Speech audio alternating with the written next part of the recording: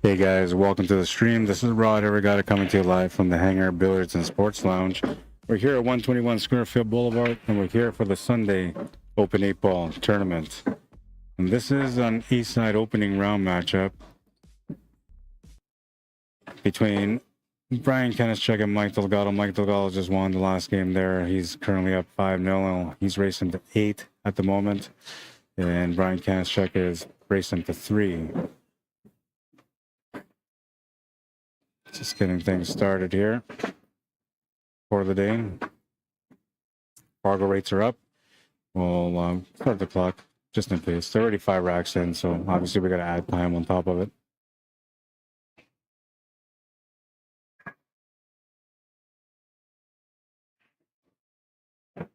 All right. Hopefully my sound setting is good. It's not too loud or not loud enough.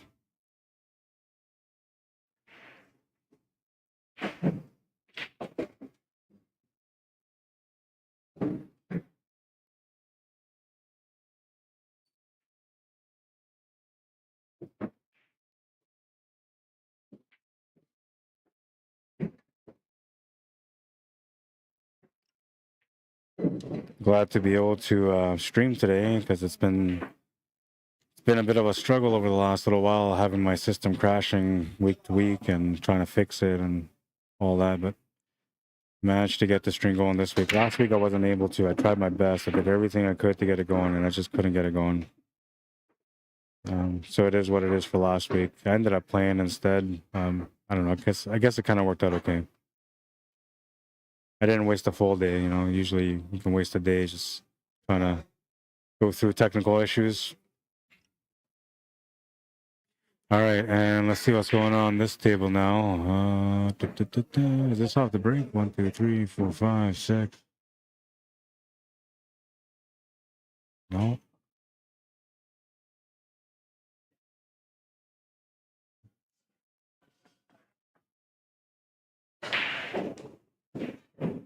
If it is, then this is the starting point. He's in a weird spot to get started. If he's highball, he's also in a tough spot. Okay, he's got a ball in hand, so that makes it easier. I wonder if it's an open table. I just looked up, so I have no idea what happened at the break.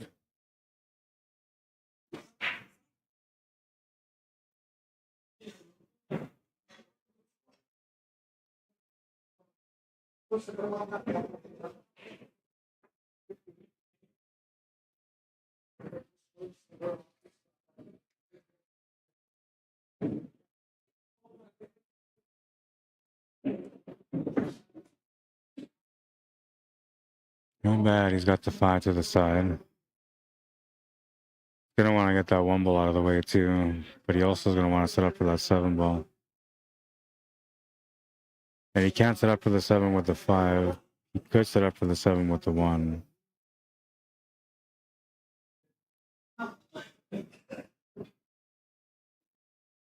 He could take the 5, stop there, take the 6, take the 1, work the 7, then the 2, and then go up for the 8 for the finish. That would work. A little bit of extra work, but not too much. All right, looks like he's going to take care of the 2 ball instead. He's got the angle on the 1 to be able to go forward. Should be able to come off the rail and come across past the 11 ball for the 7 to the side. But I don't like the 6 ball being the finish ball, so I thought he should have set up for that 6 ball right after that 5 ball. We'll see if it plays a part or not. Because I feel like the 6 ball, like, you have to be kind of almost perfect to have that sliding angle to get set up for the 8 ball, and I'm not sure he's going to be able to accomplish that.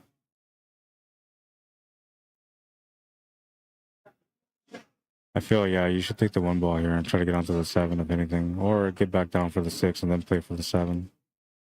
You can't break that out anymore. You have to play shape for it.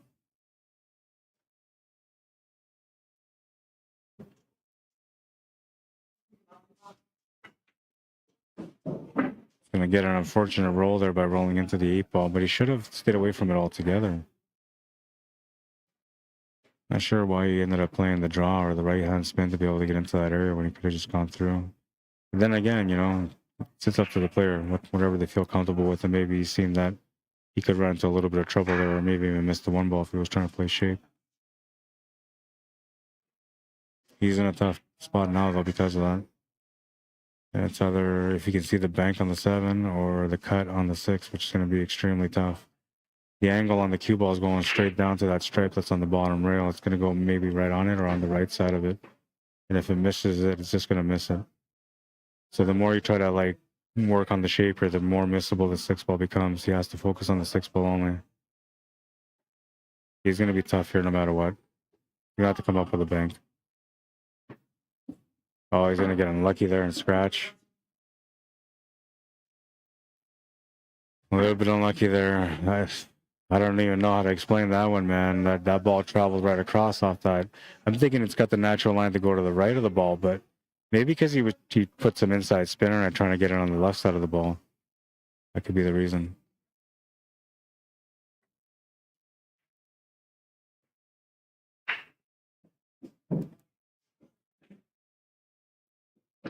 Take a look at it anyway. He got the double kiss off it. You see that? That's a freak shot, man.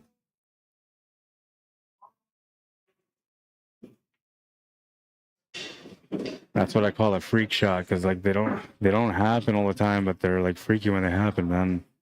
Like you think to yourself, like, how the hell did that happen? That wasn't even possible. That's a freak shot.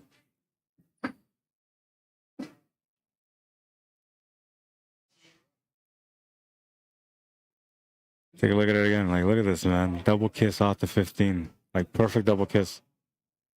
Crazy.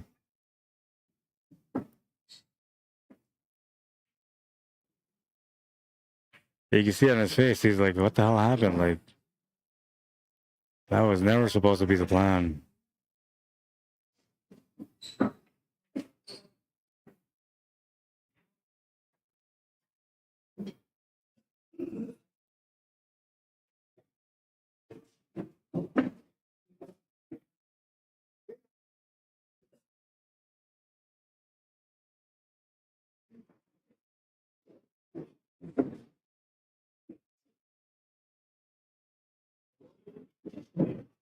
So yeah, check angle off the rail here for the 8 ball. You can actually draw it back for the side pocket, but corner pocket's okay.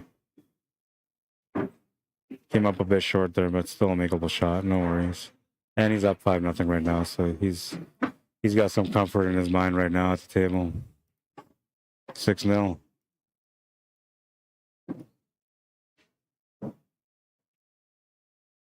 I wish you guys would have been able to watch the stream last week, man. I played amazing last week. But I think a big reason why I played as good is because I wasn't streaming, so I didn't have any distractions. And I always say when I'm on the stream, man, and especially if I'm playing and I'm playing a little rough, I always say, hey, man, if I wasn't doing the streaming, you know, I'd be a better player. And I know I would because there's no distractions. But I had a good week last week. I beat Kendall Sorry on the opening round, Hanyu in the second round, and then I played Mike Delgado in the final on the A side, and I beat him there. I was playing lights out, man, just because there was no worries about the stream. Felt nice. Felt like my old self, the 2018 guy, you know, the 2017, 2018 guy. That guy never missed at the table. And then COVID came and it just killed my game altogether. But mainly all physical, right? So now that I'm getting back at the table, it's all coming back quickly. It's all stroke, really. As long as you got your stroke, usually if you're a trained player, then getting back to the table isn't as hard or as difficult to get back into as long as you get your stroke back. I think the hardest part for me trying to get back in my game was the mentality side of things, which I always talk about mentality on the stream. So I should be a little bit sharper in the topic, especially when I'm at the table. But I wasn't for a long time. So like I wasn't performing the way that I wanted to perform because I kept giving into my negativity or into the emotional side of the game when things weren't going right. And so for the last couple of weeks, I've been working on that and I've had some great results. I've won tournaments every week for the last 3 weeks. So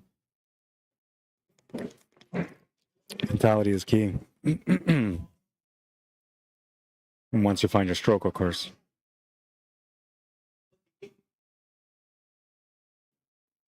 All right, let's see if Brian can find a stroke on this one.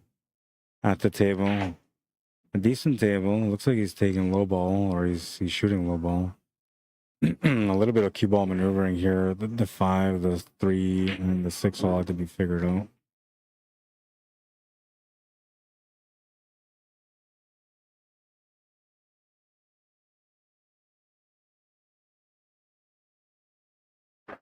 Yeah, those all have to be figured out. So trying to get into that area and deal with it right away. And taking the 4 ball. He's got the shot on that 2 ball now, and I believe the 3 ball will go in the same pocket, so he can play some right hand draw, come over to the right side of the table, get set up for that 3. And you don't play the draw with like a punch draw, you just follow it through with some draw to get that extra angle. Or yeah, I guess you can punch draw it a little bit with a little bit of follow through. Didn't want to run into that 3 ball though. And I think the only option you'll have available here would be a shot to the side on the 5. Maybe cut to the 6 to the side, but you're losing control of the cue ball altogether, and you're going to reset the table. Things are going to change in the top of the table if you go for that shot. See, the problem in this game, especially when these guys are playing the FargoRate medium fair match system, is you have races like this where it's 8-3. So the player that's racing to 3 starts off thinking to themselves, even before the match starts, that all they got to do is win 3. And that's usually the wrong way to think, because then you start trying to go after you start going after the wins, trying to get to that 3, and then your opponent, you know, he sits there and takes advantage of the opportunities that you leave for them, and then they usually kind of come through. Oh, look at that shot! What a shot! No reward. They usually gonna come through and clean that table out, right? So like you have to have a little bit of balance. Even if you have a big spot like this, a 5-game spot, you're thinking it's a pretty big spot, especially because he's a 495, so he's like right in that range where like he can win 3 games, right? But because he's thinking about the 3 games, he's taking so many opportunities that he shouldn't be taking, and then he's turning the table over and actually losing instead of winning those games.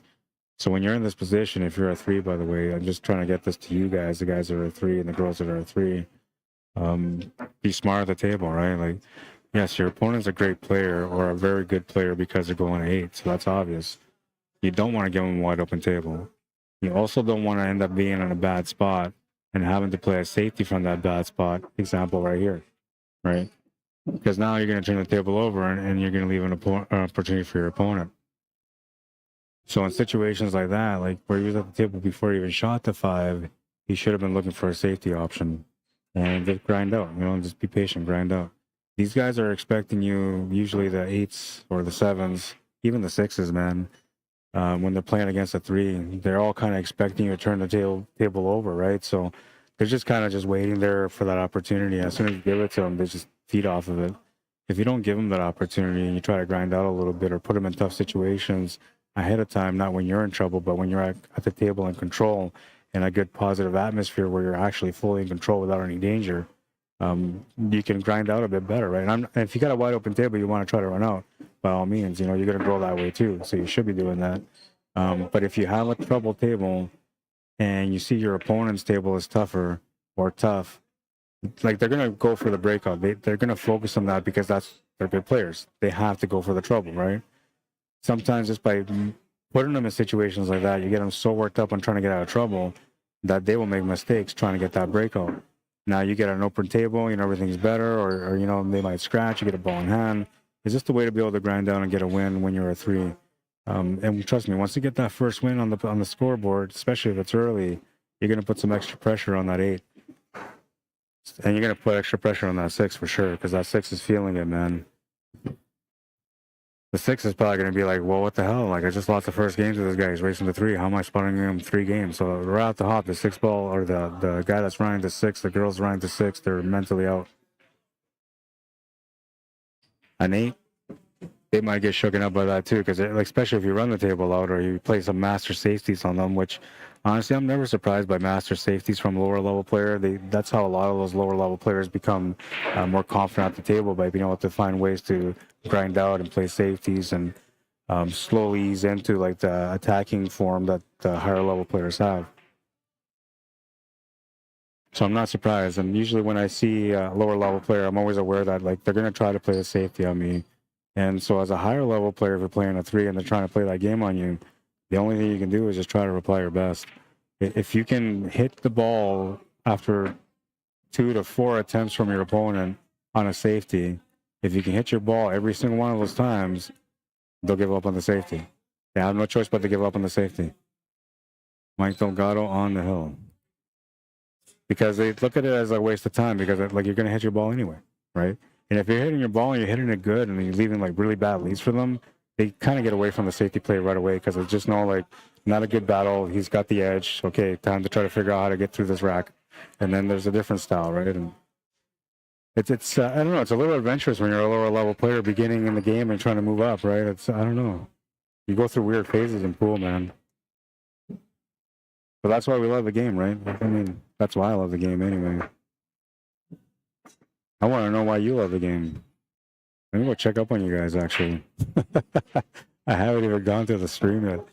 All right, so we got one comment here on Facebook. Oh, we got some likes already. Thanks, guys. Appreciate it. I'm hoping that you guys are happy that I'm back because I wasn't able to be here. JC Landisho, do we need to pre-register for tomorrow? You don't need to pre-register. You can just show up. You can just show up. It's open to 32 players, and there's so far I think like maybe 8 or 10 that signed up.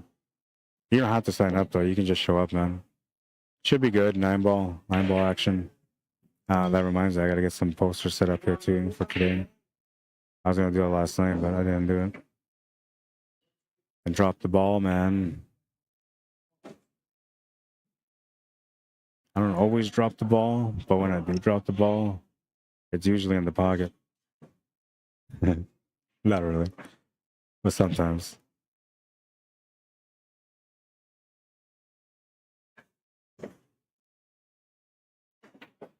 And see, this is the problem now. So, like, he's a 3 and he hasn't been able to get on the scoreboard. His opponent's on the hill. So now this is like desperate times, desperate measures for some players.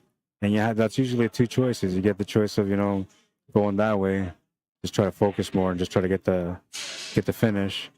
Or you get into like really crazy grind out mode, right? And you're like, no, I'm not going to give up an opportunity here at all because I don't want to lose. And then you try your best effort, and then you get to that shot that either it's 2 shots that get you in the situation.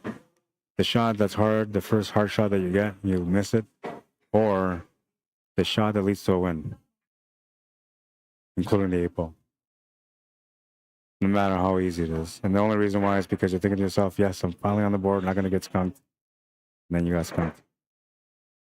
But if you've been through that path before, you kind of know that already. So at that point, you're kind of ready for this moment. And thinking you should be ready for the moment. I don't know, man. Everybody learns different. It took me, I'm laughing at myself right now because it took me a couple of years before I figured out how to play a little bit smarter at the table, man. But honestly, you don't grow until you're playing tournaments. That's when I wanted to change my game for the better, is when I started playing tournaments. When I was playing League, I felt like I was just going through the motion of just shooting. And technically, you kind of sort of go through that even though you're trying to win still and you're trying to win as a team. But in tournaments, like going out there to donate, being so close to the money when I would play week after week, it would make me want to go back there and play better the next week. So then I would slowly start integrating a little bit of practice time here and there. See, and that was one of the first hard shots right there I was talking about. It's going to happen. It's going to happen every time. It's honestly, it's a mental growth process. It's not shooting accuracy process. It's a mental growth process that happened there. You're supposed to be able to address the ball, especially when it's a difficult shot, properly, right? To make sure that you know everything that you're doing, where the cue ball is going, how the shot's going to go in, and the angles, all that stuff. And he wasn't quite ready on that shot, as you can see. Well, I'll show you guys here. And there was likely some body movement too. No, really not much body movement. I want to look at it again. I think it was just a fast stroke. Let it play again. Yeah, just too fast a stroke. That's all. No pre-stroking it. If you're not pre-stroking on shots like that, it's going to be difficult. Another thing too that might have affected the shot was the grip. What kind of grip he was using on the shot. You need a lighter grip or something like that. Lighter grip and just a touch faster speed. Either faster speed or you got to hit it thin and softer. Happy to be back at the table, though. It's another great opportunity.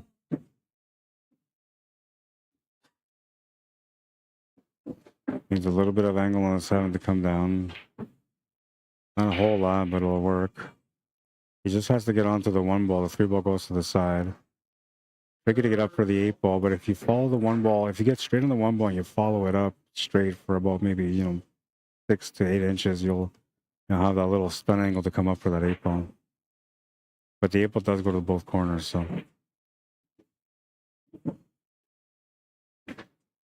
Comeback time, Brian. Make it happen, man. Take your time. So now he didn't get straight. Now I'm not sure why he played that angle that way, because now he's going to have to run into that 3 ball. He needed to be straighter on the 1.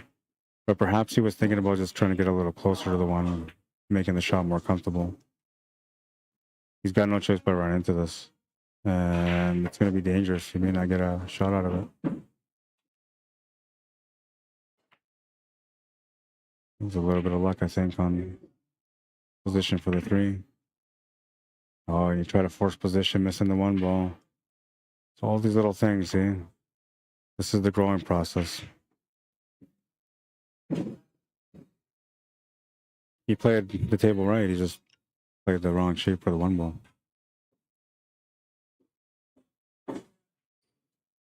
Mike gets another break here, and he's going to have a chance to close out the match now. And I got to check up on the bracket because I'm running the tournament now. I forgot about that. We got 1 match to approve. Smith and Sam Campbell. We'll get those guys playing next on the TV table. No matches on the B side. Hi.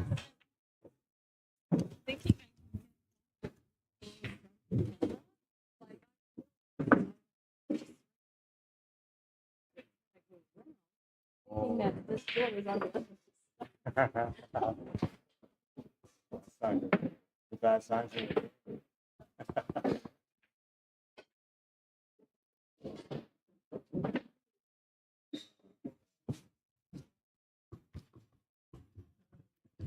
All right. So we got we'll put Guy Smith and Sam Campbell next on the TV table. Oh wait, but Craig Murphy and Mike Delgado, that might be a good matchup. Craig Murphy's at 600. Okay, I'll give you guys a choice. Those of you who are watching, you're gonna have to be quick on your feet though. You gotta give me an answer before it's too late. Mike Delgado, if he wins this game against Craig Murphy, which he is gonna win that game, it was given to him there. Mike Delgado against Craig Murphy or Guy Smith against Sam Campbell. Guy Smith is a 580 playing against Sam Campbell, who's a 506. It's a 5-4 race, A-side quarterfinal. The other one is the Mike Delgado 706 playing against Craig Murphy, who's a 600. Those are the 2 options that I have for matches for you guys right now. Is it match 1, Mike Delgado, Craig Murphy, that you guys want to watch, or match 2, Guy Smith, Sam Campbell? Majority vote rules. Let's update the score here. You got 1 minute. 1 minuto, por favor. No answers on Facebook. Is YouTube awake yet? These guys are always like, I don't know, man. Night owls. You guys always a little mellow in the morning. And yeah, I'm a night owl too, so this is morning.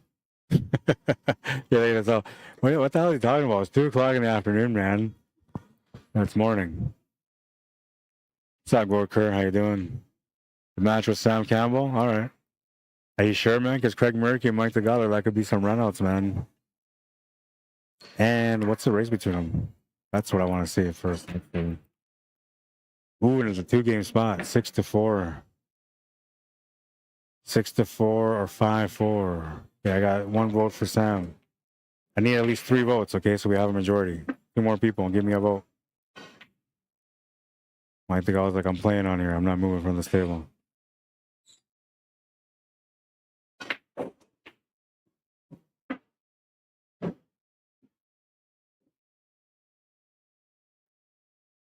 Which is it's Kevin's trying to figure it out too. He's about to make a pick, so if you guys can give me a pick.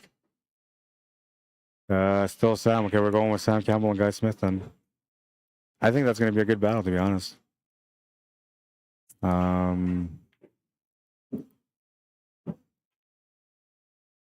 Craig and okay, so we got one of each.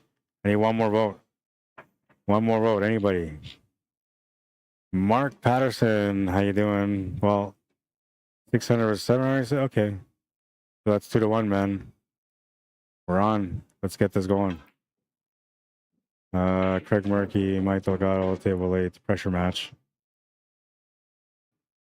Tracy is just warming up. We'll put that other match on table 10 on the top right of the screen so you can watch that match also. All right. And we got nothing on the B side, so we're good to go.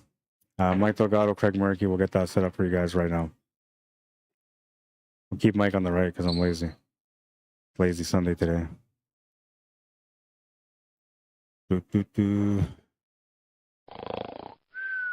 That's how I'm feeling right now, man. It's crazy. But not really. Like, I came in all like ready to go, you know, especially because last week I wasn't able to stream, so kind of happy to be able to stream this week.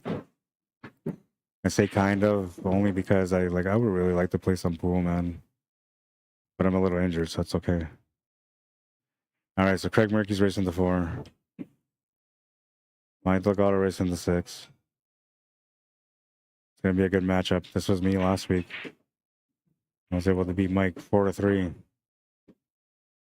Or was it 4? I can't remember. I have to go back and look. Maybe it might have gone to the hill, actually. I don't think it did. I think I beat him before I went to the hill. I'm pretty sure it was like 4-3 that I beat him. Yeah, I made some crazy gross runouts on him, man. I'm telling you. Like, everybody that I beat last week, didn't matter what table I had on the table. I was just finding a way. All right, so 6-4. Reset. Ding.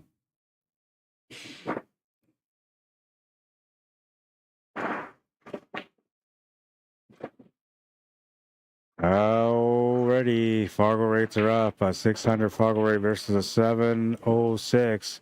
It's time to get going. Big matchup on this one. You guys are going to enjoy it for sure, man. A lot of top talent on these little matchups when you find a 600 and a 700 playing against each other. Lots of skill, lots of knowledge, lots of safety play. And I think the one thing that we get to see the most out of this is the mentality. The skills are there, but what we see the most is the mentality and how a player deals with situations at the table. Especially the 600 that's playing the 700, because they're so close that the 600 feels like they have a good chance. But the 700 knows that they're 700 for a reason, so they play that way. And it makes these battles quite interesting. Get the clock going. And I'm a little chilly right now because, you know, it's winter's coming. So let's get this match going with a little bit of heat. It's a fire match, I tell you. This one is going to go to the hill. At least I hope so, because I just called it. Mike Delgado at the table, trying to work it out. How many options are at the table to get started? The stripes are available and the solids are there too, but the opening shot is kind of limited.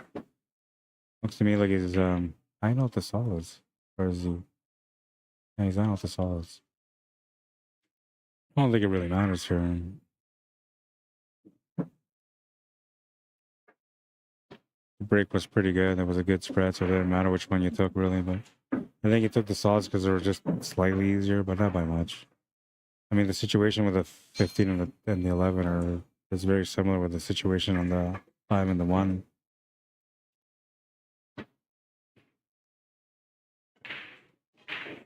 Needs to find an upward angle. That's what he's doing here, and he didn't get it. Yeah, I mean, he's got it, but he doesn't have the angle that he needs to get onto that 5 ball. And if he's going to try to do it, he's got to put a lot of right-hand spin on this one, which is going to make it very difficult.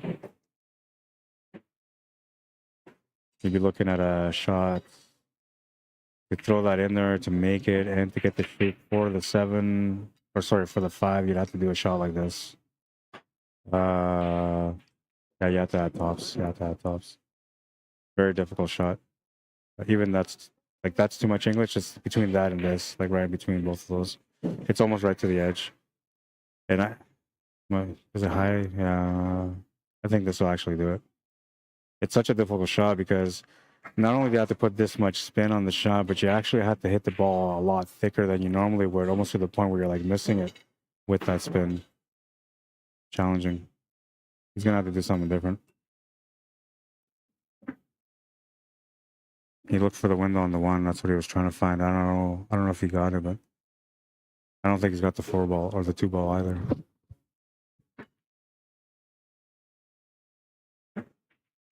Oh, he had the 7 to the corner. Okay, never mind. I'm working this whole little thing out with spin and everything, but he had to find that with the 7 going to the corner. 700.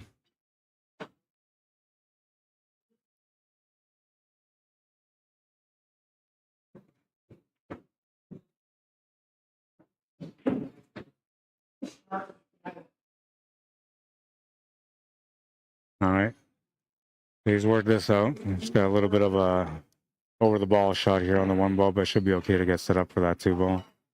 Lots of room for that 2 ball to play shape for the 8 ball, as long as you get in the right spot.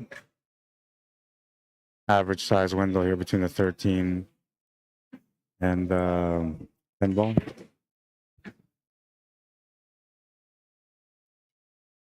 Kind of straight, but he can still shoot forward here and go straight up. He also draw a little bit. He has enough room to draw off 2 rails. A bit more of a forcible shot that way, though. He just drew it back, yeah. I'm a forward player, man, so I don't really play forward. I would have played topspin forward, come up. Usually if I'm playing draw, I'll put some spin with it too, like side spin. Good finish, Mike. Takes the first game. And that was on Craig Murphy's break, so he gets a chance to break now and erase that 2-game gap between them, making it a straight race to 4. He's had some pretty successful breaks too, so we'll see how he gets going on the break on this match.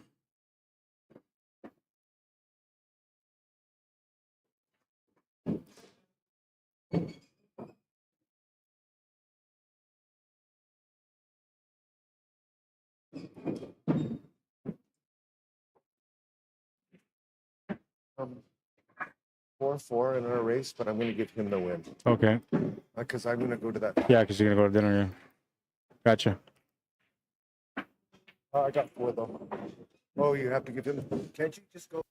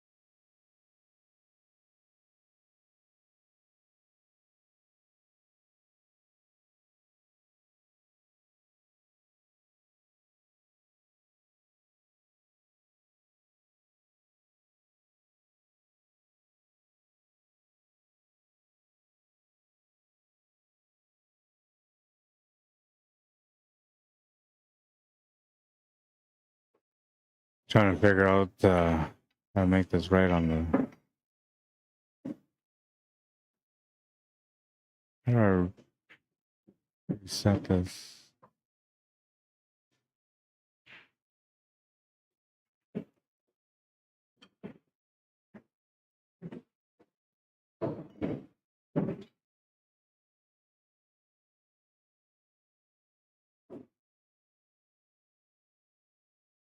Can't make them both winners. That'll work.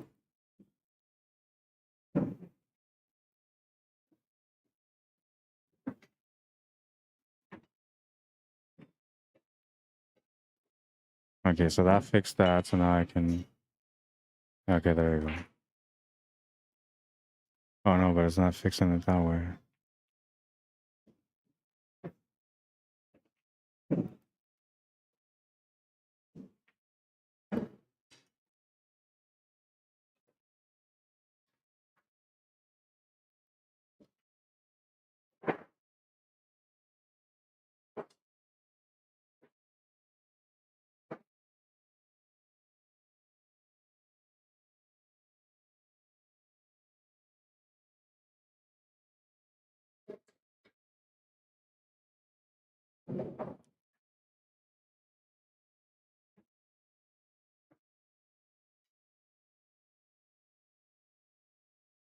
Okay, so that's good. Now there's that. So Muse can play his match on table 7.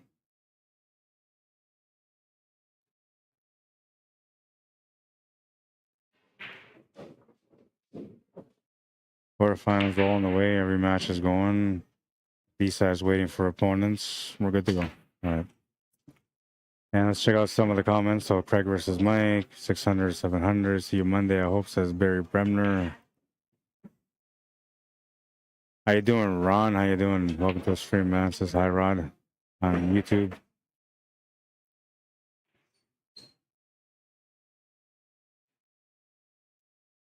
I try to be a little bit more interactive, man, on YouTube. All right. No promises though, but I'm gonna try.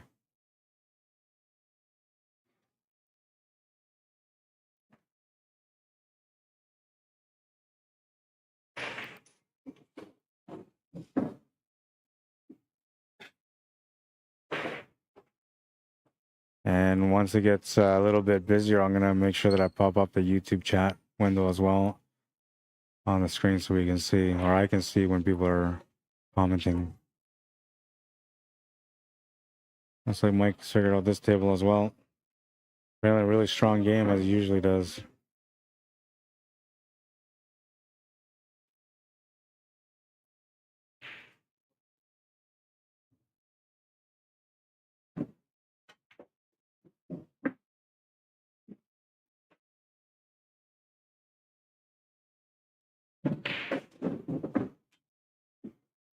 I didn't think he would come back after last week because I kept him in his chair, but he came back this week and he's got motivation, man.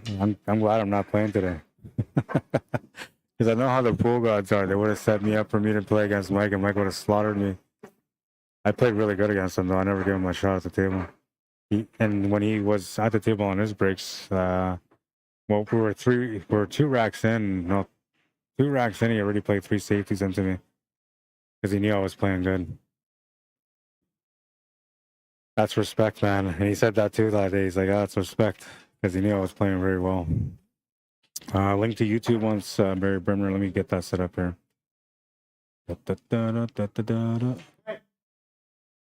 Let's see.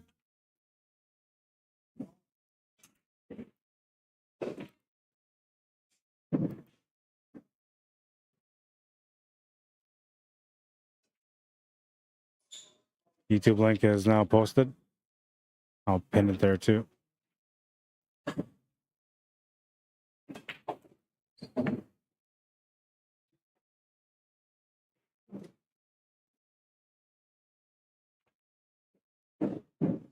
JP, what's up, man? Vasilio, good, and welcome to a stream. Eric Banner, Dave McKenzie, welcome, guys. All right, well, he figured out that table, and he gets a dry break from his opponent.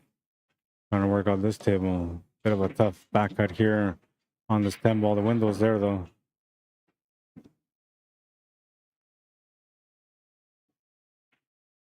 Oh, no. He missed it. Turns the table over, and, well, Craig Murphy gets a chance to get going. He's been on ice for a couple of games now, so needs a bit of an opportunity to get some sort of rhythm going, and this table's going to be perfect for that. The only thing I don't like is where that 13 ball ended up, or is, but it's not bad for the stripes. I got to mute the mic.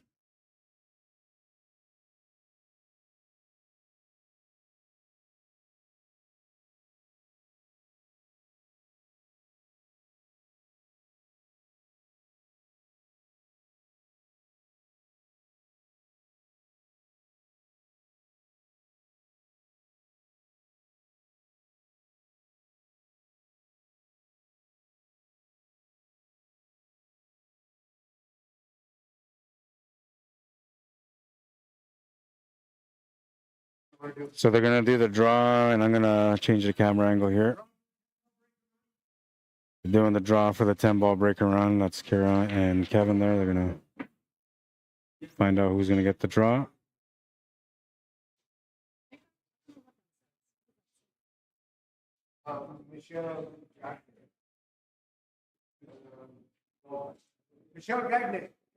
Michelle Gagnier is gonna be the 10-ball break.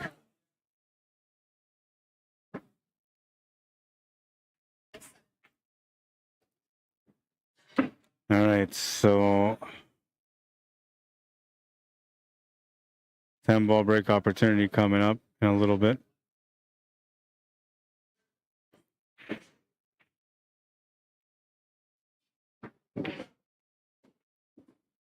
He does play 9-foot pool, so he's somewhat familiar with 9-footers, so he's gonna have a decent chance at the 10-ball break. A few people have taken stabs at it, and none of them have been able to take the pod yet. All right. Back in action. Greg Murphy's going to just make that ball. A bit of body movement on the shot. I'm surprised that ball went in, to be honest, man. That's going to make it challenging on this shot, too, because it was a little wobbly. This should be okay. Just got to follow through. Okay. Yeah, see, another wobbly there. And now the 8-ball's going to become tough because of that, too. And that's just him trying to settle into the match. That's all it is. He hasn't had a chance to get going. Gets a nice open table to get going. As soon as he gets to the table and starts working it, these guys come up and do the 10-ball break draw. You know, so he's being distracted. Then he has to make a tough shot past the difficult area. So he's distracted from there, wobbles it, takes a tougher shot on. After that, or not a tougher shot, but a cut shot after, almost misses that one. And now the guy on the right side of the table, you can see his butt on the screen. He's trying to rack the table, so he's sitting there trying to wait for this guy to shoot or to get out of the way so he can make the 8-ball. All these little things that are going on. A bit of a rough start for him here at the table, but if he makes the 8-ball, it'll be okay. It'll be a good sign for him because he can shake it off and then build up confidence from it.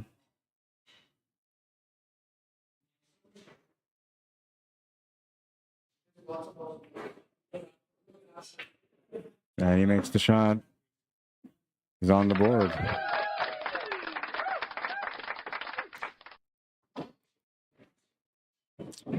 Two to one. If this is a shot, like I don't know how this went in.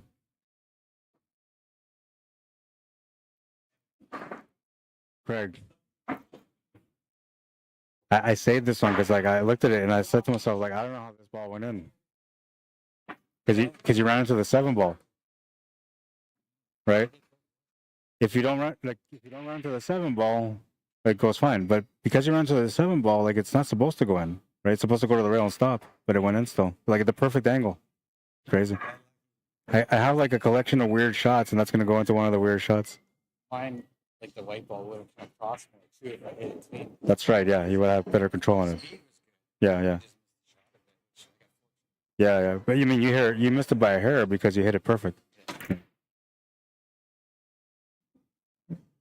Oh, these guys are doing the 9-ball. They're gonna do the 9-ball break right now. Yeah, they're doing the 10-ball break. All right, so this is I didn't even get a chance to write his name down or anything. I don't even know what the payout is. But anyways, this is a 10-ball break. This is Michelle Gagnier. I think it's Mikel, but I was told his name is Michelle. He is French, so I don't know. No, but yeah, I'm on there. I didn't get a chance to do any of the write-up or anything like that, but I'm on the screen on here. I just got to write in the name. How much is pot? Okay. All right, so I got to do this real quick.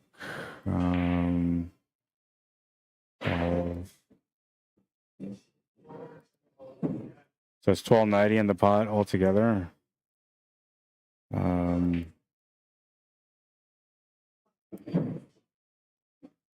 Just trying to do the graphic part of things.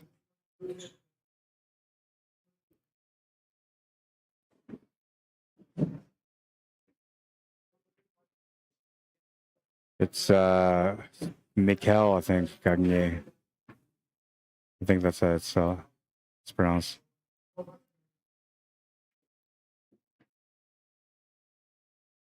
I'm usually butchering people's names, but not this time.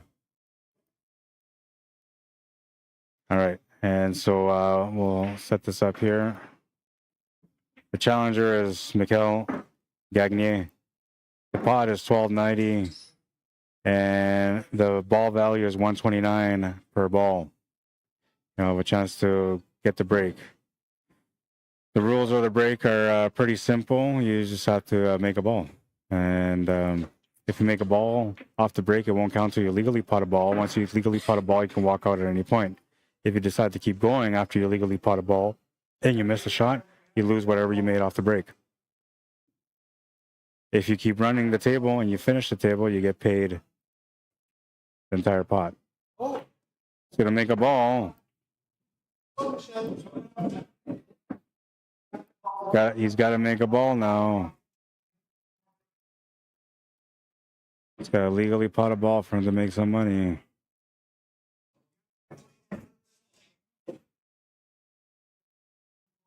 Oh, no.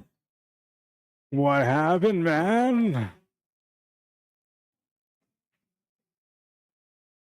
Oh, man. They can't even give him the... He was told you have to make a ball for that to count. So he's like, well, I'll just make that 5 ball to the side. Oh my God. It's 10 ball, man. He's supposed to shoot the 1 ball. Oh my God. That's funny. Absolutely funny. All right. Oh, I don't even know what to say to that, man. I'm going home.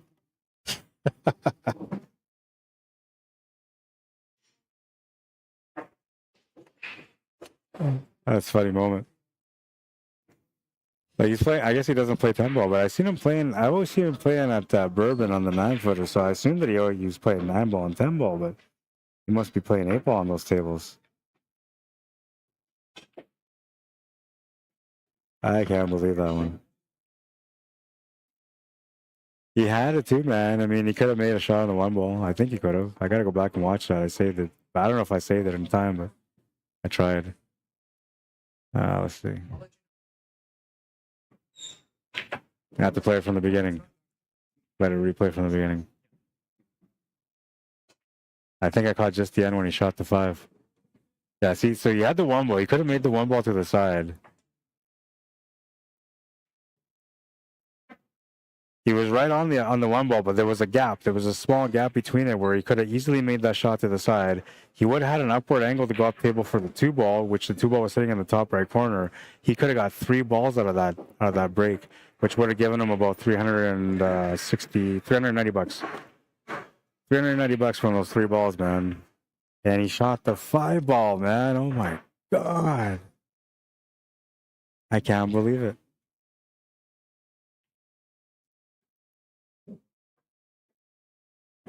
Take a look at it. Watch it again. So just pay attention to the 1 when it starts again. 1 in the cue ball.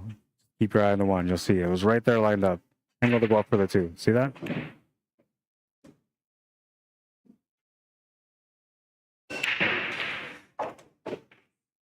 He must not be familiar with 10 ball or 9 ball, maybe. I'm gonna ask. But he was just listening to orders, right? Like that. He was told, well, you just gotta make a ball. As long as you make a ball, then you can collect that. So he looks at the 5. He's like, the 5 ball is the easiest shot on the table. I'll just make a ball and walk away $200. To him, he's like, I just won the tournament. And then he shot the 5 ball. Oh man, crazy.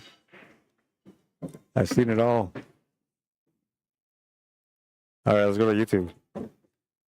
Ron says, I love watching as much as possible. Right on, man. I appreciate you tuning in every time. And there's Bosses of Talk. What's happening, my man? Says Ron, salute chat. What's up, guys? Mike Bell says, move. And then says, salute.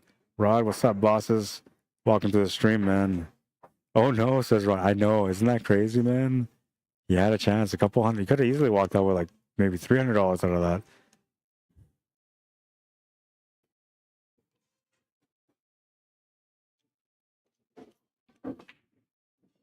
There we go. Greg's starting to settle into his game a little bit now. That's what he needed. He just needed a chance at the table to get going, and then once he got going, he needed another chance at the table, and he's gotten that right now here. Chance to get on the board again. Did they even give him his win in the first one? I'm pretty sure they did. He did. Oh no, and he missed that one. Oh man.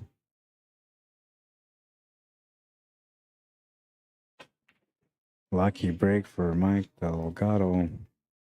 Seems to be getting all the breaks so far in the first 2 matches of the day.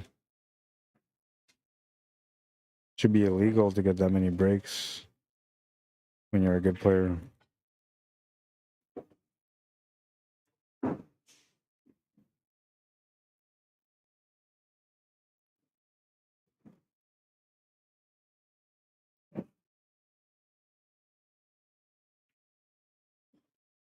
Yeah, Mike's gonna clear that up. That's a huge break, man. Lucky.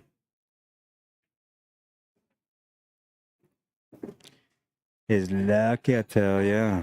Easy 8. Make it 3-1. He's now halfway on the race to 6.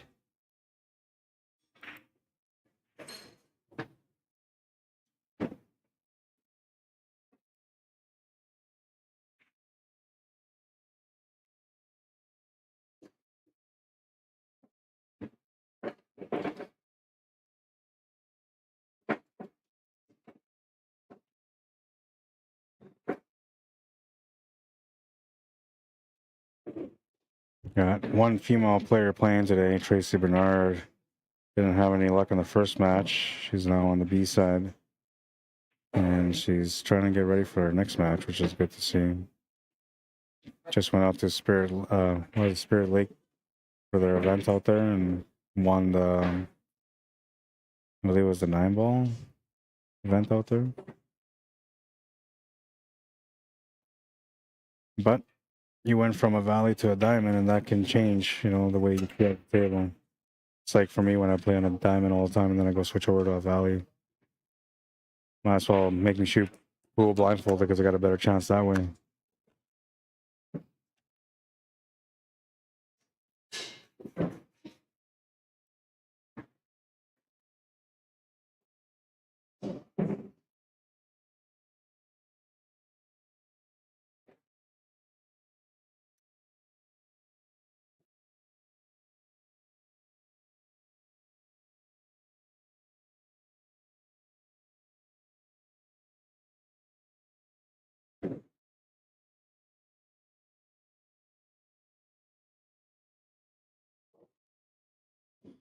All right. What has he got going on this table? Low ball, interesting. 5, 7, 4. Those are all issues.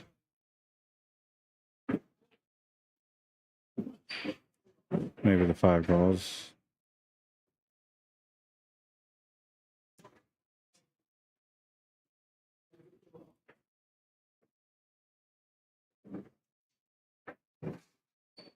Can you I'm gonna give you $40. Okay. He hasn't paid yet, and Yeah. he knows 40. He knows. Can you get that cable set up for next week? Yeah. Well, let's talk early next week. Yeah. Because there's a few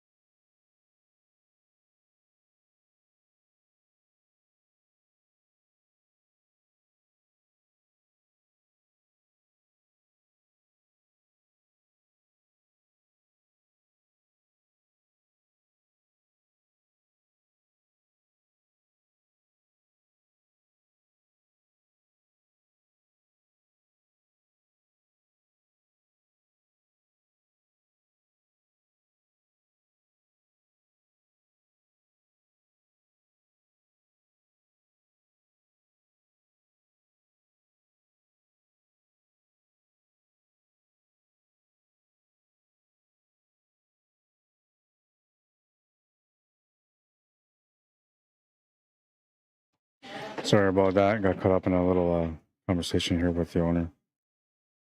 And all those things that were happening on the screen, I was just showing him because he was asking about the logo. I was like, no, I got your logos right here.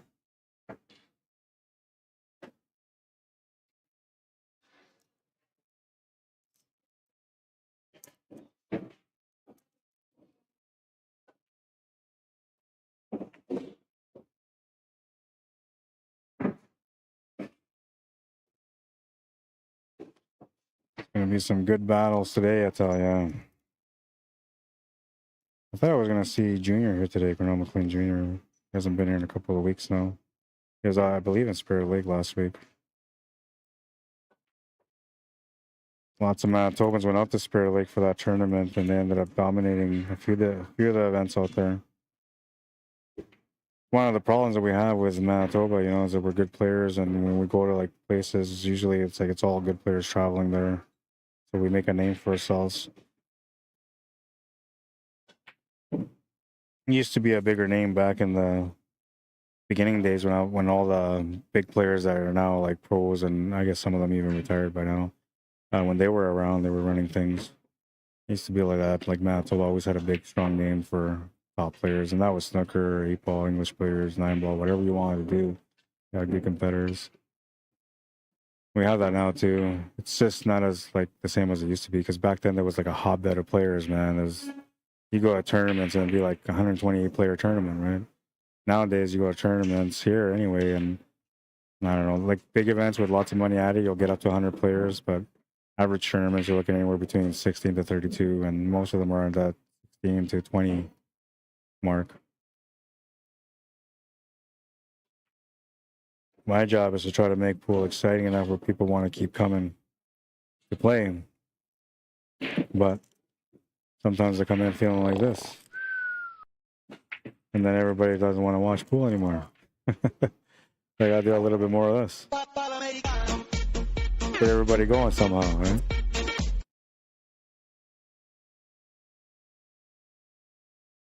I tell ya.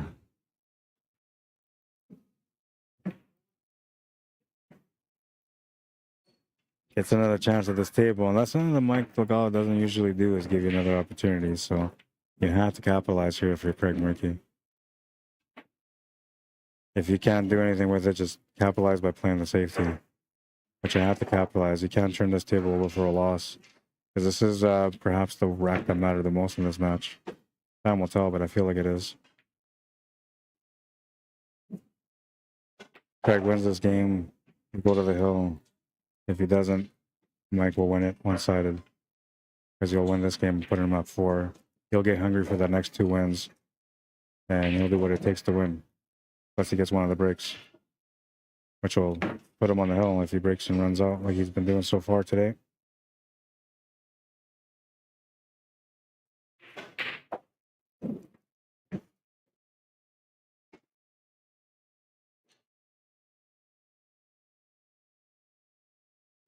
And that's what he did. Put a smart shot. Just got to be patient at the table, man. Things will eventually work out if you just play it right. Worst thing you can do is just try to create an or try to force an opportunity when the opportunity is not there.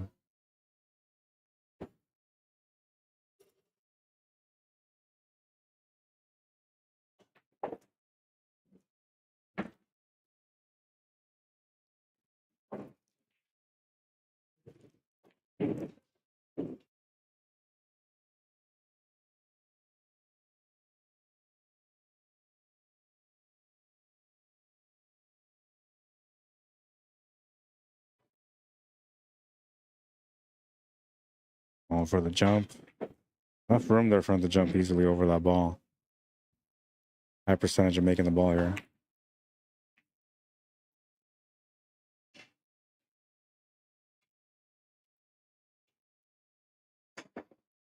He's able to make the shots.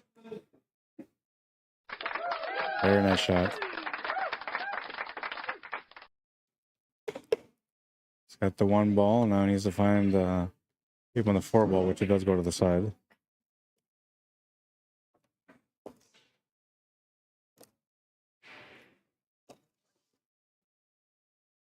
Hi, Kathy Secrets on Facebook. How you doing? Says hi, y'all. Made it through Hurricane Milton. I'm glad you're okay. Scary time for everybody out there, for sure. Yeah, this was the wreck that mattered, I think. We'll see.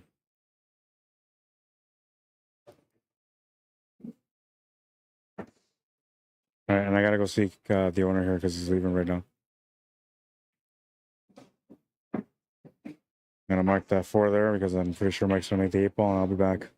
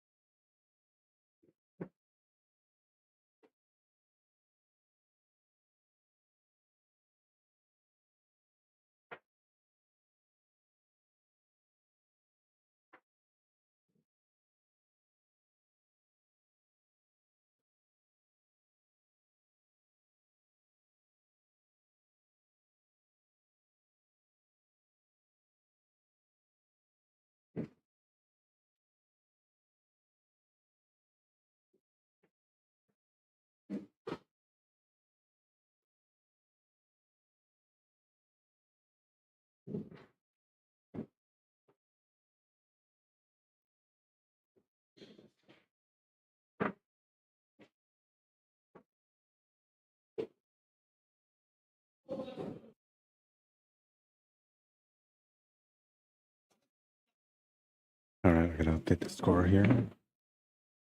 It's 5-1 for me.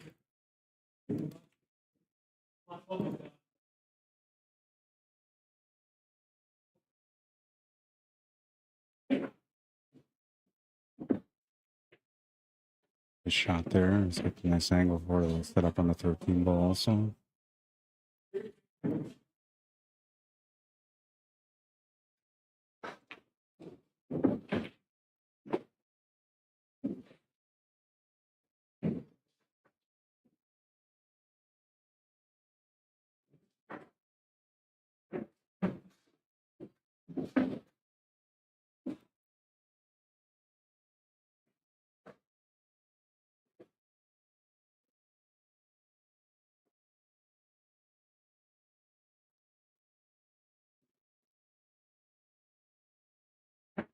Oh, let's see what happened there. Missed the shot. Oh, because he didn't get the shape. I see. Yeah, it's a tough shape.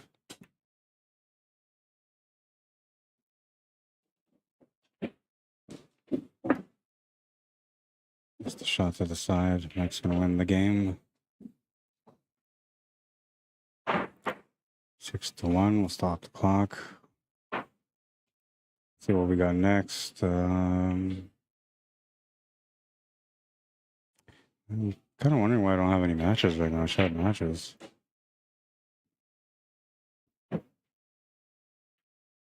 Tom Hughes is playing against. Okay, we'll put it on that table. That's all we'll do.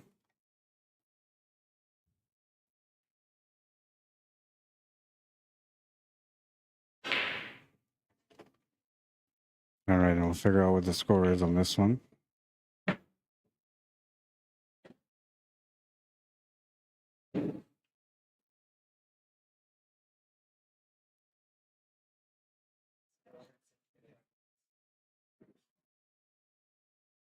Hmm.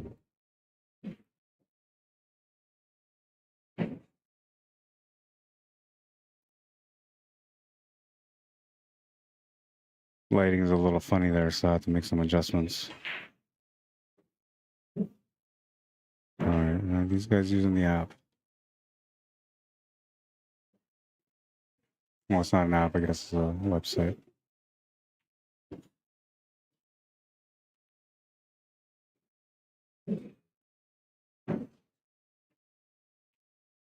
We're at 3-1 for Tom Hughes, race to 5.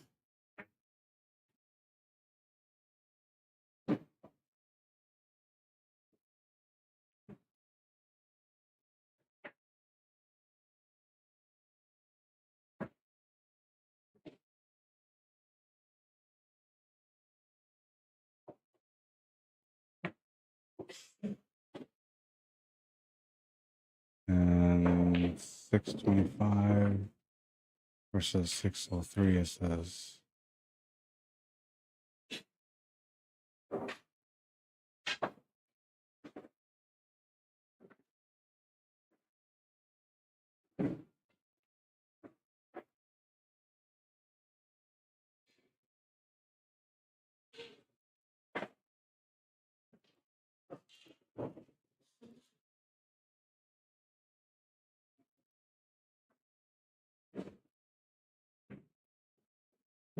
All right, so there's our Fargo rates. We'll start the clock now where they're at in their match. 3-1. And let's see where we're at on the bracket.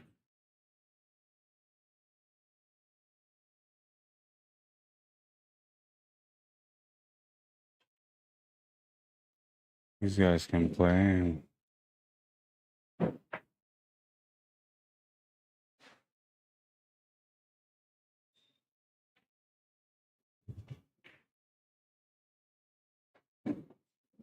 Okay, I gotta find one of the players here, find out which table he wants to play on, because there's 3 options for him. I don't think they're gonna want to play on the TV table. That's one of the options. So I don't want to just force him on the TV table.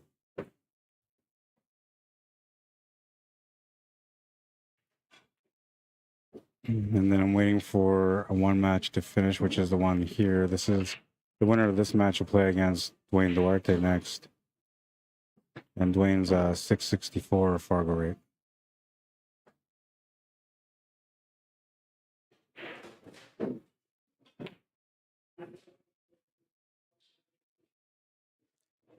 At the table right now is Tom Hughes. His opponent, Wenshin Lee, is just waiting patiently for an opportunity. Just came back from China not too long ago and getting reacquainted with the pool scene here again. Finally decided to come on and play in a tournament. We'll see how he does. He's playing a tough opponent than Tom Hughes, I'll tell you that much. Good player. Plays at the premier level, which is our highest level for league. Not sure if he does any more traveling, but I'm sure he did lots of traveling years ago when I met him.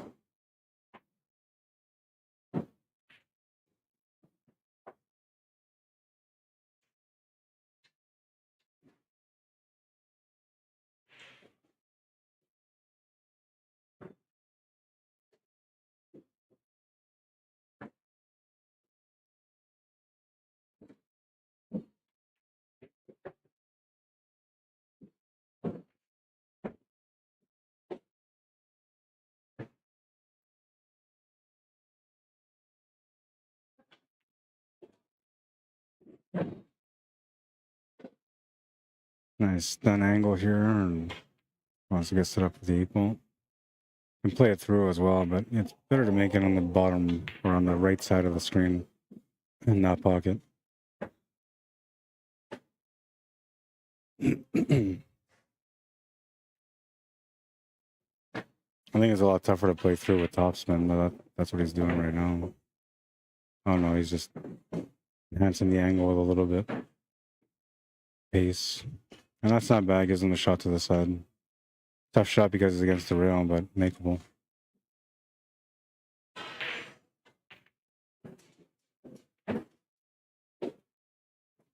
There you go, he's on the hill. 4-1. And if Tom wins, we're going to have a 603 versus a 664 next on the main table.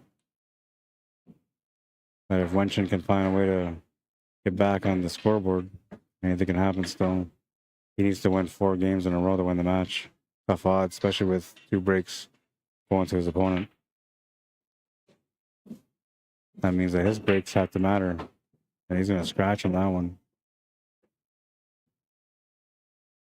He would have came up dry had he not scratched. Or maybe not. Maybe that keyboard would have hit something, pushed something in. Never know. But he'll turn the table over and we'll see what he can do.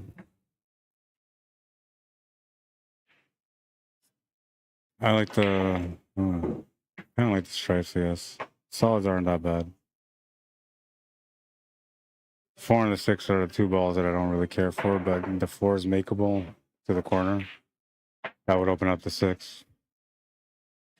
Shape to get up for the 4 ball, that's going to be a bit more challenging. 3 ball, I guess, will help you get there. Depending on the angle that you get on it.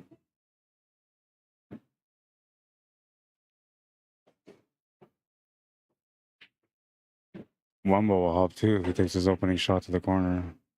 Set up for that. Can also set up for the breakout from there. And so now I don't think he's kind of straight actually. Not sure if he can sit up. Oh no, he's got a little bit of angle. I can see it from here with my own eyes. Camera angle is always deceiving.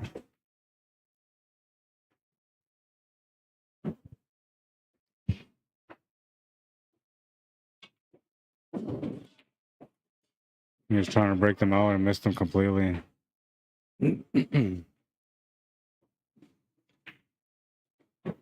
Lucky in a sense, I guess, because he's got something to shoot at. But...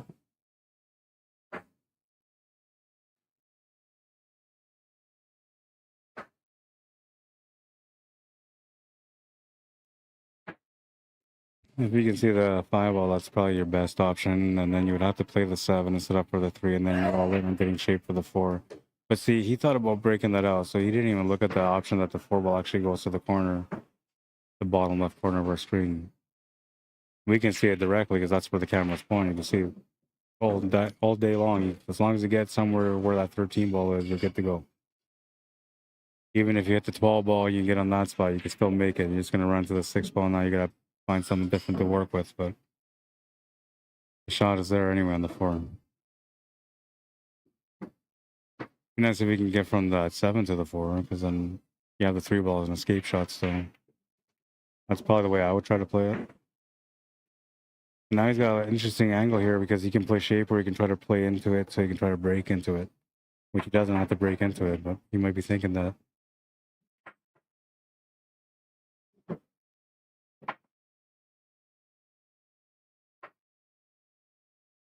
He's gonna miscue, trying to get that angle.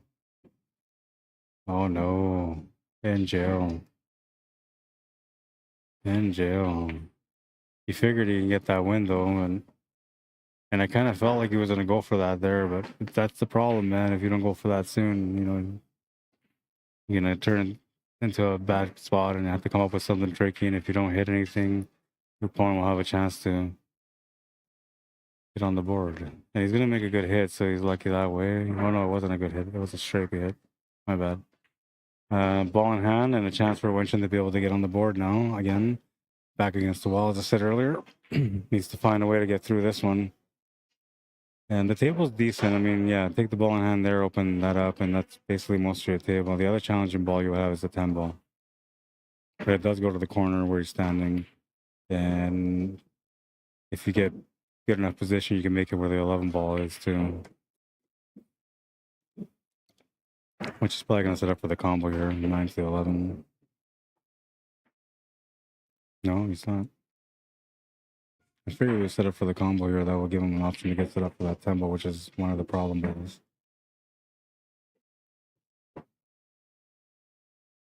All right, so now he's got that shot where he can play the 11 ball. Could also play the combo with the 10 ball. You'd be moving the 8 ball towards the 4 and the 6, which is not good though. If you try to keep it light with putting some right hand spin, you'll still push it over that way, but you might leave it open to the corner maybe. Oh, nice, nice. He put some extra spin on that one just to open it up and to be able to get better shape here. A little bit unfortunate that that 10 ball didn't stay over the pocket.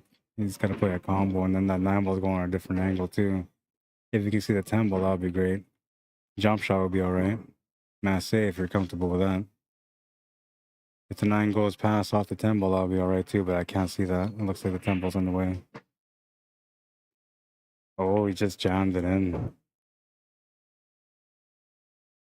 He willed it in there, man. You seen that? I don't know. It grinded against that ball and it wanted to stay, but it just pushed through anyway.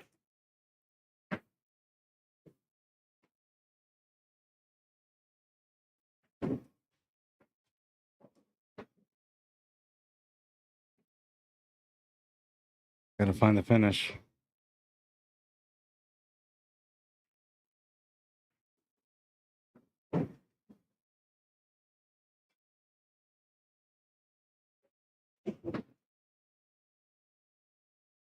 Eight to the side is good, and the score is 4-2. He's on the board again. Nice effort. Survive that one.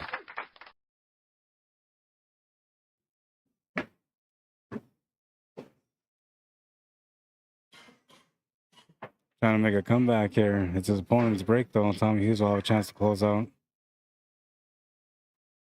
If he doesn't close out on this one, he'll get one more chance to close out, and that'll be the Hill-Hill match.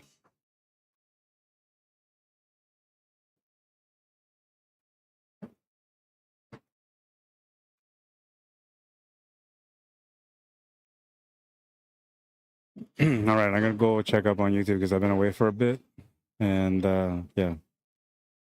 Last comment I seen was "oh no," and then Ron the thing. Hi Linda, how you doing? I didn't see Linda's comment. Says guess we need to make sure people know they have to shoot balls in numerical order. Yeah, so I guess that should be explained because maybe not everybody knows 10 ball, right? So you're right. I'm gonna make that mention to Kevin. Thank you for that suggestion because I probably wouldn't have thought of it, but I should include it in the rules too. So I'll put that in there also. By the way, thank you for the stream. Yeah, thanks, man. Thanks for tuning in. Honestly, I'm happy to have the stream. Last week was a scary one. I wanted to stream and I couldn't. Ron is saying hi to Stephanie Dre and Tim Younger. Welcome to the stream, guys. Darren, welcome. Says, where can we find who is playing? Like, what you mean, the bracket? Ron says Cornell is good. Mike Delgado, the great shot too. Yeah, both those guys, amazing players, man. I wonder, like, I don't think they ever gambled, man. I wonder if they would ever gamble. I would love to stream that match. They're right around the same level, right? So it'd be a good match. I think Junior's is 709, and so was I think Mike Delgado is 706 now. I gotta go check. I brought his Fargo down a little bit last week. Hopefully this will last, man. I've been talking lots about my game, so yeah, I'm gonna put these guys on table 10, whatever.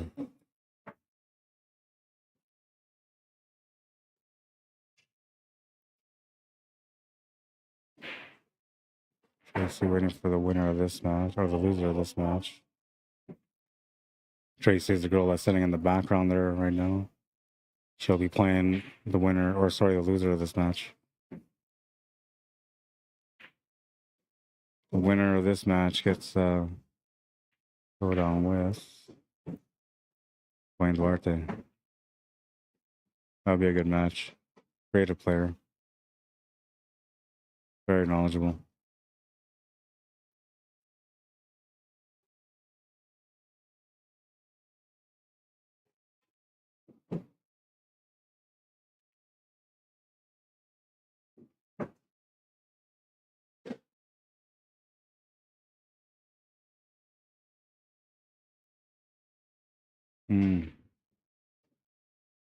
Did you get lucky?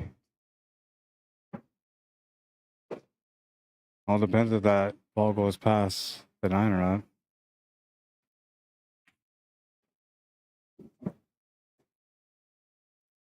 not. Yeah, I did. That's on the A side? Yeah, that's already verified. My next match, I think. Yeah, that's done too.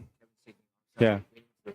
You're right here. So you're waiting for the winner of this match, which this match just got called out now. Yeah.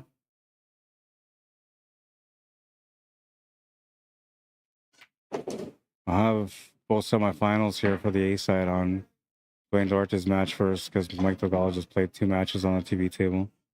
And then we'll have Mike Delgado and Guy Smith after the Dwayne Duarte match. And then we'll have the A side final. Hang on. I'll be right back. Yeah, you're on table 10, which is that one there. Okay, You're playing against Craig Murphy, the guy with a hat. okay, he's ready now. Yeah, and you guys are is that an A side? The B side. Besides, So it's a race to 5, it says. okay.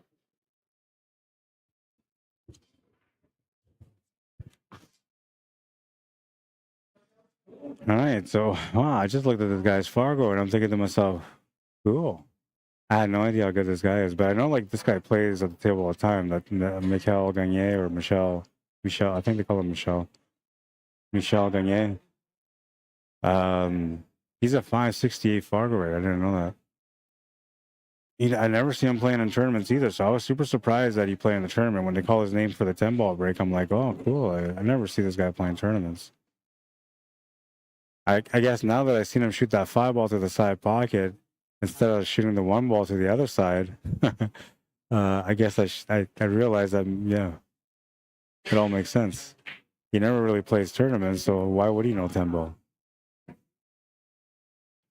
I think he's more one of those drill players, you know, the people that go out there and just work on drills all the time. Every time they get to the table, they work on drills and they'll shoot some racks in between. And usually the game of choice for those kind of players is 8-ball. And it's not weird to see like 8-ball players trying to play 8-ball on the 9-footer. I actually kind of like it, but it's a little bit extra space, so the clusters aren't the same. It's more about, you know, stroking through on your shots. But I think it's still easier than 9-ball and 10-ball though.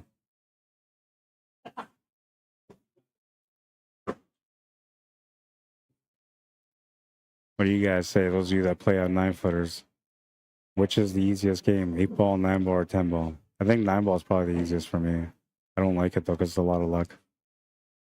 I enjoy 10-ball, extra ball, a lot of difference, breaks change, calling the shots, you know, having the choice to give your table back to your opponent when they make a ball by accident.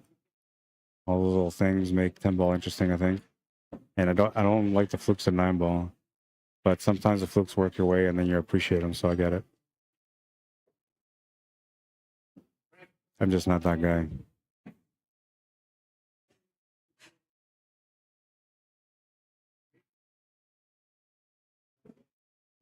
It's the way Tom likes to play. He's nice and smooth, stroking at the table. He's got a good angle here to get set up for the finish. His opponent running that last table makes him feel like he has to do something on this table. Good decision there. Rather take a longer shot with a shot through the pocket than play something short and end up in trouble or with a bad angle.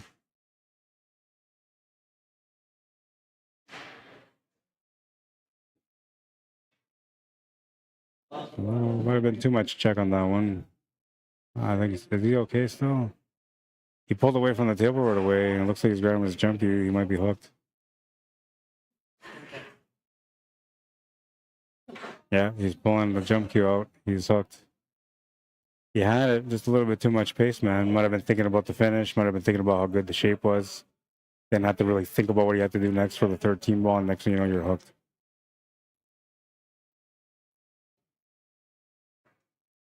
We're on this table for a reason, so I got a feeling he's gonna make it. Could be the shot of the day.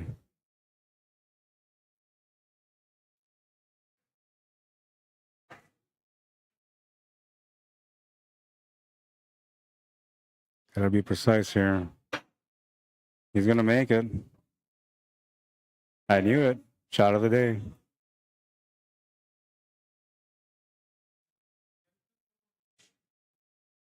He's got the 8-ball after that too. Shake some hands, man. You don't make the guy shoot after that. I mean, you want him to jump, he'll make that 8-ball too. Wow. It was a good shot, right? I mean, I don't know. I thought it was a good shot. All right. I knew it though. I just had the feeling, man. Shot of the day coming. It may not be. I mean, there's still lots of play all day long, so we might see some more action still when it comes to the highlight of the day, but I think we're at a good starting point for a shot of the day. Gotta watch that one again. It was a beauty, man. He did it intentionally. That's why he hooked himself. He likes to go out with a jump. It's his style.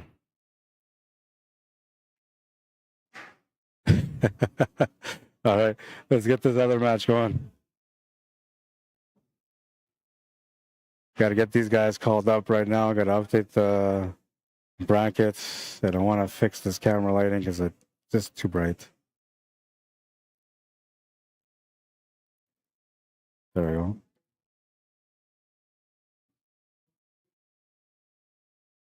And Tom's a smoker, I believe, so you'll probably go out for a smoke. Dwayne is not, so he's likely just gonna get to the table and warm up once the match gets called. So I'll call it right now.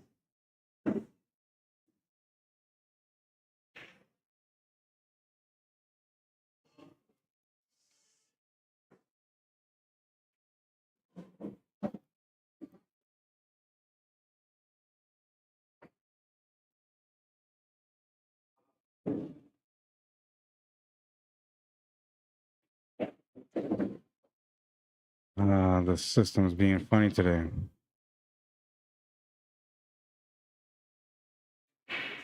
All right, so there we go.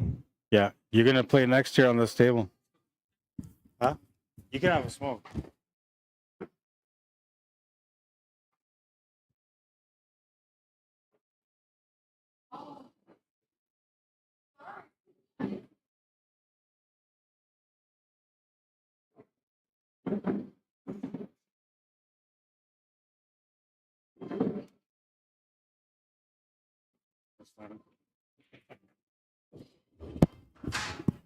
Server's like, that's it. Tournament's done. I've seen enough.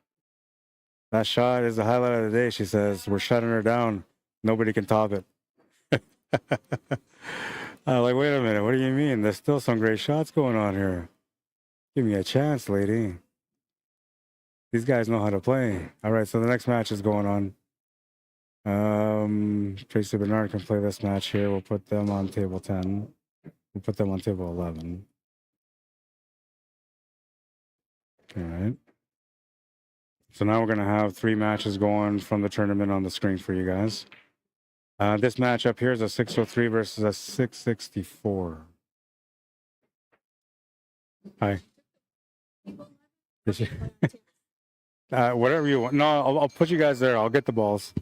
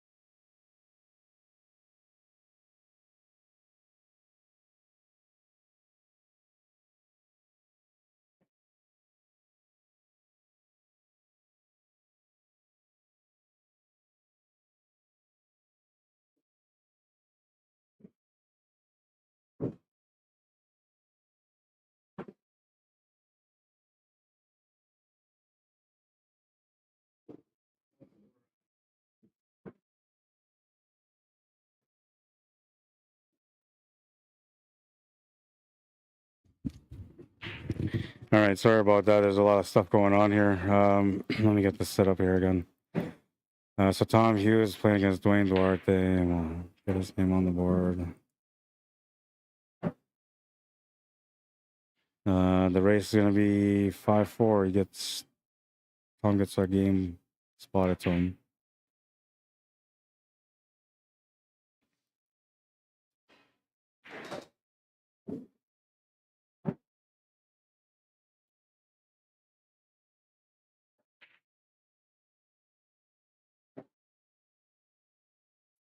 I guess I'll put this up here in the meantime. We're at the Hangar Billiards and Sports Lounge, 121 Scurfield Blvd. If you guys ever want to come check it out. If you're in the city and you've never really been here, you're wanting to come out and check it out, and you want to book a spot ahead of time, reserve a table maybe. It can get busy on the weekends, especially. 204-560-2929. This is the last days of the hangar, by the way, because it's switching up soon.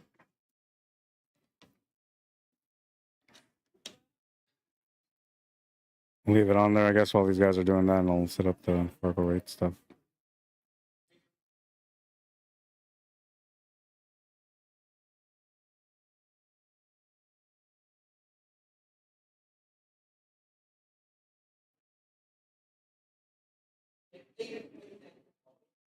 All right, and well, I guess I gotta wait for them. I don't know. I wasn't ready for this, man.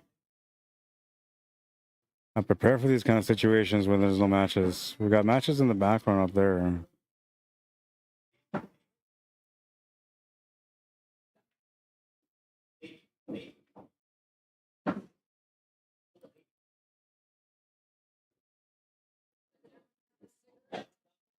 I guess so. It's a little mellow here today. Everybody's just kind of chilling. That's Michel Gagne on the top right. Just scratched against Craig Murphy.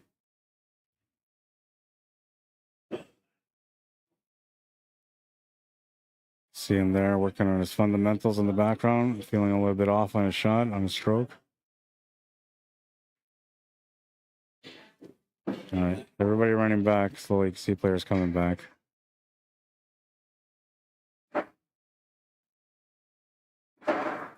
There's Wenchen. He's got to play Tracy. He's a pretty good player, but so is she. That's going to be a really good match. You know what? I got to back things up a little bit here. Because I feel like, yeah, let me adjust it there. I feel like, I don't know, man. It's going to be good. This is going to be good.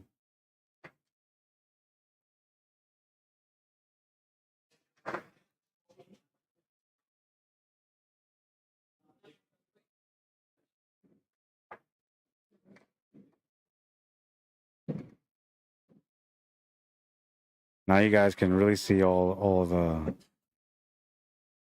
the tables. So that was Craig Murphy that broke on the right side. And you guys Michel Gagne, and then Tracy and Winston are playing on this table now on the top left. It's like Winston's gonna get it. I'll get the break first. And we're still waiting for these guys to come back, but I guess this is all right. I won't commentate on those tables, but we'll watch them, I guess, while we're waiting.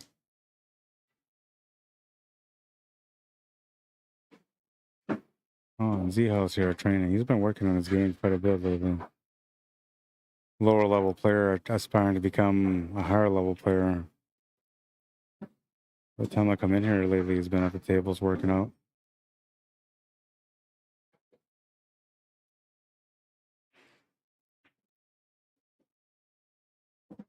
We got a handball action here on the side. Mike Delgado playing against Hanyu. A quick set while he's waiting for his semifinal matchup. I gotta go see what's up with these guys. I'll be back. I have no idea where they are, but they gotta be outside smoking. I don't know, maybe Dwayne's a smoker too.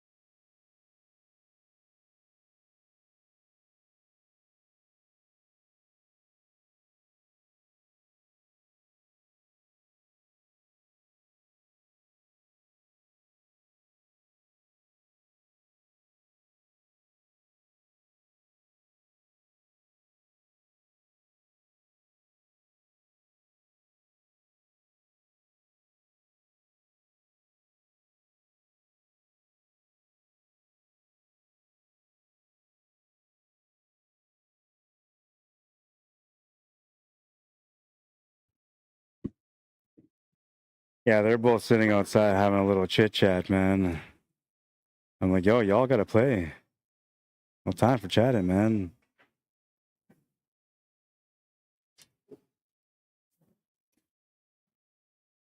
Time for chatting, boys. We gotta go. So they're coming in right now.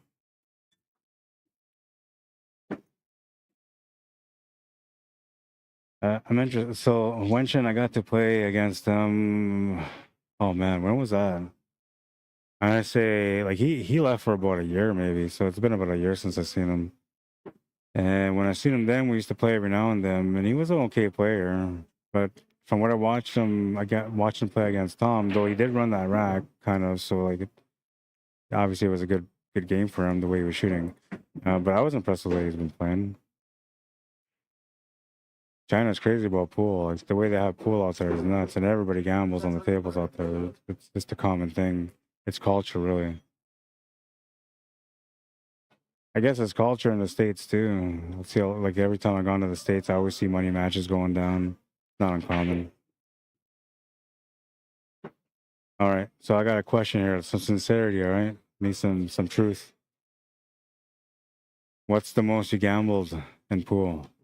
Not lost, but gambled per set.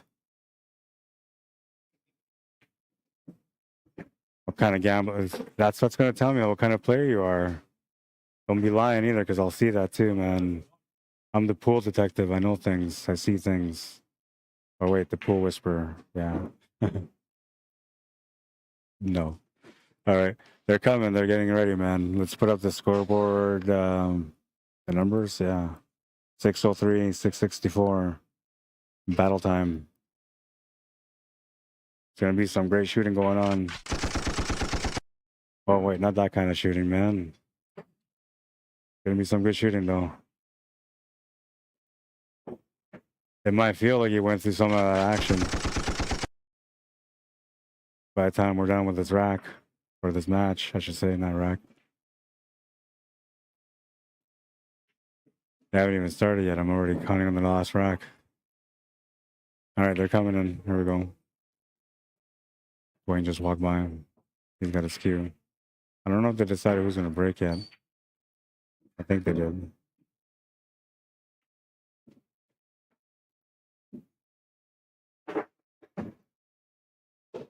Should have started the timer to see how long it took for me to get this match going. I think it was about 10, 15 minutes.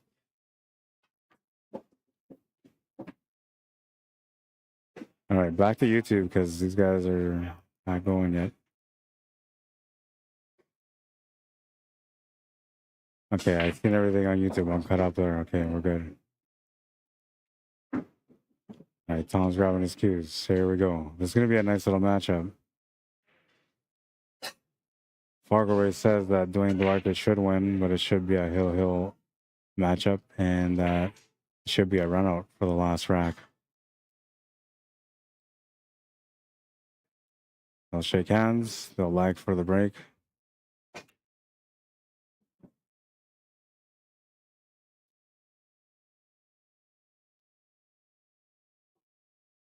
Dwayne will break first.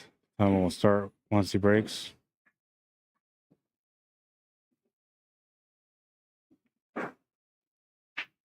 Gonna watch this shot from Tom again. Maybe the highlight of the day today. Hooked himself on the 8-ball. Made the jump shot, or behind the 8-ball, made the jump shot on the 13. Perfect shape for the 8.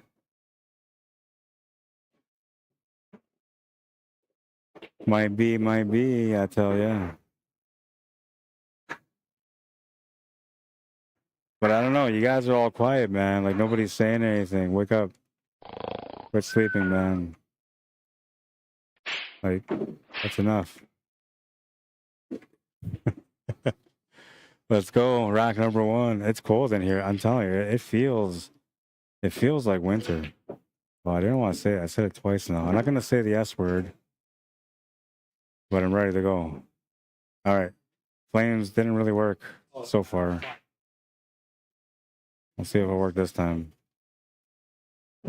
Calling all sharks. Calling all sharks. Time to come out and play. Let's do it. I should have been doing this for the whole 10 minutes that I was waiting. Right?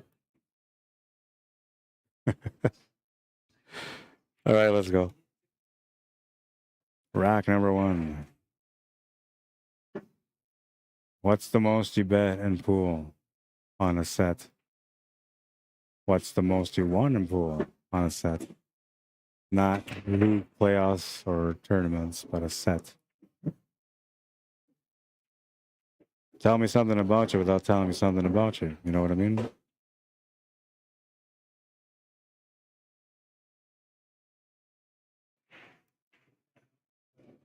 Ron says I'm here.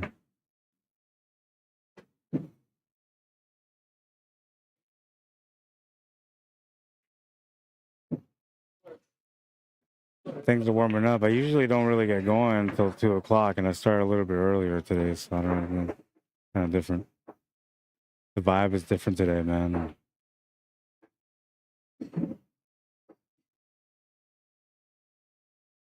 Dry break, or was it? Yeah, it was a dry break.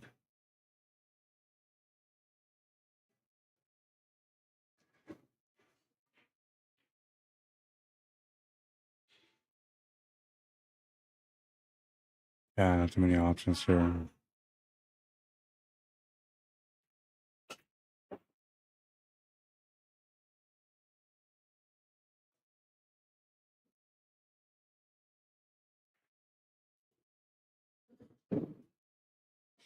I'll give you guys updates on the scores and the matches that are going on, the background there, the top left and top right, as they go through the racks and finish.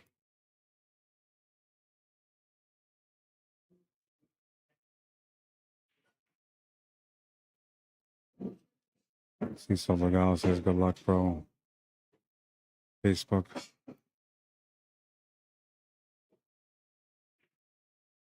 The next match we got going for you guys is Mike DELGADO against Guy Smith. That's going to be a really good match, too. Guy Smith is a 580 and Mike is a 706.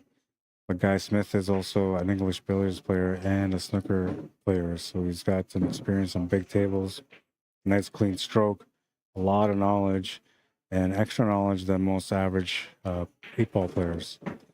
But the matchup against Mike DELGADO will be tough for him also because he's playing against a guy that, you know, plays for money, big sets, deals with pressure all the time, always has to spot people and always wins.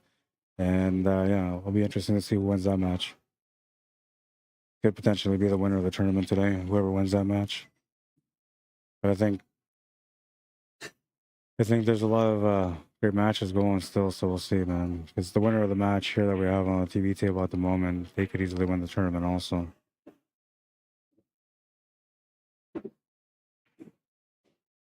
All right, so Wenshin won the first game against Tracy.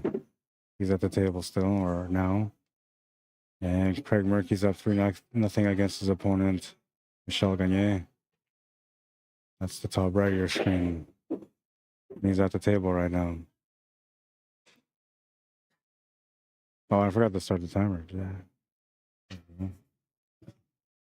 I knew something was. I'm telling you, man, the vibes are weird today.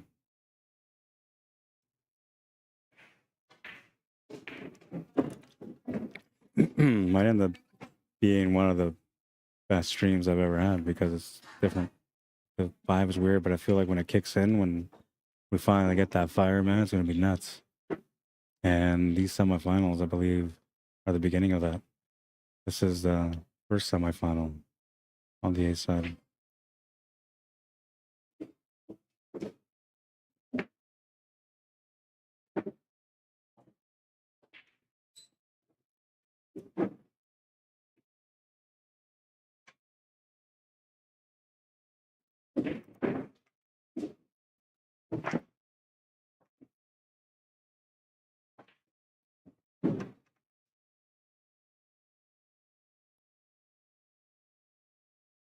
I will make it official like I usually do.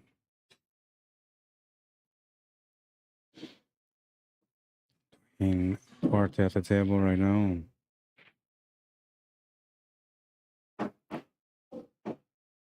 Couple different ways to go about this table. He's working all the scenarios out.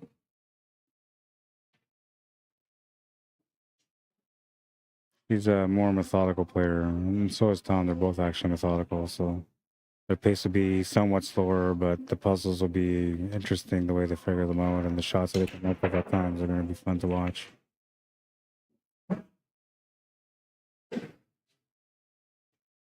watched these guys play many times. I know their games well. Their style of play, anyway.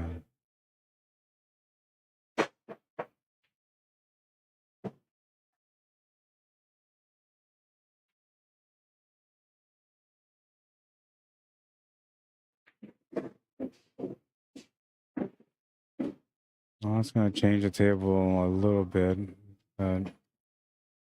It's a good thing, but a bad thing at the same time because he didn't end up with much. He'll have to take the shot on the 7 ball. Getting the shape on the 3 ball and 2 ball is going to be a bit trickier now, too, because of it. Tangent line's a little funny.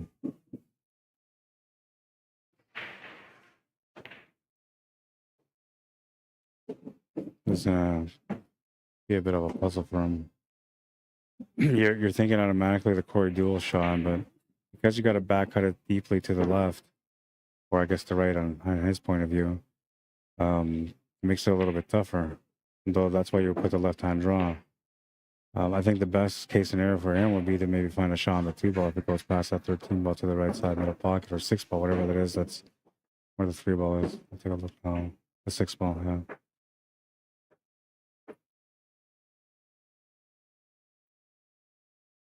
Now the other option I like is taking the 7 ball to the bottom right corner, which is the way I would go, and playing the 3 rail shape off the bottom left, back to the right side, and trying to get up for the 3 to the left side middle. Because I'm pretty sure that 6 ball goes to the side, and I can just follow that up for the 1, and we're out.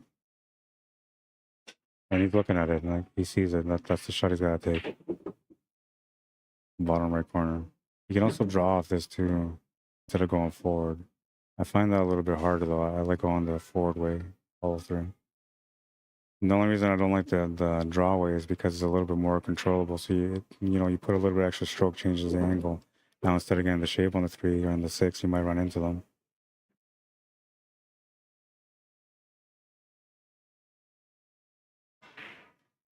He played it forward. They didn't follow through off the rails like I thought he would, but it still works. It gives him a shot to the side pocket. And he's got a nice angle to be able to roll into that stripe, so that will hold the shape for the 6 ball with the angle to get set up for the 1 ball. So not bad. Worked out pretty good. What's up, Frank Berg? How you doing? Romina, Naomi, welcome to the stream. Ito Espiritu, welcome to the stream.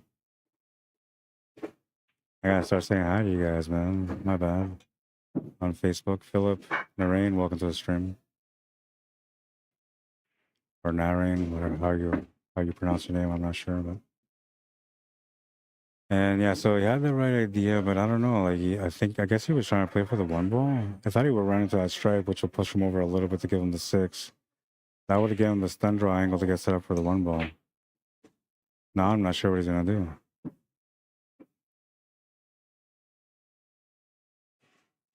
I'm thinking that he was trying to shape up for the 1 ball, though. That's what I'm thinking he was trying to do. I figured because of the angle that he had on that 3 ball, he could intentionally run into the stripe. And by the angle that he had, like, it looked like he would have been running onto the right side of the stripe, which would have been pushing the cue ball over to the right or more to the middle.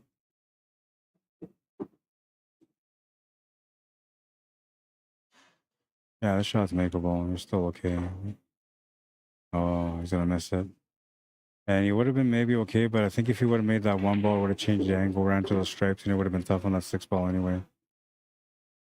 So lucky break here for Tom Hughes in the first rack. Chance to get going on a TV table. Lots of work to do though.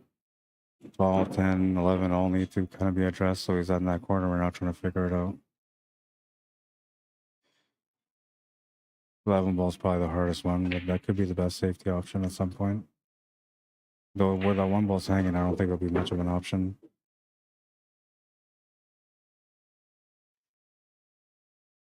I think I would just take that 13 ball, open up the 11 ball. It's not really blocking the 1 ball. Well, I guess it sort of is, but you're taking 1 ball out of the way right now, which is one of the balls that's blocking the 1 ball, and you're technically opening up that pocket anyway. So why not use it for that 11 ball? Oh, and he missed the shot. You can't believe he missed the shot.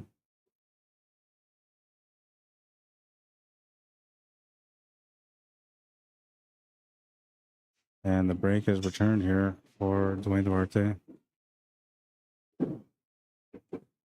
6 ball still in an interesting spot, but he's got more leverage now with the 1 ball and the shape on the 1 ball.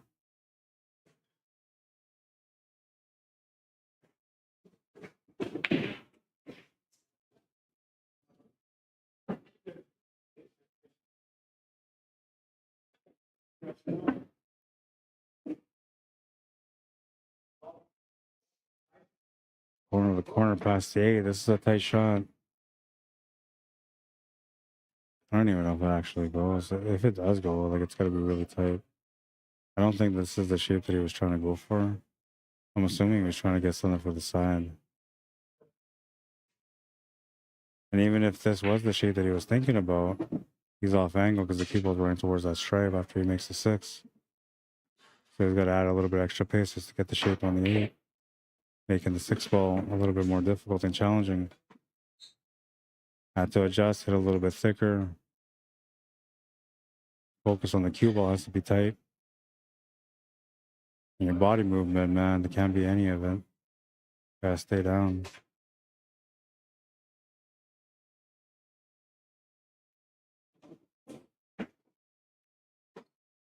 Yeah, all that stuff there. It was tight by that 8. I don't think it actually went, but if it did, it was really tight. So lucky chance here for Tom Hughes, who can't believe he missed that shot earlier with the ball in hand. So you know he's going to settle down this time around.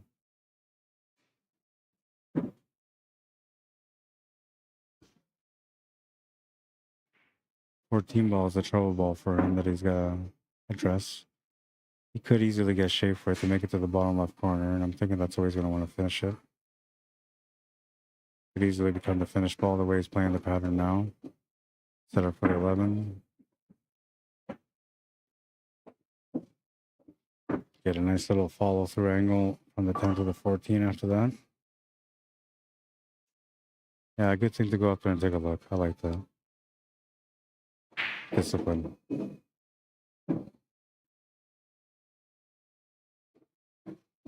Too much angle. Way too much. Now he's got to run into that 14 ball. He's at the mercy of the pool gods on this rack now. Oh, and a nice little gentle hit. It almost went too far, but I'll stay set up for the side pocket. 8 ball's waiting to be potted.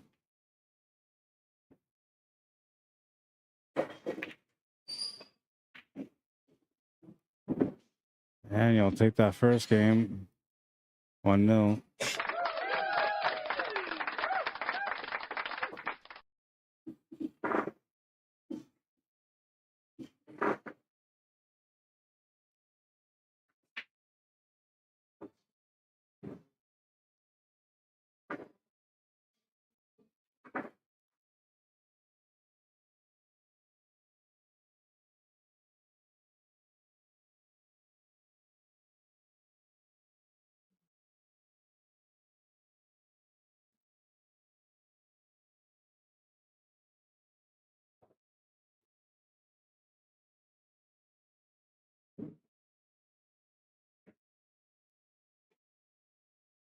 All right, we're ready to go on second rack. Some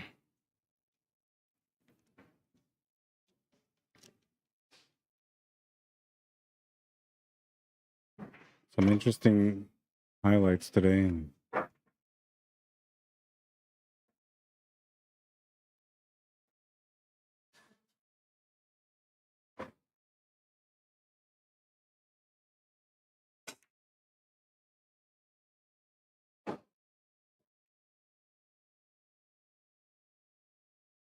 And I don't think he made a ball.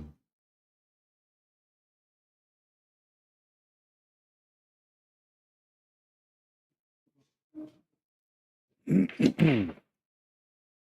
right, so Dwayne Duarte with a chance to get going on rack number 2. Had a good chance at rack number 1, a couple opportunities actually, and then have a finish at the end. And Tom Hughes, with a little bit of luck, found the way to be able to finish that rack, so he got on the board on the first one, and now Dwayne, a chance to really get going on this rack. Bit of a challenge still. Especially if you're looking at stripes, and no matter what, you're looking at the 8 ball because the 8 ball is tied up next to the 12 ball near that side pocket on the right side middle. So you kind of want to take stripes, and if you're going to take stripes, I think you almost want to take the combo because you can combo the 8 into a stripe or solid on an opening shot if the table's open. And right now it is. So you could actually play that combo, not have to break out that ball, and then you can still shoot that ball that you're about to shoot now with a better angle that will break out the 9. He's going to just try to break out the 9 ball right now. He's going to open it up. Don't get much position there off that breakout. He kind of sort of has a shot to the side pocket, and that's about it. And I can see now like why he didn't want to take that combo to start is because the 9 ball sitting there, so he's figuring the 9 ball will break out that 12. But now, like if you're pointing down table on this shot, you got to be careful not to mess around with that 9 ball because that's your finish technically. It's like when you play straight pool and you decide which one's going to be your breakout ball after you finish the 14th ball in the pocket. You got to commit, right? And sometimes you pick that ball like right off the break. You'll see that ball right away and you're like, so you got to go like 13, 14 shots without moving that ball around. That's kind of what you have to do here with this 9 ball. Play around it, try not to get anything around it because it will interfere with the breakout angle if you get any solid up there or if you change where that 9 ball goes. Yeah, it looks like he's taking a disciplined shot here and playing the safety. Looked at the table, looked at everything that was there, and figured this is the best spot.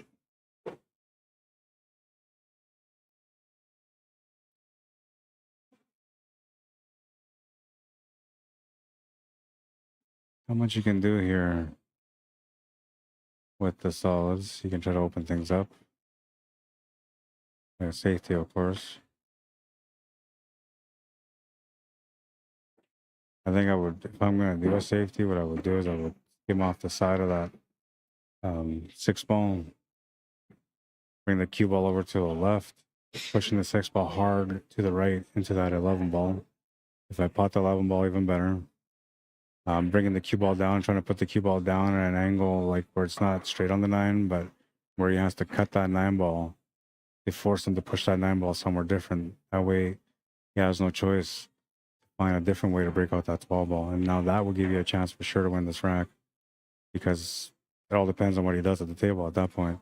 He's got to earn it with that breakout. So I think that's the only way I would play it.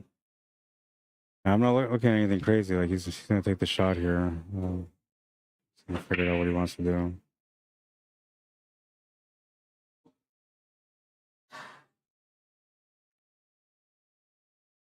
Just trying to create some problems playing the safety there. So his ball was like right here, right? In this area here. So what I was thinking is like you could have gone off this ball here, get the cue ball to come off this rail and then back this rail, and at least something like that. Because then you would have to hit the 9 ball, right? Nothing too complicated. Just using the spin.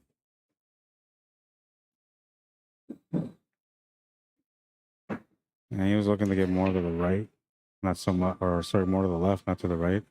He's left the shot on the 2 ball. Might have left something here on the 7 too. He's looking at that right now. If nothing's there for the 7, the 2 ball is kind of useless unless you get shape for the 5 ball. And then you have to open up that 3 and 13, which you don't really want to do that for your opponent. But if it's going to be, a finish opportunity, then you have to go for it. But if you feel like there's no finish there, then you don't.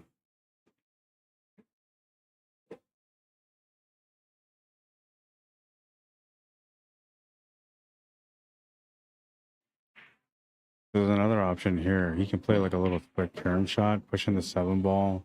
So going off the right side of the 7 ball, pushing the 7 ball to the left, making that cue ball go straight into that 4 ball, and then pushing that 4 ball towards that right side middle pocket, which if you're lucky, you'll get it right on top of that 8 ball. Well, not if you're lucky, but if you're accurate on your carom, on your billiard, then you'll get it right on top of that 8 ball. And now you're creating more problems for that 12 ball, which, it might help you out.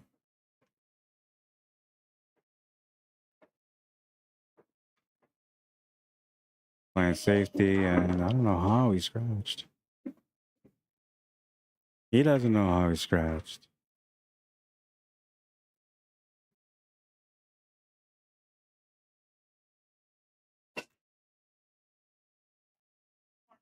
He can't believe that happened.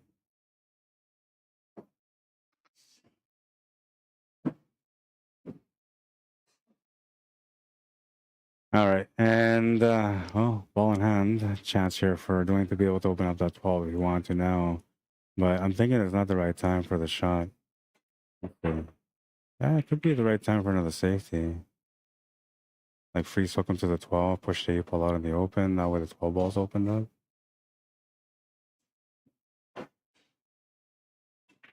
Doing the same thing but pushing the 9 ball up instead. So now the breakout on the 12 changes a little bit and you have to find a different angle on the 9 ball for it. Can't leave Tom anything here except for maybe an attempt at a combo. 3 for the 5. 1 ball doesn't have a pocket unless you kick it off the left side rail.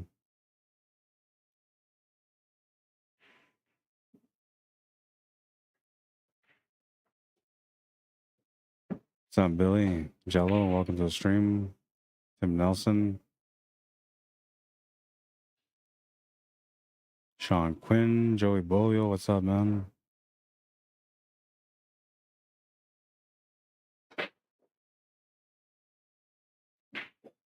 Nobuhai Shirai, welcome to the stream. Sanas Aliba, welcome to the stream. Oscar Salinas, how you doing?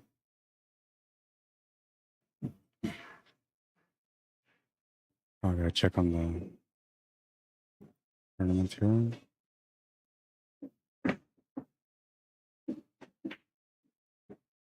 Craig Murphy won his match against Michel Gagne, and they'll have a matchup against Sam Campbell now. Put them on the same table, table 10.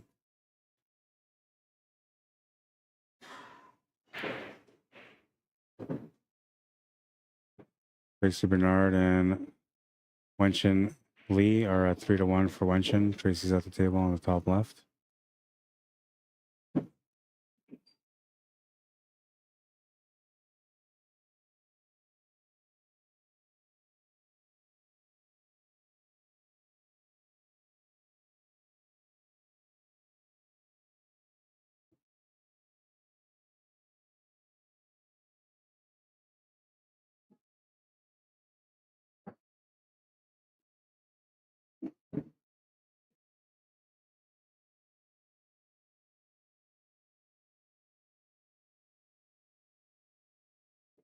Nelson saying, I hope everyone is having an awesome day.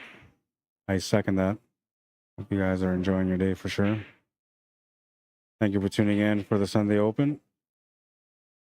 I wasn't able to stream last week. I wanted to, but system was acting up on me. Everything's been good so far over the last couple of events, including today.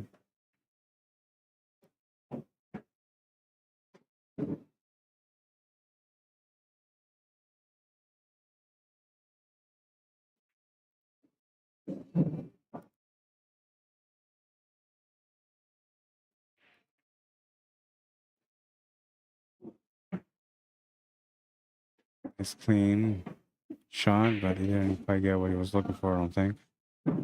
And now he still has to figure out this 8 ball, which it really has no breakout, no pocket. 1 ball is the only option to be able to break out. You can't play the combo here trying to get the breakout too. If you could, that would be good, but I don't think that's the shot here. Yeah, and if you have the 7 ball to the top left corner, you try to draw off the 7 ball to come off a couple rails to break out that 8 ball. And then you would end up running into that 6 ball.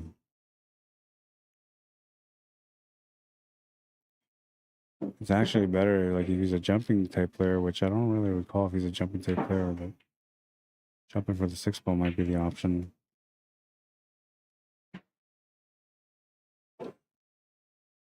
Most players don't usually jump on their own setups. They usually jump because an opponent puts them there and they have no choice but to jump. But some players will. Some players will see it and instead of playing the combo, they'll play the jump here.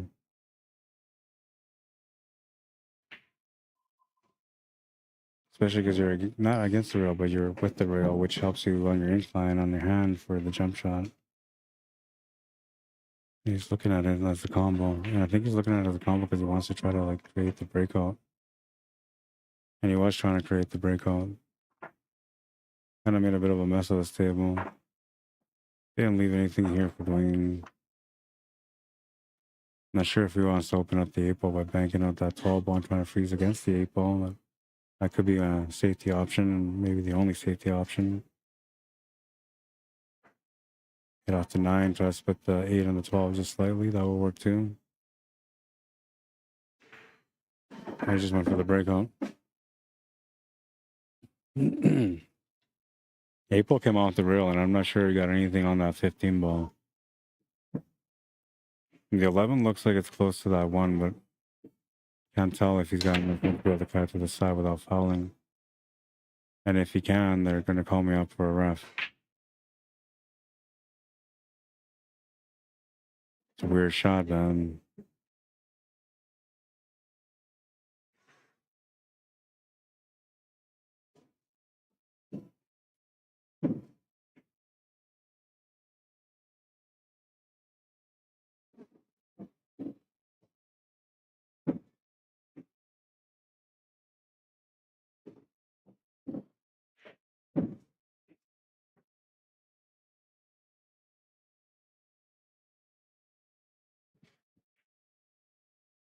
Got room to be able to play safe still somewhat, but problem is once you move this 11 ball, your opponent has all the solids in the open at that point. And if you don't make the shot, once you hit that 11 ball, whatever shot you're going to make, which I'm thinking he's probably thinking about a combo or some sort of that 15, then you're going to turn the table over for a loss. Now the safety is still there, but it's not easy. And I think the best spot is to try to get that cue ball right where that 8 ball is, which you're flirting with the side pocket a little bit. But if you get it right to where that 8 ball is, roughly where the cue ball is now, just a little bit more to the right, you would take away all the shots on the solids, leaving your opponent with nothing but a jump shot option or a kick shot option. And that could be maybe the way to win this rack, just with one good shot. And he's looking at the jump option. I don't mind that. You take the shot on that 15 with the jump shot, but problem is if you can end up coming up short in any way, that you're going to end up once again selling the table out. And the table doesn't matter if you don't move the 11 ball at that point. Your opponent will have the shot on the 1 ball, and you can get going from there. So it's a bit of a risk, a bit of a gamble, but if you make the shot, it's worth it.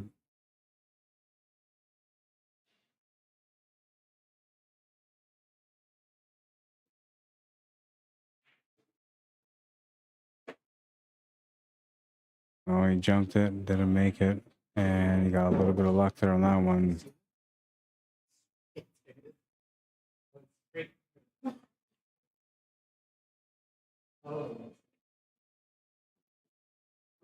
I have to go back and see. I was going to save it, but I didn't save it. I got to see what it was. He was sort of in the way, so you can't tell.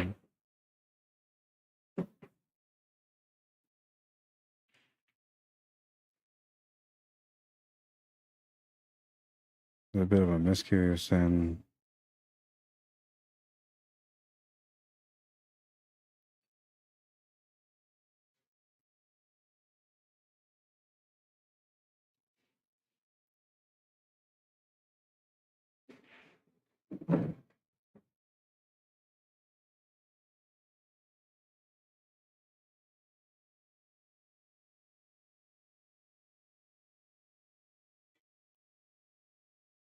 Yeah, it's the only option he's got here. Can't care about the tangent line so much. He's got to try to make the shot.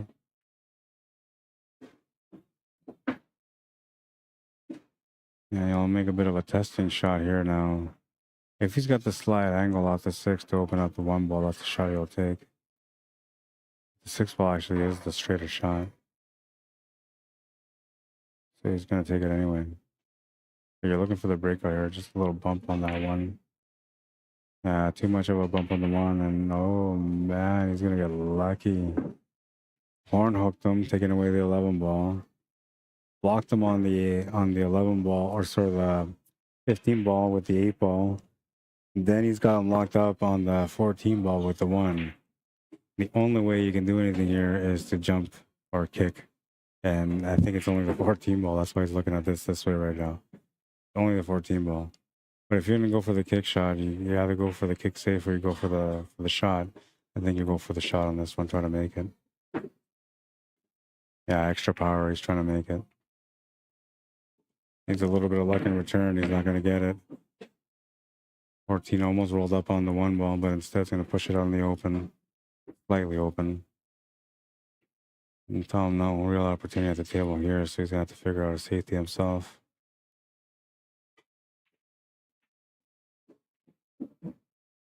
These guys are having an interesting match so far. Like, it's been weird and funny, you know, a couple of different things happening, and like we're in rack number 2 and we're already like 27 minutes into this match and we're still on rack number 2, so it's telling you like these guys are battling for every win. There's a really good sign this will be probably the longest match that I streamed so far in my life. I'm kidding. And that it's gonna go to the hill. I'm only joking though.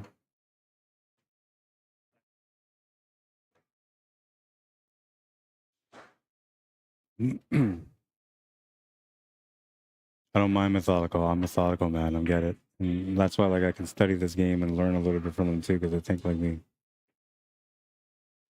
Or I think like them. Or we all think alike, I guess I should say. It's gonna be really tough to do. What you can do though here is try to combo this to put that stripe near that 12, the 15 near the 12. Oh, look at this. Oh, man. Nice safety, but he's left 11 off the 8. He's trying to get right underneath it, man. Super greedy. He wanted to freeze up on the bottom side of that ball, and that way he left him nothing. And I don't know, Dwayne's looking for something, but I don't think there's anything there, man.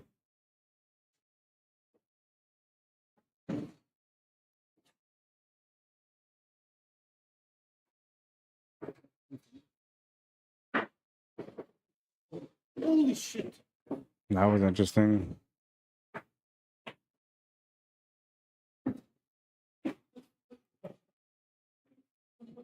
Bit of a yo-yo shot here. Almost. Now that for sure would have been the highlight of the day, man. For sure. Like if he ended up doing that shot, because the shot there, like the idea is that the cue ball is supposed to keep falling to try to force that ball into that pocket, and it almost did. Oh, look at it again. It almost did the job that it was supposed to do. It was supposed to keep carrying through, force that ball in. He just hit it a little too early, man. Like a split second too early, not by much.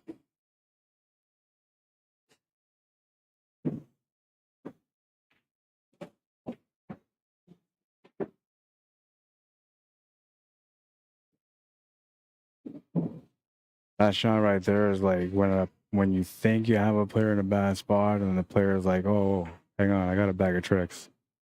And then they pull that shot out. Lost a little bit of pace on that one, but he's okay. He felt like he was going to be in trouble. Still has the shot on the 1. Gonna have to play some inside right spin for the shape on the 8 ball. He could actually roll it up for the corner pocket. Oh no. Well, he's got a back cut. It's makeable. Scratch angle is kind of there, but all depending on how you play it. He plays it the right way. Takes the second game. Slow start for this matchup, but we're 2 games in and we're about to get going on the 3rd rack. Looking for an explosion of some sort, but honestly, I'm having a lot of fun with this matchup between these guys because they're pretty evened up the way they think, the way they play their style. You know, like they're somewhat similar, but you know, I don't know. I'm having a good time watching it anyway so far. If you guys are, you can always like the stream. Let me know that way. Moving into rack number 3 now, and Dwayne Duarte is going to be breaking. The winner of this match will play against the winner of Mike Delgado and Guy Smith. in the A-side final. That matchup will be going on after this match is done. Oh, and I forgot I gotta do some things here. I gotta do something on my phone.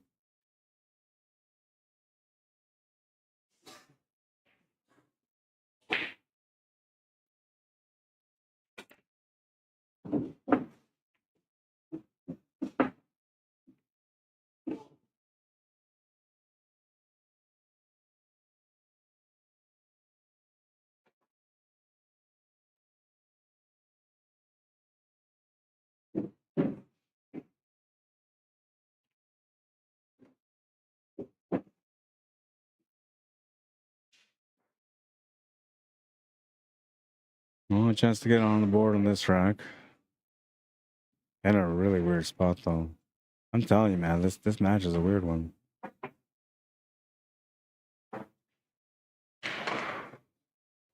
Tell you.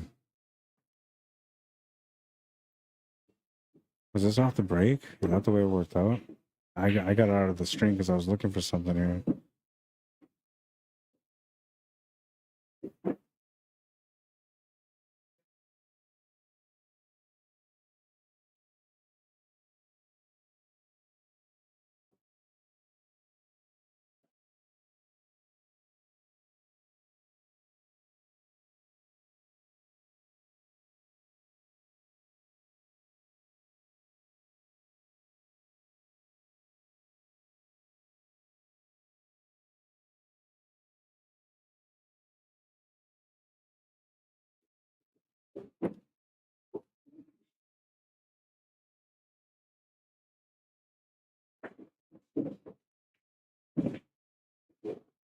All right, almost there.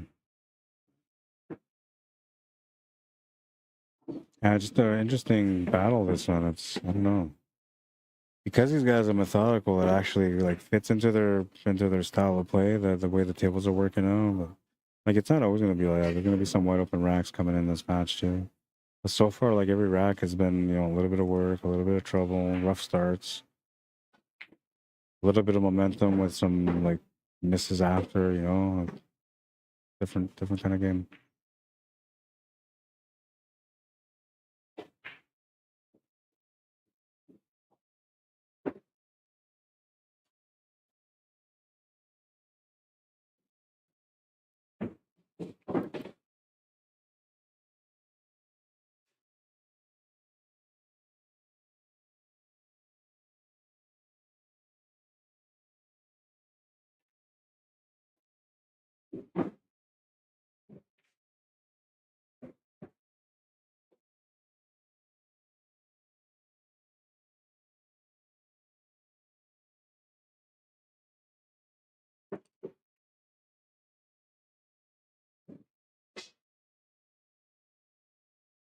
All right, get that taken care of.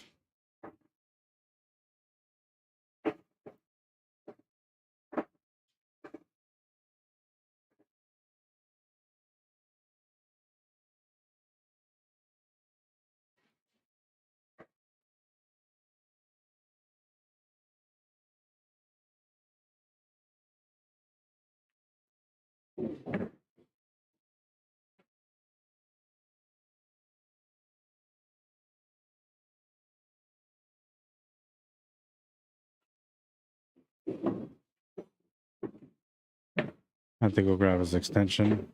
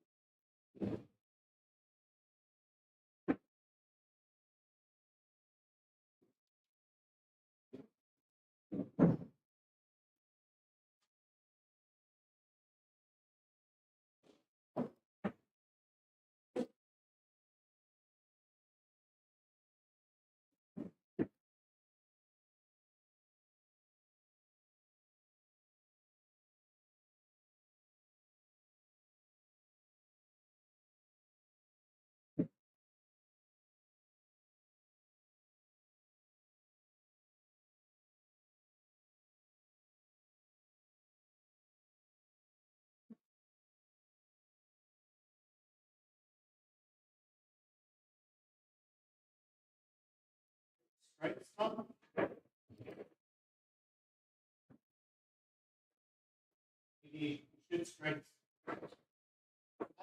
wrong. No idea. No idea. I didn't see what he shot. I don't know. Just left it. Oh.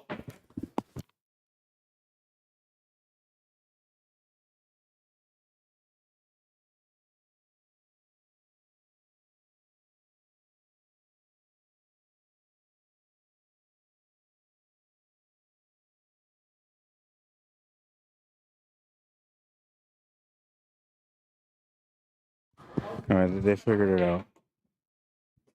I happen to be looking down because I'm trying to load up a couple of posters here, and yeah, I always look down and I look away at the wrong times. I don't know why.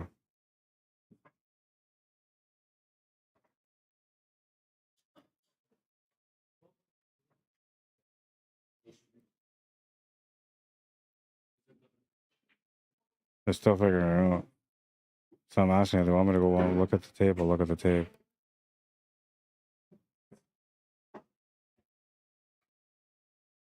I'm gonna look at the tape and see what happened anyway, I think.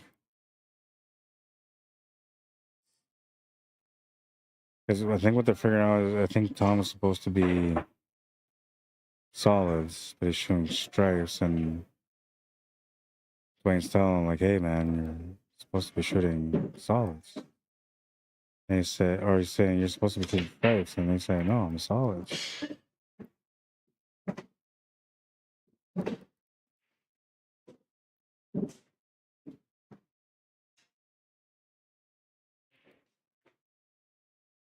And then, yeah, see, they weren't quite settled on it, so they haven't figured it out. He wasn't ready for the shot yet. There's still a little bit of controversy in his mind.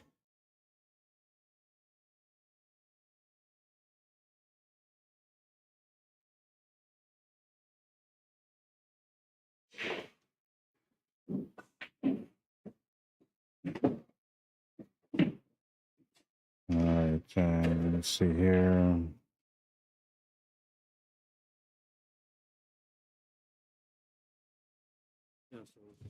What was the issue?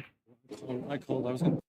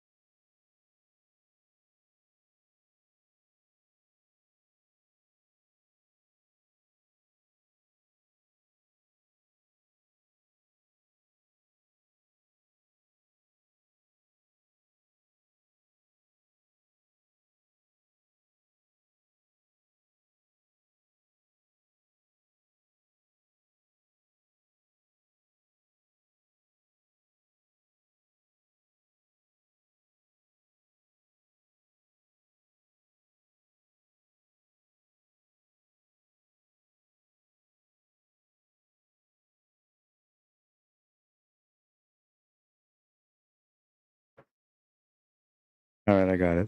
So what happened there was that Tom was about to shoot the solids, and his opponent Dwayne said to him, "Hey, no, you don't shoot the solids, your stripes." He says to him.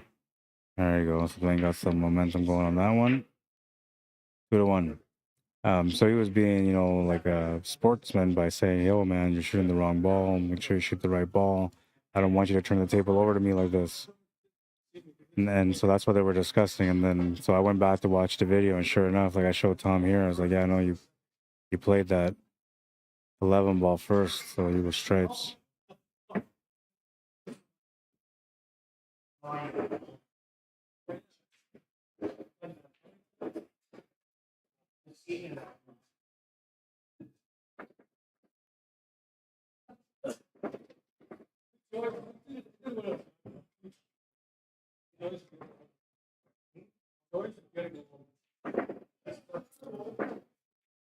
All right, let's see.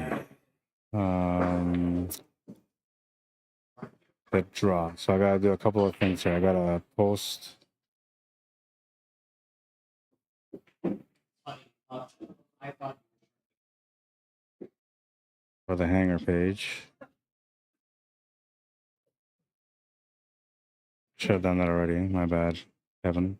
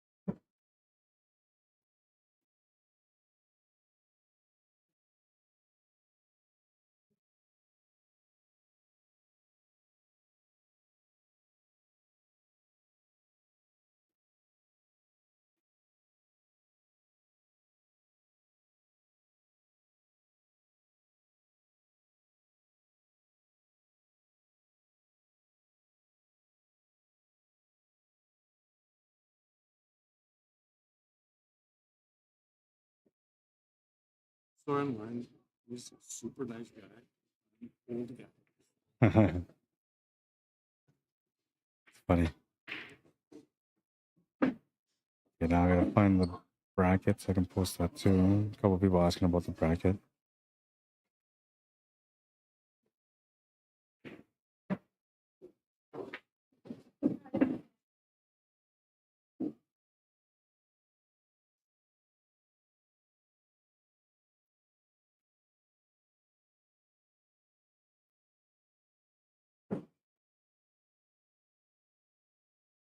It's under hidden pocket now. You can't find it under the hanger.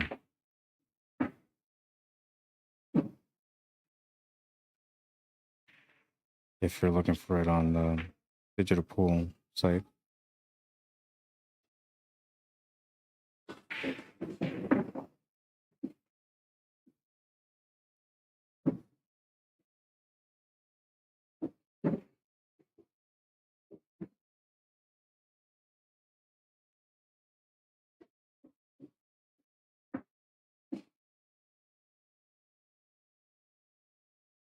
I've been really happy with the way digital pool's been working lately, but as far as how they set up here for you to find a tournament, it's been a little bit chaotic. I guess it does help if you have a poster.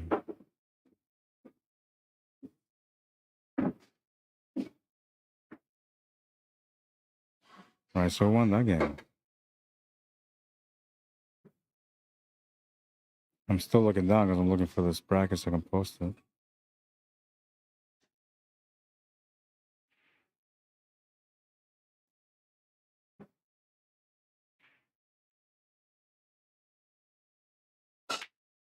Okay, so I found a hidden pocket, but not the one I'm looking for. Oh no, is this the one?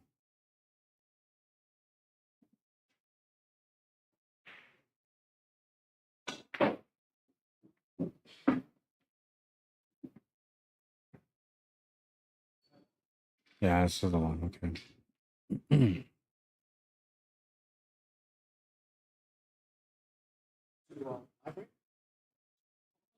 Yeah, it is.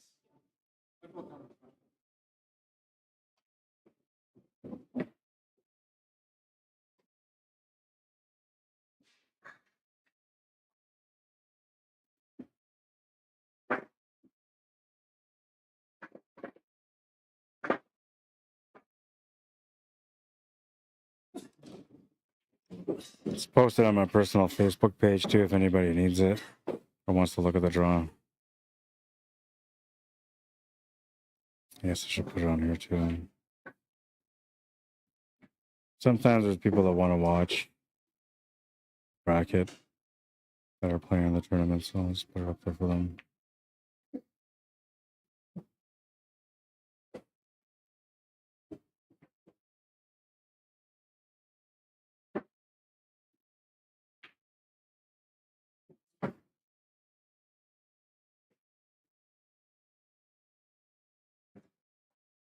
All right, we're almost to that point where we can check out some performances, right? We're at 2-2 in this matchup.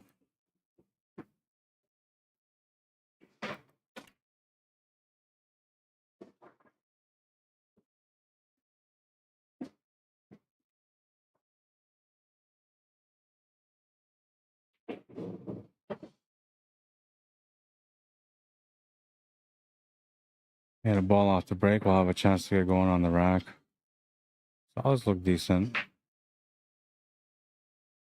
One ball might be the problem ball there. And then the stripes are not bad, but there's really not a whole lot to get going with.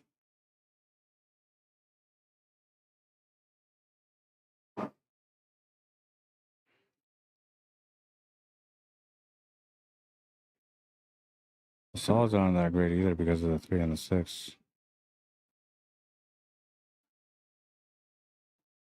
With the 7 ball being where it is helps for them. You can open that up, no problem.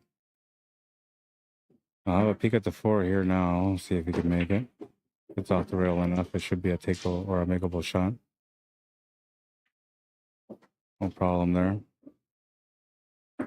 Gotta set up the angle now for the 7. Be able to run into that 3 ball to have the shot on the 6 ball and still have a shot on the 3 ball afterwards. Or to not tie up the 3 ball afterwards.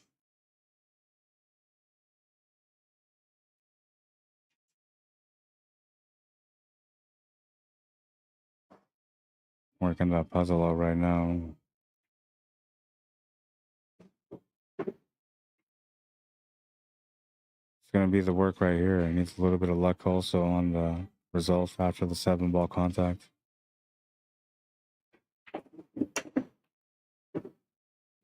Oh, it's not bad. He made it work.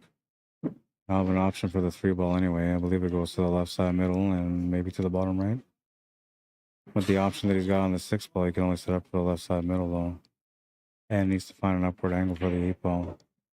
Making it really tough to make this shot to build a whole position for the 3 ball because of the fast rails. All right, so somebody won the match there between Tracy and Wenchen.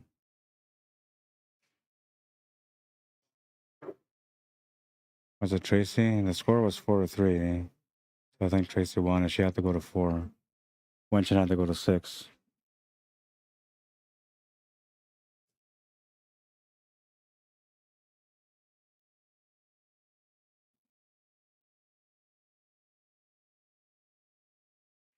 Sam Campbell and Craig Murphy, the table on the top right of your screen.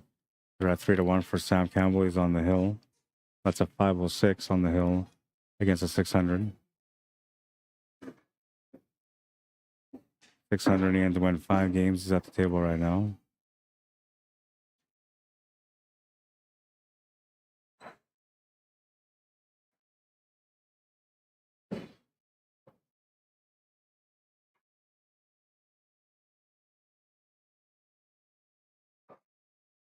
Brian KENASCHUK and Chris Anstey are at 4-2 in a race to 5 for Brian and a race to 4 for Chris. The winner of that plays against Tracy next. And Brian's the one that's in the lead at 4-2, racing to 5.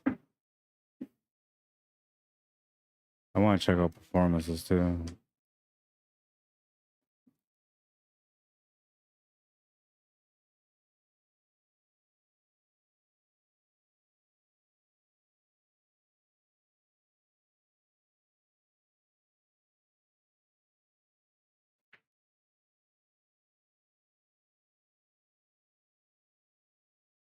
Just the shot.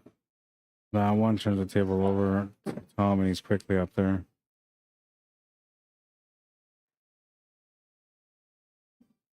This is the part where these players will wake up now.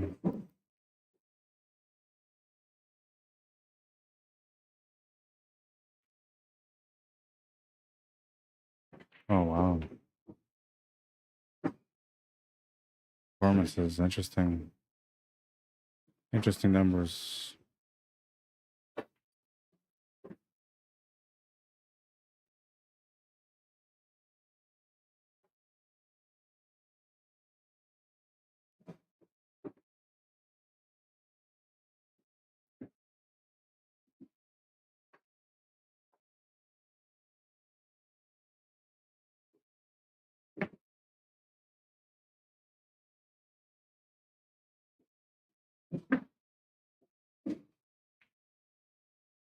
Lucky to get the shot to the side pocket there. It could have been a bad roll.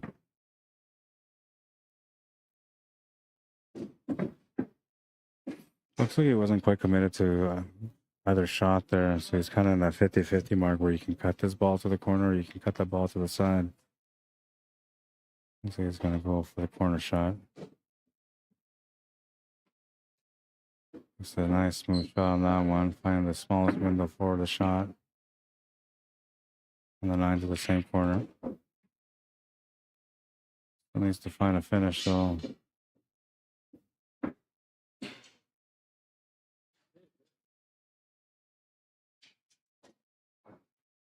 Real shape here for the 8. It's going to hit that perfectly. Dwayne says that's good. Tom takes the lead 3-2. A nice little cut here, nice and smooth. And the cue ball do what it's supposed to do, trusting it.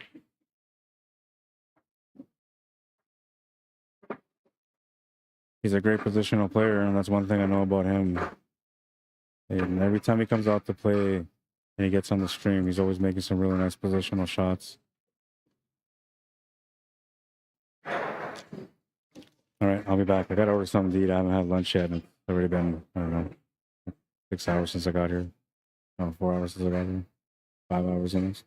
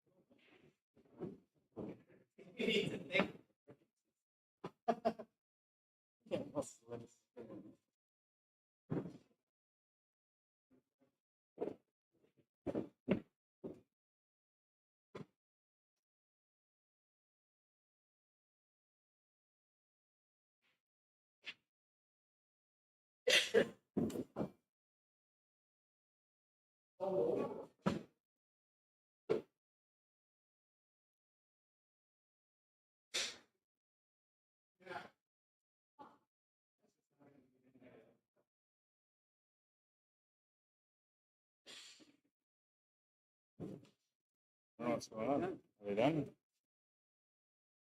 Tom one. So you guys can play now then. All right, Tom won. Didn't see it, but it looked like it was a run out. Not surprised. I thought I was going to go hill with a run out. That's what the stats say for Fargo, but they were off. Wasn't me. Blame it on Fargo. All right, so we'll go to the other semifinal now. Stop the clock.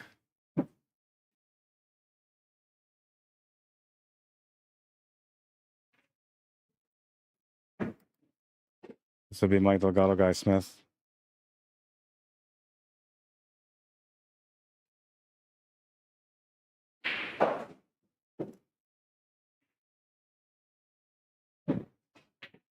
I'm thinking it's going to be a 6-4 race, but we'll take a look right away.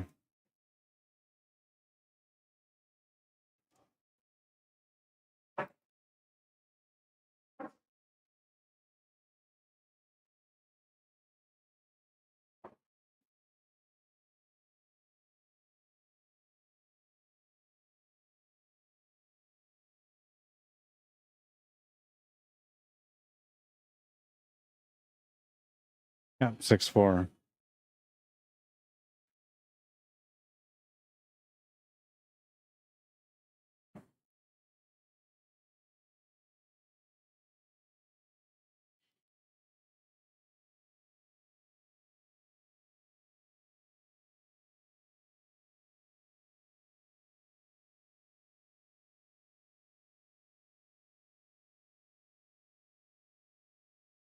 All right, the Fargo rates are up. 580, 706, 2-game spot. I don't know what she did, but Guy expressed himself up there, so she must have made a nice shot. I saved it just in case. It's in the top left of the screen, so I'm going to play the replay. I'm going to see what just happened. So a little bit of excitement on that table. Top left of the screen. Oh, wow. I see it. Let it play again.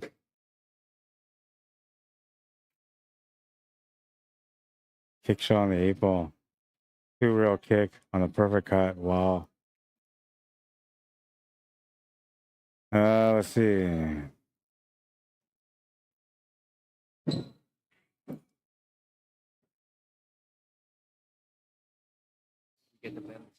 You beat Craig Murphy?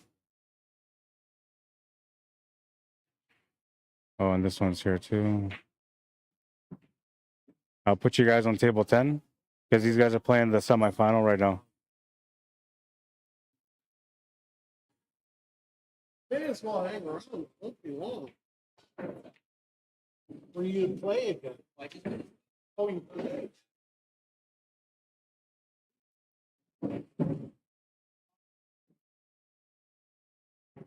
Let's start.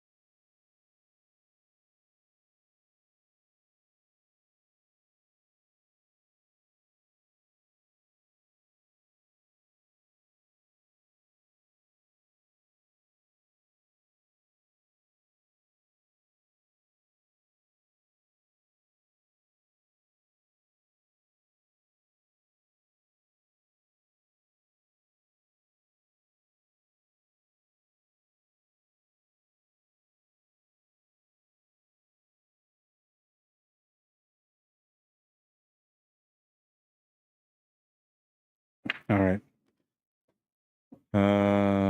Cancel that. Okay, so that was good. Good. All right.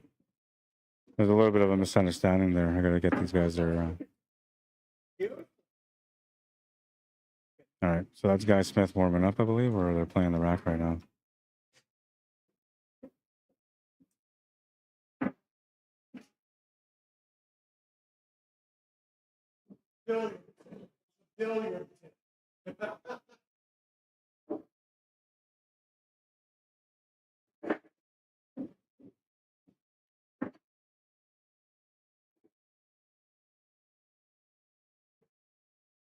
David Cruz, what size table is this? This bar box, 3.5 by 7 diamond.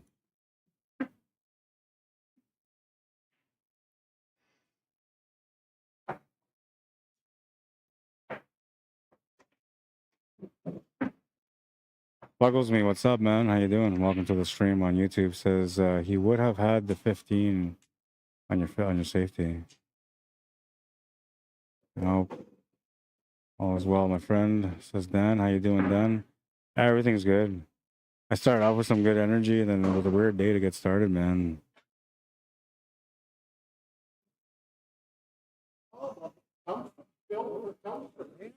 Yeah, you can play now, yeah.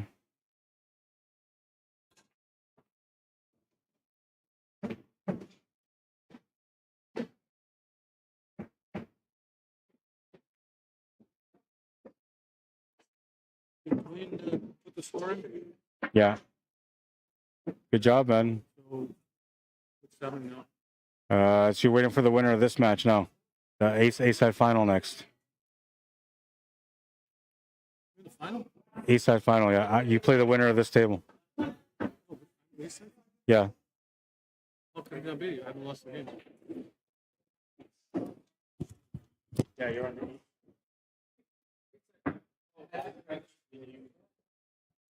The rest is B-side. No. And then like you'll play as soon as they're done. You guys will play, and then hopefully the B side will be caught up by then. All right, they figured it out. Looks like they flipped the coin. Tracy Bernard looking to get her match started on the top left of the screen against Brian KENASCHUK. Fresh matchup. Dwayne Duarte playing his matchup against Sam Campbell on the top right of the screen. Race between Brian and Tracy is even at 5. Race between Sam Campbell and Dwayne is a 6-3 race. That'll be an intense little matchup there. Because Sam can play. That's Dwayne Duarte that's at the table right now in that matchup on the top right. Tracy just smashed the rack on that one, made a ball. She's ready to get going on that rack. And we're about to get ready to get going on this rack. Here, rack number 1 of the second A-side semifinal. Time will start once they get going.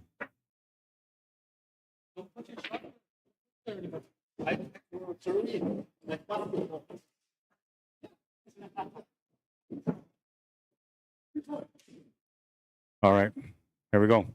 It's on like King Kong. I need to wake up, man.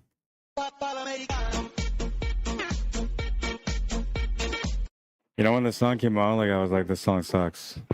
I guess it wasn't that bad, but I'm starting to like it now. I use it every week. I gotta get some new stuff in there.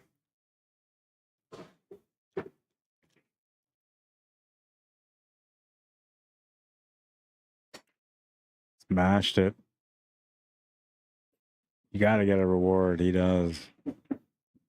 Ooh, not a good reward on the spread on the table. I guess it's not that bad. I don't mind the stripes, actually. They're not that bad. But, you know, you make a ball off the break, so you're hoping to get something, anything. So I guess right now he's probably feeling pretty good about his table, especially because he made a ball. The stripes is the way I would go, though, for sure. 9 ball is going to be very interesting. Probably the toughest ball to get to. No real breakouts around it. The 10 and the 13 ball, the only balls that provide any kind of sort of breakout around it or positional play around it. If you have to break it out, if you feel like you have to break it out, then I guess you go for it earlier than later.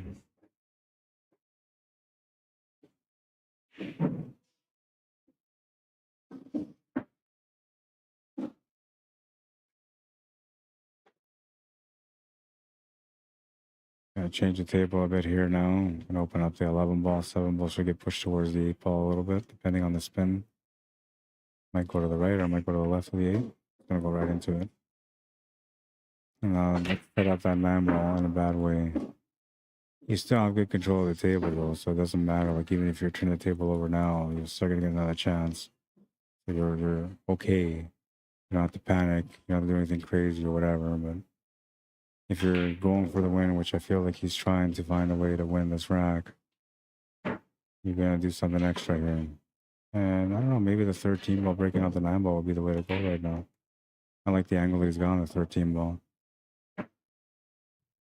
You're all in on the breakout though. And you have to get a shot on the 9. And you gotta hope that the 8 ball doesn't get tied up somehow against a solid. Now you could take this 11 ball too, but it doesn't really do anything for you. 10 ball doesn't do much either, but you can take a stab at trying to break things out from there. Yeah, not bad. Worked out pretty good. Got the 9 ball out clean to the bottom of the table. 8 ball is still like somewhat close to that 7 ball, but you can deal with it. You can maybe even break it out if you have to. You still got some options.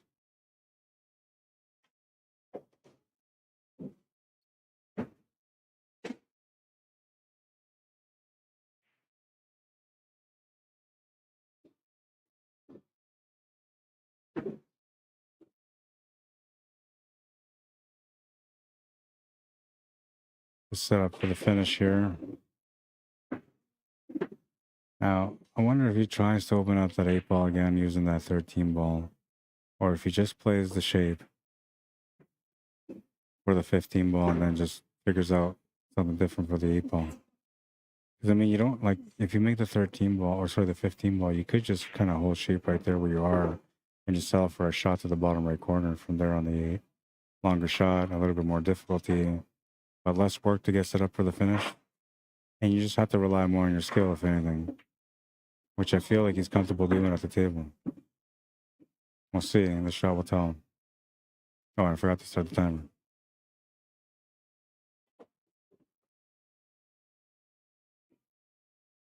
J Ray, what's happening, man? On YouTube says, hey, Rod, how long before you think we will have to implement the shot clock at the hangar? Yeah, some of these guys are slow, but hey, I'm one of those guys too, man. So I don't know. I can't call. It's like when they say can't call it's like the pot calling the kettle black or something like that. Yeah, no good. I'm a slow player too, man. But I mean, I don't know. I was just talking to somebody about it today, and like last week I played on the tournament here because I got here at a good time and I wanted to stream, but my system was acting up. Oh, nice shot, guy. What a shot. And the shape on the 8, man. Is that the highlight of the day? Might be. I lost my train of thought on that one.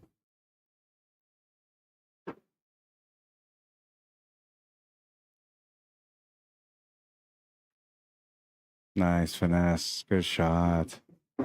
Good shot. Very important first rack. And you're playing against somebody like Mike Delgado, so you're not going to take chances, man. You got to make sure you're making the shots. This shot was a beauty, man. Little bank to the side, right in the heart. Coming around the 2 rails for the perfect angle on the 8. It could be, I don't know, it could be the highlight of the day, maybe. I don't know, we'll see. We'll see, we'll see. Was that better than Tom's jump shot? What do you guys say? Was that better than Tom's jump shot? Was it the jump or the bank?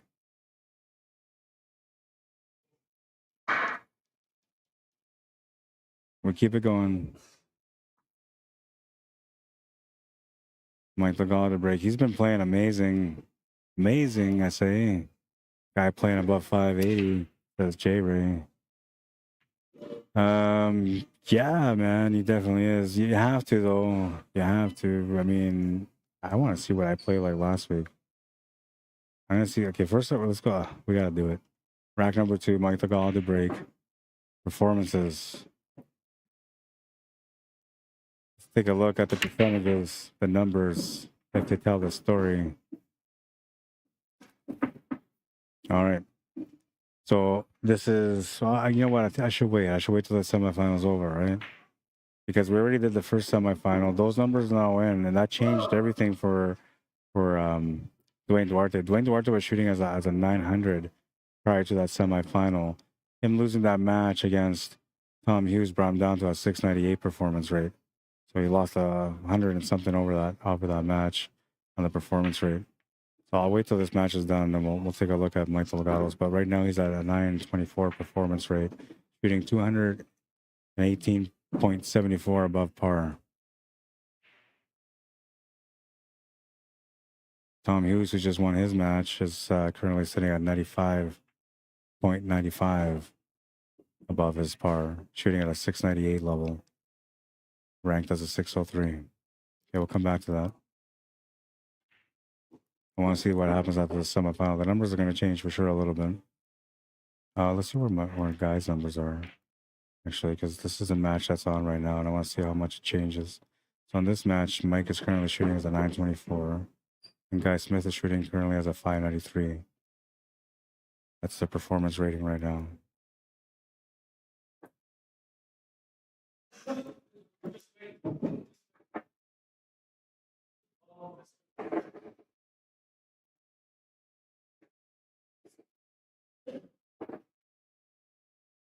We shall see.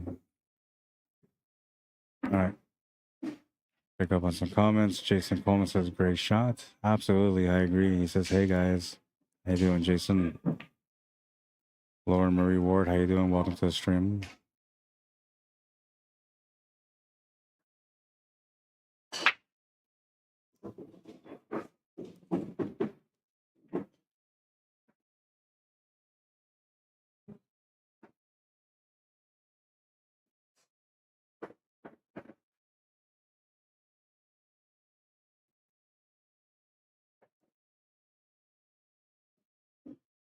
Up for that side. Oh man.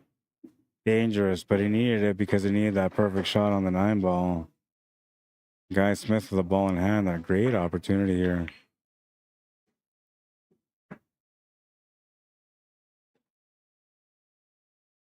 The way he played that first rack, you're going to assume that he's going to get out on this one too. But that 1 ball is challenging. And the pattern isn't easy. Ball in hand will help, but it's not the solution to the puzzle. Still needs to figure it out. I actually wouldn't mind taking care of that 1 ball right off the hop, but you have to take care of this mess here with that 6 and 2. And it's not really that much of a mess, but they're just not lined up properly. Although I feel like the 2 ball goes to the top right corner, so you don't maybe have to go here, and you could maybe focus on the 1 ball. Another thing too is if you open up that 1 ball properly, you could just try to get position from the 1 to get back onto your. See if you can work this out. Open up the 1 ball slightly, goes to the left side middle now.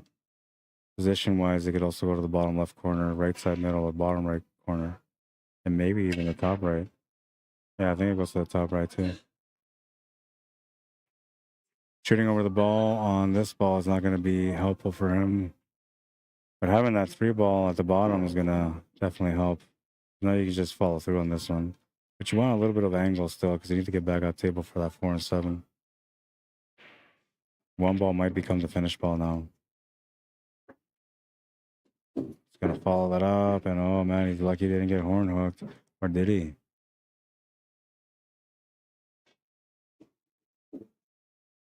It's looking like he still has the shot. This is tough now because now like you have to force draw this. You can't play the shape off the rails to get back out table, making this a very, very difficult out.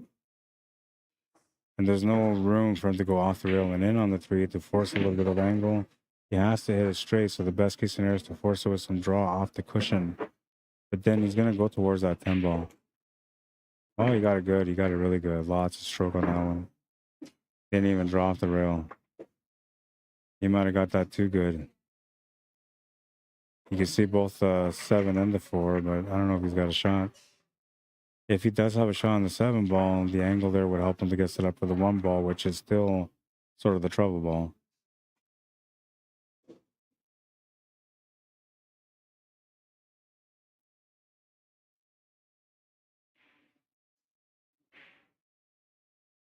Missed the shot, trying to make things happen. Mike Delgado to the table. Lucky break. Doesn't usually get too many of those because everybody tries to play the best game against him. He's going to get one here. And we'll see if he can capitalize on it.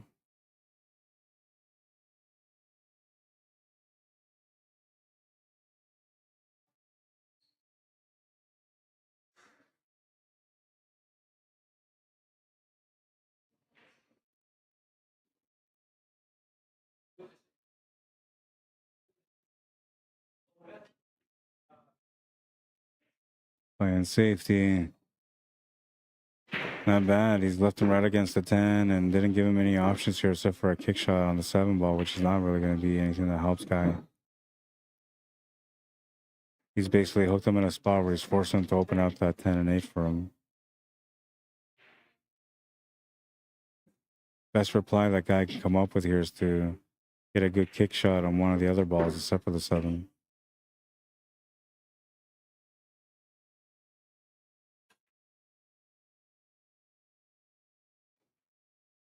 When you're shooting in an awkward spot, bridging hand's going to be uncomfortable. You just have to miss the 7 to hit that 4 ball, which might make you feel like you have to go off 2 rails to be able to hit that 4 ball. And even if you do all that, there's still a chance you're going to leave a shot on the 9 ball. And then your opponent can maybe figure something out on the 10 ball from there.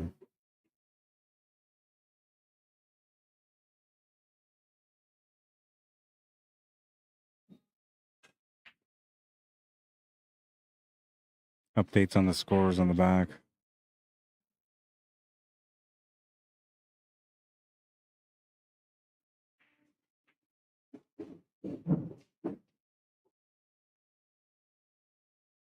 Brian KENASCHUK won the first game on that matchup on the top left against Tracy.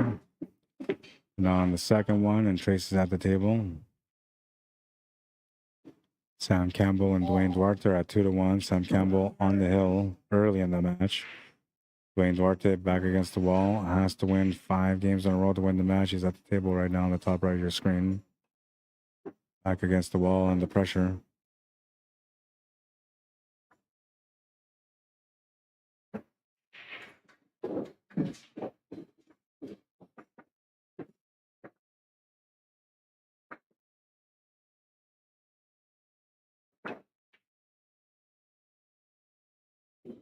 Oh, guys scrapped the table. Interesting. Never really see him scrapping the table, man. But I get it, you know. I always say we don't ever talk enough about the emotional side of the game. There's going to be some emotional side of the game, especially when there's some expectations on the performance that you should be putting out in that match. I go through it a lot too. I'm trying to work on it. I swear to God, man. It makes me feel like I'm a poor sport sometimes. Not that I'm breaking my cues or anything, but I just want to be able to handle myself better mentally at the table and not be, you know, lifted up or brought down from my victories or lack of on the table. Just want to be able to have a keen, calm peace of mind, you know, where I can just play the game. And it's tough to do, I'm telling you. You feel emotions all the time. Especially when you're competing in tournaments all the time every week, you know, like you're going out there not because you're trying to donate, you're going out there because you're trying to win, right? You're trying to grow and win, and so the expectation level is, you know, stronger, and you're putting in the effort, so there's going to be disappointing moments, and if you can handle the disappointing moments and not be overwhelmed by them, just to reset, keep going, you know, you're going to find more success than you're not. But like I said, it's tough because the emotional side of the game that, like I always say, we don't talk enough about. Should have said a boot, because that's what the Canadians would say from Newfoundland, boot. We just don't talk about it enough. But some of you guys just cry too much, man. Let's start talking about it. Controversial Sunday, man. Let's go, baby. I'm ready to go, man. I'm awake. What do you got for me? I'm ready to go. I'm gonna go put my cues together right now. I'm gonna jump into this tournament, come in through the B side and win it. Nobody can stop me. Well, tournament director, I guess, could. That's about it. I'm gonna go jump on this table and run this table out instead of Mike right now. I wonder if any streamer ever done anything crazy like that. In the middle of a match, you know, A-side quarterfinals, or A-side semifinals or finals. Put your cues together. Instead of being a streaker that goes up there and streaks on a TV table, you just go out there and start running the table out because the guy's taking too long on the table. Oh, I would pay money for that one, man. That would be a good one for sure.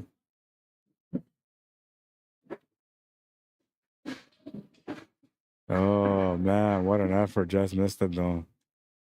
He's not happy. Emotion side, see? Even the high-level players feel it. But they just transfer their energy in a different way. And they kind of just reset. I think that's where it's at. For me, anyway, when I'm feeling those kind of moments, as long as I reset the right way, then I can usually get over it. At least I'm learning that now that I've been working more on my mentality. One of the toughest things I think that the player has to deal with is those days when you come in and you're having a tough time with luck. Like no matter what you do, you're getting into trouble. Every opponent you play against is like getting all the rolls. Those are usually the days that players quit playing pool for like a long time. But we're like coming into the winter season, so you can't quit anymore. Like we're just starting. You don't want to be that guy. That was a nice shot from Mike. Nothing too crazy, but he's trying to create the angle because he needs to open up that stripe off the rail, and he's got the perfect angle here, it looks like. Swinging a miss once. Swinging again here. Oh, he's not swinging. He had the angle, he didn't like it. I'm trying to make it work from here, maybe get above it.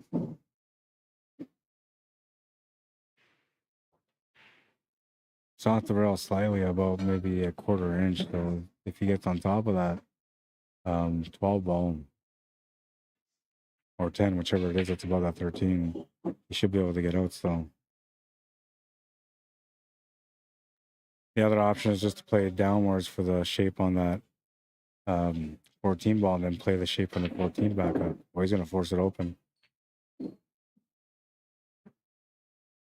I don't know if he got it. If he got it, he's going to take it right now because that's the only shot he's got available. I don't think he's got it. It's a really nice effort, though. He really tried to force that off that rail. He almost got the open window off that 4 ball, kind of blocks the pocket here. Safety off the 4. Or into the 4, I mean.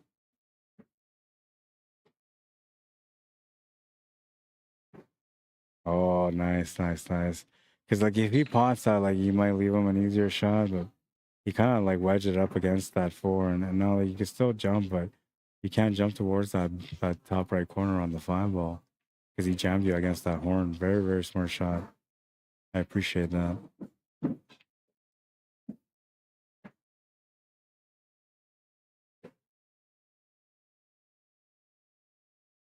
All he can try to do is do something similar here.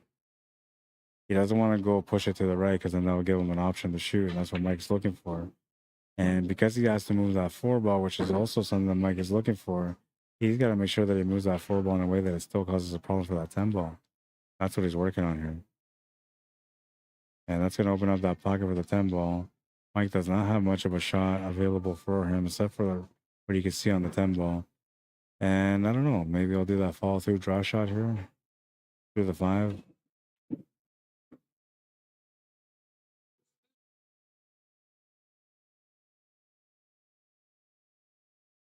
Yeah, I actually definitely want to go forward, but you could maybe muscle up a follow through draw shot and get the shape on that 11 ball after this. I don't know if you go for it. Now, if you're thinking about safety, you kind of just, I don't know, man. There's no real safety there either. It's a gamble on this shot. I think that's the way he's going to have to go with it.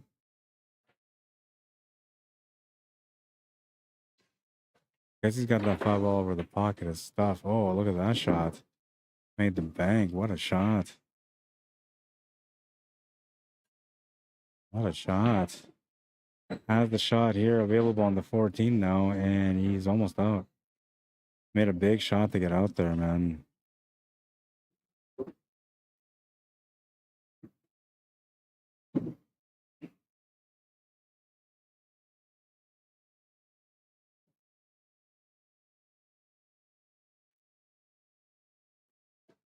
Goes for another bank after that to get the easier out.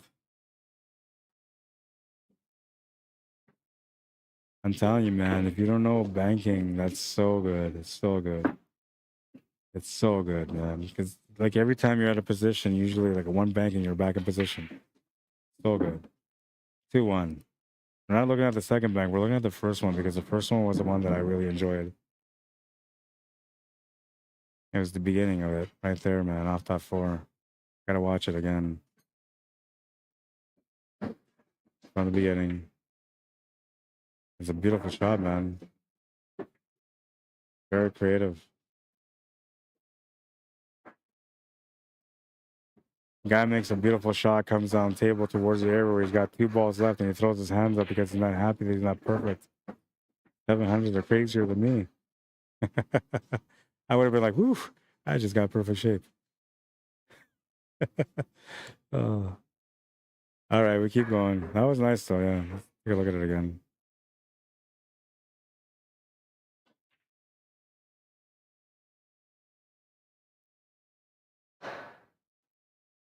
Very nice, very nice, very nice.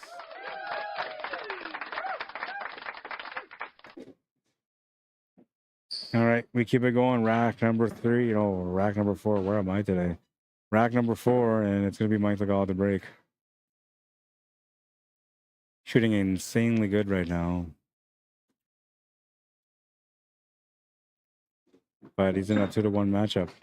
And look at that break. A couple of balls spread on that one, and got a nice opening shot for the stripes. Not much for the solids, but he does have 1 shot available for it if he wanted to go that way. But I'm thinking by the way the stripes look that he's probably going to want to go stripes. 8 ball's the only reason why I wouldn't. Oh, wait, there's that 11 and 10 ball. They're in a bad spot, so maybe that's the spot that he's got to work out. Yeah, so it's not that easy of a table. Still has to figure it out. I think my food is ready, so I'm going to go get it. I'll be back.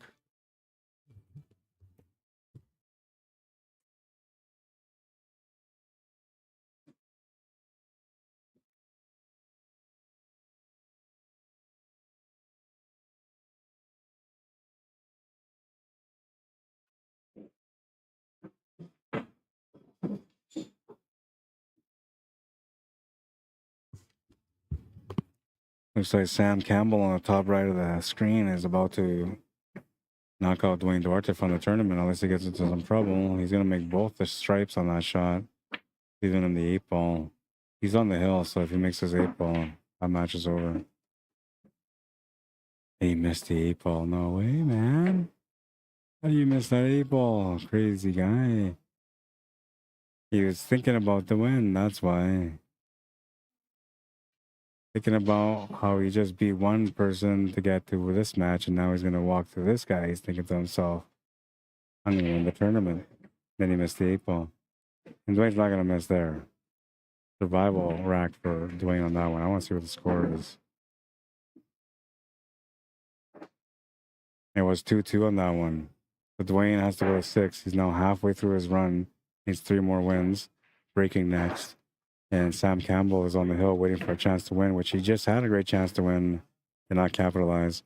Brian Campbell at the table on the top left of the screen playing against Tracy Bernard. And the score there is 2-1 with Brian at the table. This match here now is at 2-1 with Guy at the table, and I'll be right back. Just gotta wait for him to shoot. Try not to throw him off. I did throw him off a little bit. I didn't want to. Apologies for that, guy. It wasn't intentional. If you watch this later, I'll be back.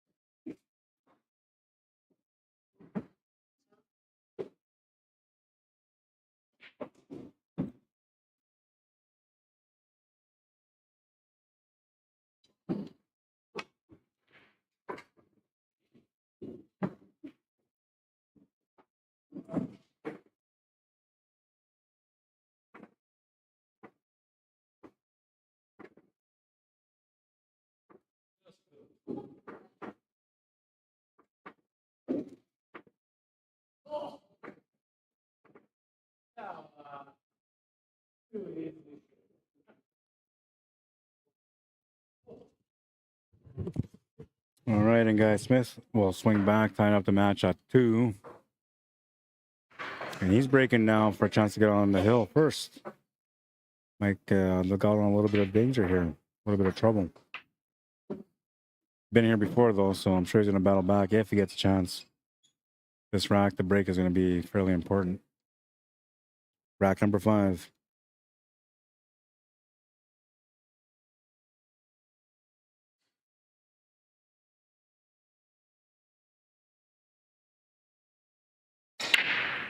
Going for the second ball break.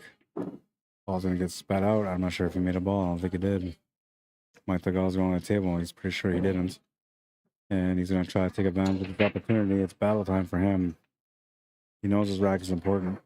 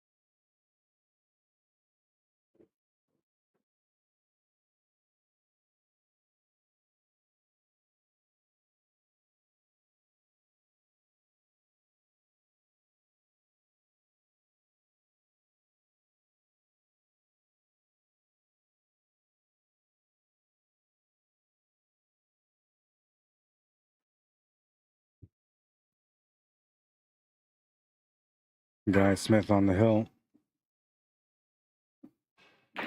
I'm just busting a munch here on the side. That's the only reason I've been on the mate.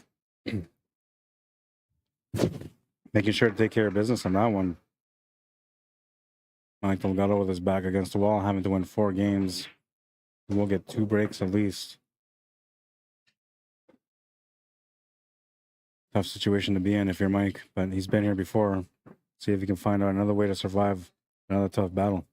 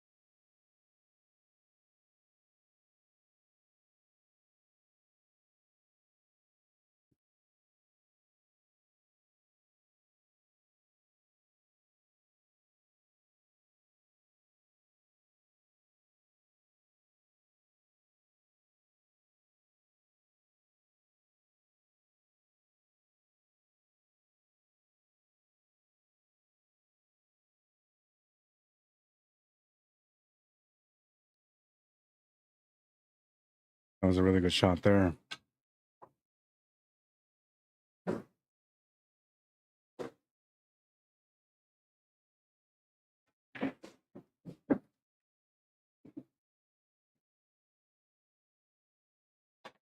Finishes in front of him. The way he's playing right now, he's going to finish it.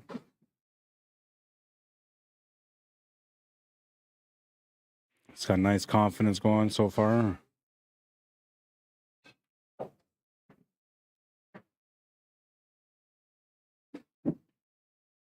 Oh, I thought that was a 9 ball in the bottom left corner. That's the 1 ball. So he's on the 8 ball right now. That's why he was disappointed. I thought that was a 9 ball the whole time.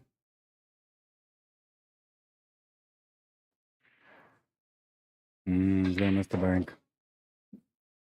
Huge break from Mike DELGADO. He cannot give this table back to his opponent unless he plays a safety.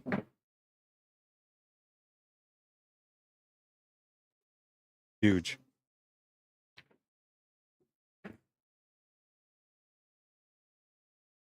Comments.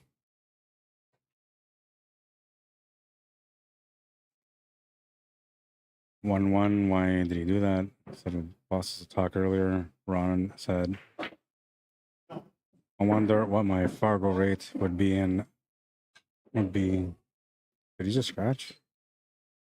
He just scratched. Oh no. Guy Smith with just the 8 ball for the win. I wonder what my Fargo rate would be. I'm a strong 6 in APA and I was a 7 for a session. So roughly around that 500 mark. Starters are 525, which is about that level.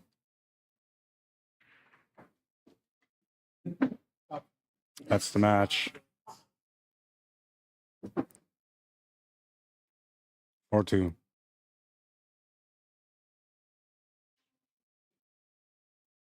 So we'll have our A-side final now.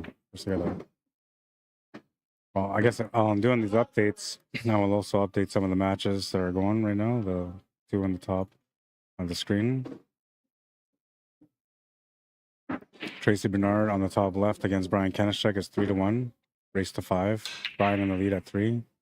Tracy at the table. Sam Campbell and Dwayne Duarte. It's Hill. Sam Campbell was up and had a chance to close out at 3-2. It is now Hill.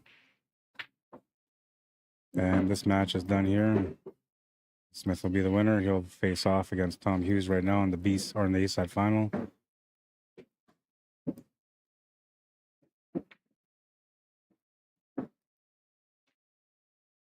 We'll get that scoreboard set up for you guys. And then we'll have some B-side matches, which you normally don't have, but we are going to have some B-side matches on the screen.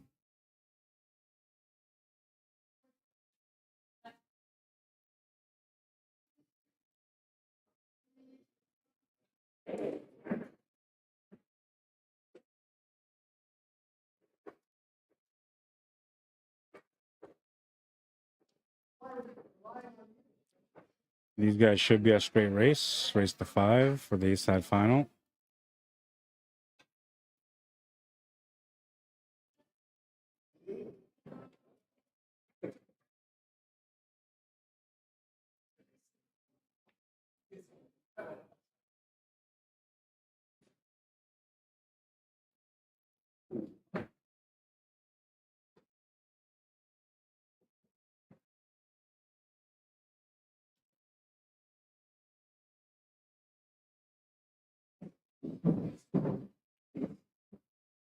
Oh, we'll switch guy and we'll put him on the right. All right. Set final. So you guys will be able to play your A-side final. The B-side's running a little bit behind. Just one match.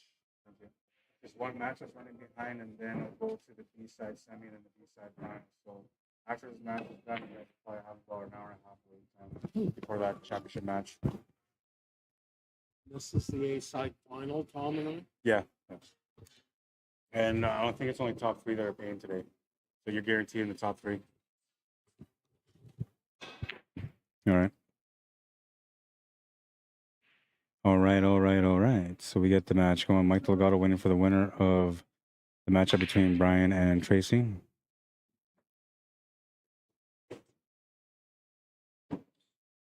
$586.03.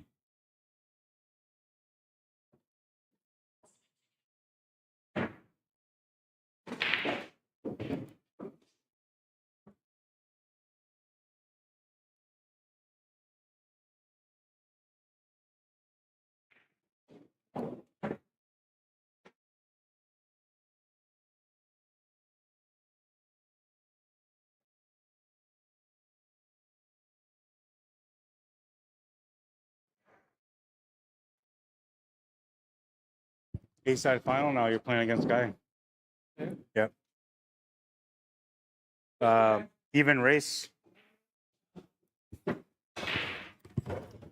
Race to 5, man. Let's reset the clock.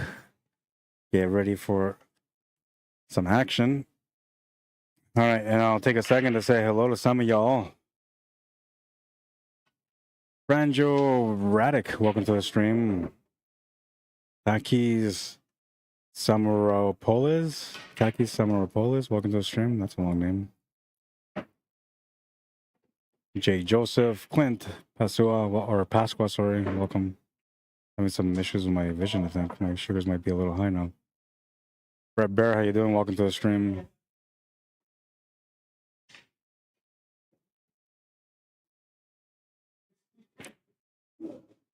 Jeremy Solberg, Leon Hayes, Barb Wheeler, welcome to the stream. Tamarua Mercuria. Vision's not being very good right now. Maybe it's the brightness. I'll turn it down. I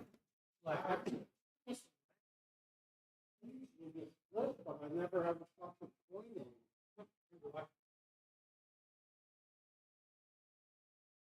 Mike, you got a coin on you?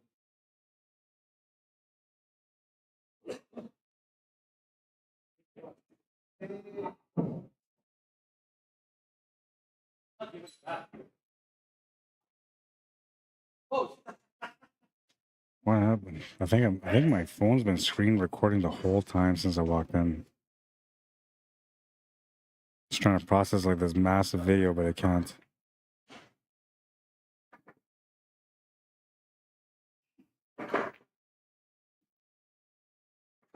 All right, so it looks like Tom's gonna be breaking first.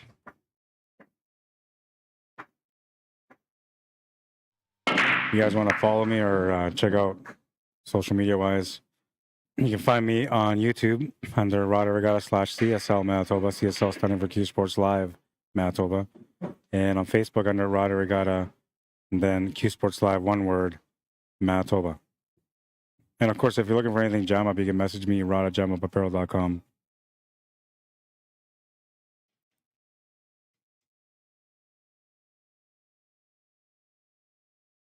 Want to check out the hangar in person? They're located here at 121 Scurfield Blvd. Give them a call at 204-560-2929 if you're looking to book a party or if you're looking to reserve a table or maybe you've got some questions. Either way, they will love to take care of you.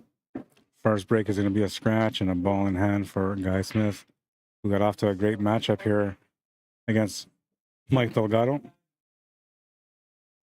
And one thing about, excuse me, these players is that both of them defeated a player that's higher level than them. So Tom beat Dwayne Duarte, who's a 664, and he's a 603. And Guy Smith is a 508, and he just played against a 706. So both players feeling pretty good in their game right now.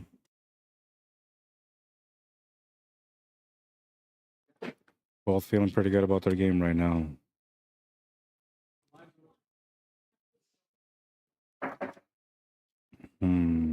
Guy almost made the same mistake as he did last time there. He wanted to start off with the ball in hand at the end of the table.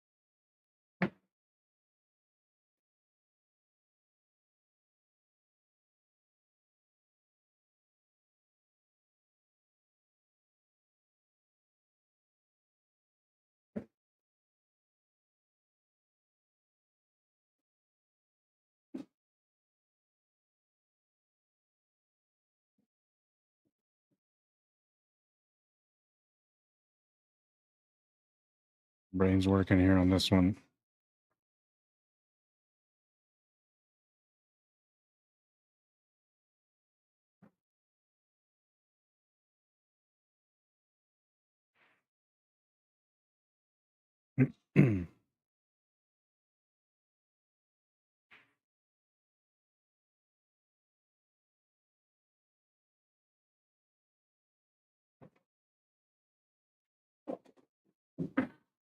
Thanks the shot. Cubo's going to follow up that way. Not a good setup here for the 6.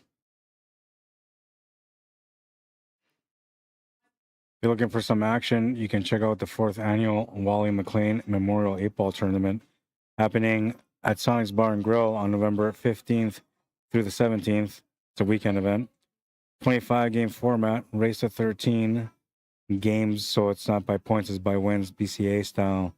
5-player teams, 32 teams max, $300 entry, and they got a handicap system, which you can see on there. If you got any questions about that or anything else, you can always message me, or you can message Cornell McLean Jr. directly at via email at ckmcleanjr@gmail.com.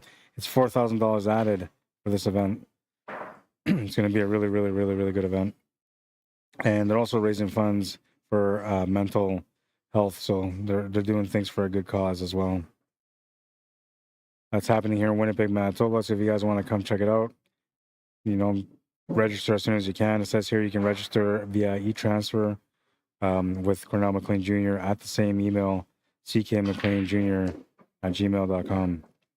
$4,000 added, man. It's going to be good. It's going to be really good.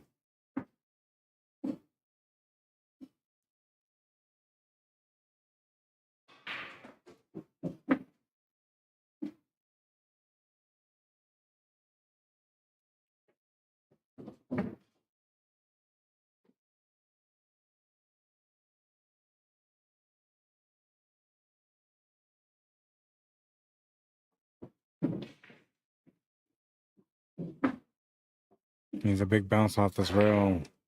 Well, it'll be good enough, I guess. It's got the shot to the corner still with a stun line to get over to the next shot.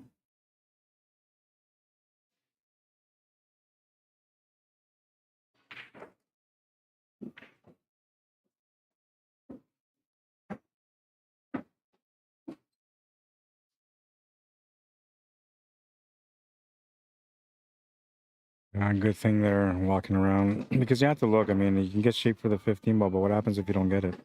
And now, what if you actually play shape for the 13 ball? Then you can get better for the 15. Like a couple of things you gotta look at. So it's important for him to walk around there. He's sitting up for the 15. Smart shot. Good decision. Should be able to just draw back here for the 13 ball next.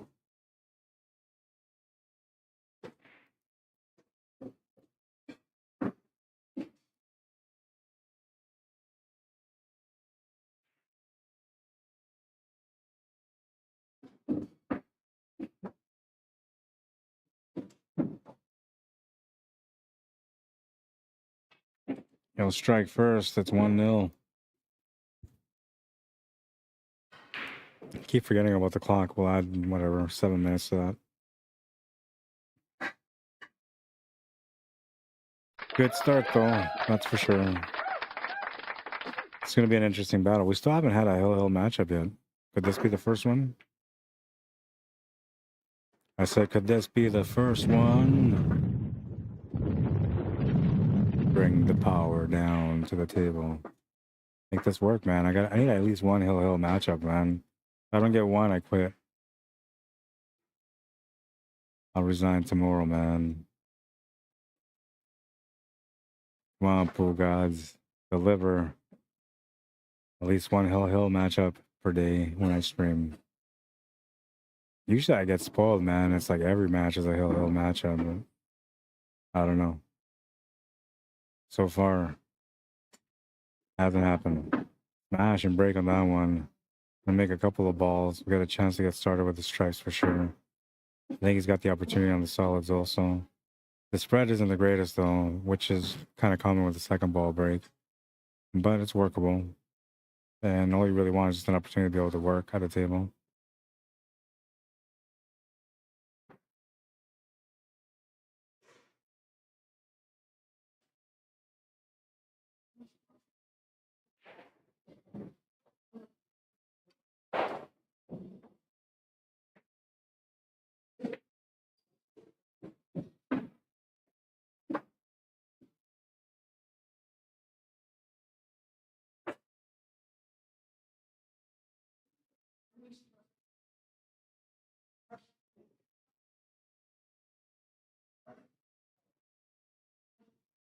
Quite the puzzle in that top left corner. He's just trying to work it out so it's not as difficult. And he's actually done pretty good there with that shot. Opened up the 10 ball to the right side middle pocket. It also goes to the top left corner. If he takes the shot to the right side middle pocket now, he would also open up the 11 ball. If it needs to be opened up, which I think it does. He can also make the shot on the 12 ball, come over for the 14, come down table, and then set up from there for the shot on the 10, or even get the breakout from there, which I don't think will be the right shot. But each player kind of makes their decisions based on what they feel is best for them at the table, and he's probably going to do the same.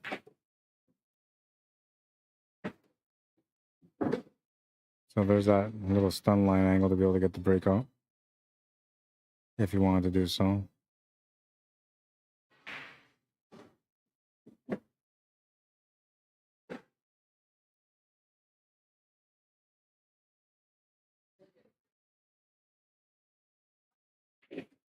He went for the breakout. Then I get rewarded, man. Turbo will come out and block the cue ball. Cannot see anything. Cannot see the 15. Cannot see the 13. Cannot see enough of the 10 to be able to make a shot off that. He's in a tough spot.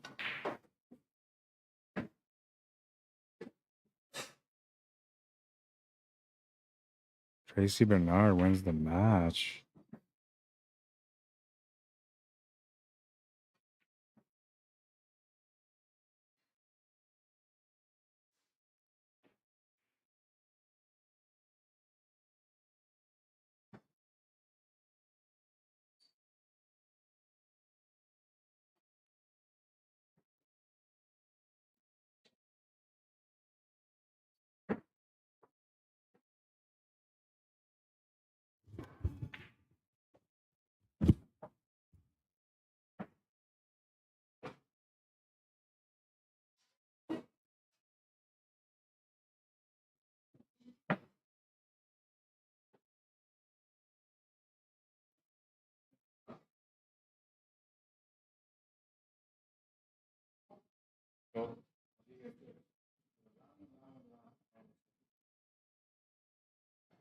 Coming to you, Tracy.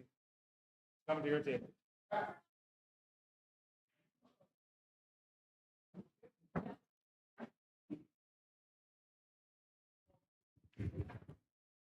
You can switch to 10 or 7. It's up to you guys.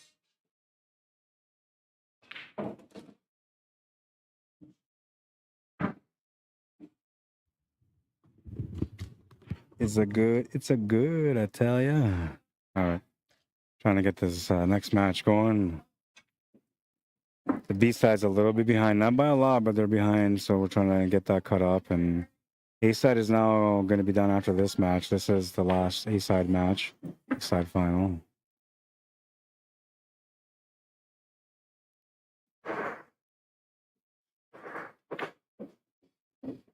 Tom will take that game, making it 2-0. Guy Smith with a great matchup in the last matchup against Mike Delgado. The energy's a little different on this one.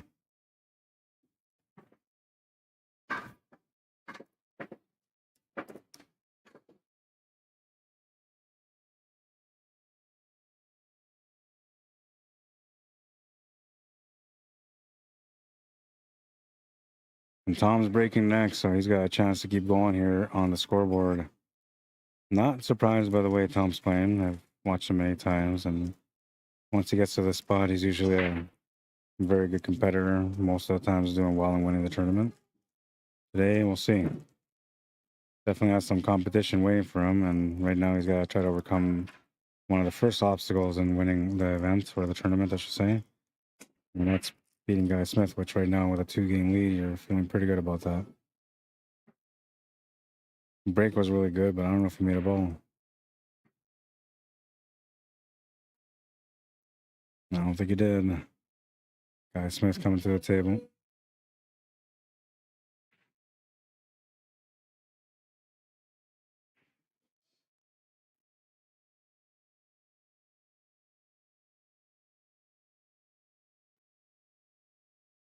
By the way, if you guys haven't liked the stream yet and you guys would like to support the work that I do and these players for their efforts that they're doing at the table, you can always like the stream. Best way to support it. like it on Facebook, or you can like it on YouTube. On YouTube, it helps me to be able to monetize, to be able to get more exposure for the work that I do. So that's the best way to be able to support me. But on Facebook, it's good. You know, it shows some love, and everybody knows that, you know, you guys are still watching and enjoying Q Sports Live on Facebook, which I know you guys are. If you haven't subscribed to the Facebook page yet, you're on it right now. That's a good way to start. Hit the notification button and follow, and then you'll get notified every time that we go live. And if you want to find the YouTube channel, you can just go to the post, and on the post at the very top, almost at the very top, it'll say YouTube live stream can be found here. That's how you find the channel. That's where you can subscribe if you want to support that way, or like the stream over there if you want to. You don't have to subscribe if you don't want to, but just know that I'm a guy that loves pool, and that usually I do really good work with trying to promote pool.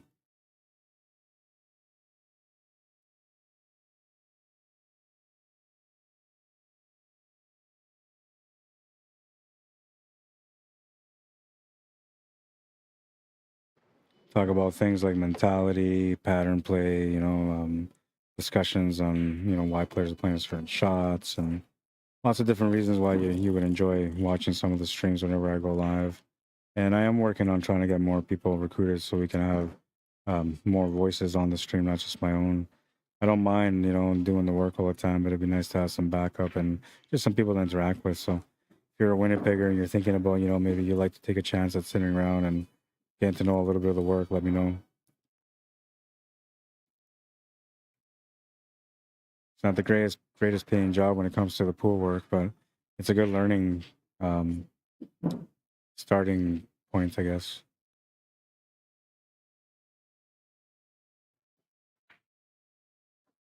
Shot to the corner is good. Hit that ball pretty solid, but gonna hold up for that 14 to the corner.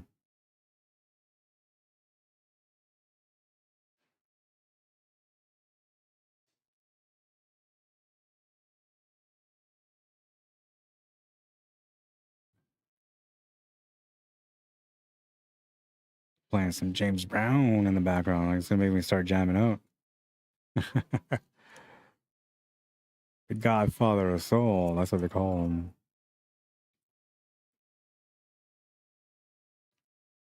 Is soul music even a thing anymore? I wonder. I think soul music was more like a 50s, 60s type thing, right? I wonder if there's any soul artists out there, soul music artists out there. Same with like disco, man. Like, is disco still a thing? Do people still disco? My parents used to listen to disco, man.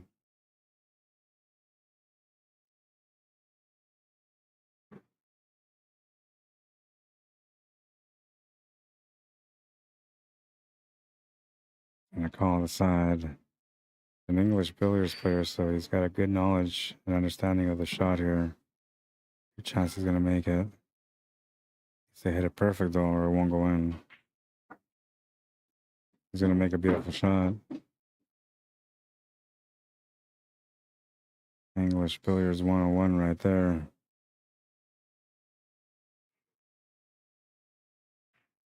Makes the 8 no problem after that. That was a good rack for him. And I knew he was going to go for the English Billiards shot because that's the kind of player he is. He's an English Billiards player. So why not go for something that you're good at? Why not lean on something that you're experienced at?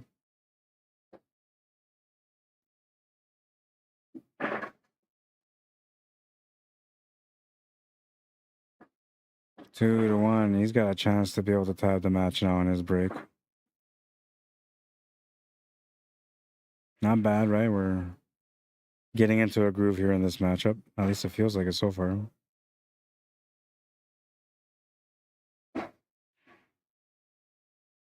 So you know Tim Sinclair.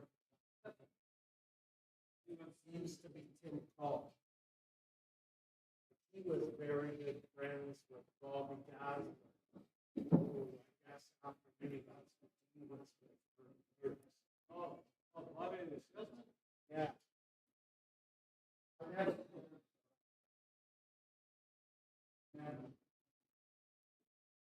Tim was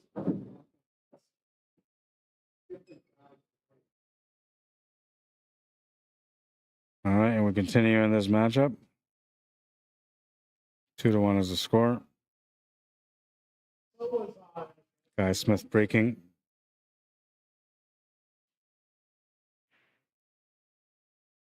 He's going to lose the cue ball off the break. Nice little English billiard shot here off the 7 to the side.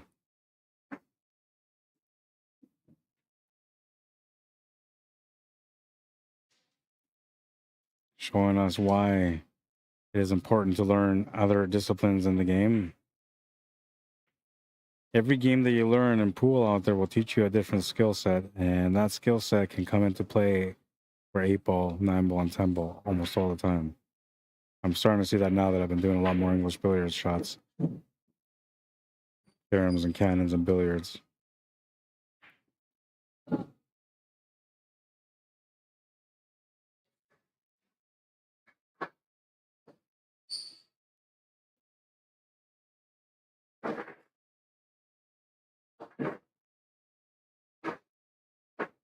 Like Delgado with a tough matchup right now, having to play against Tracy. Spotting her 4 games. He's racing to 7. She's going to 3.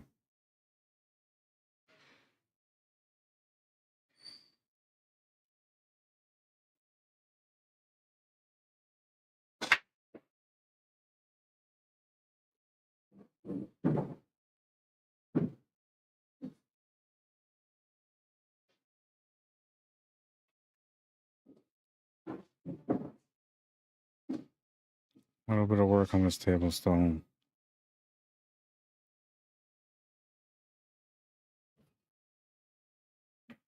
you kind of get into it now a little bit. Oh, barely had enough wheels to get to the pocket, but it makes it.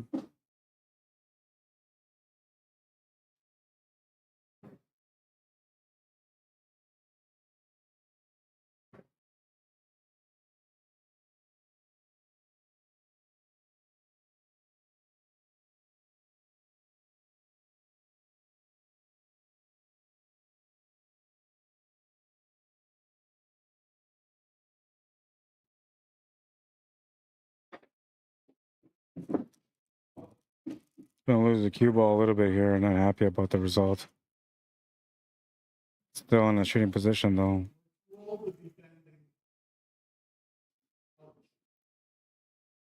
Guy says we're too old to be bending like that. That's why that happened.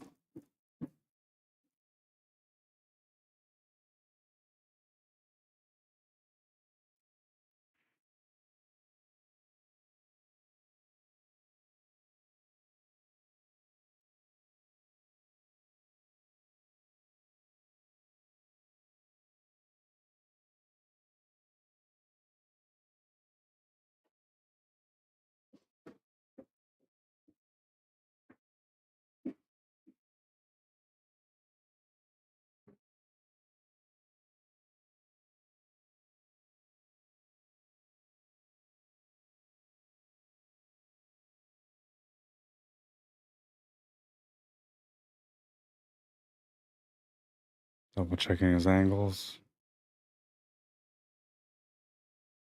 You could almost take the stab of going straight up there. I'm not sure if it's the right time for it. You might want to set up for that 13, but with a follow-up angle instead.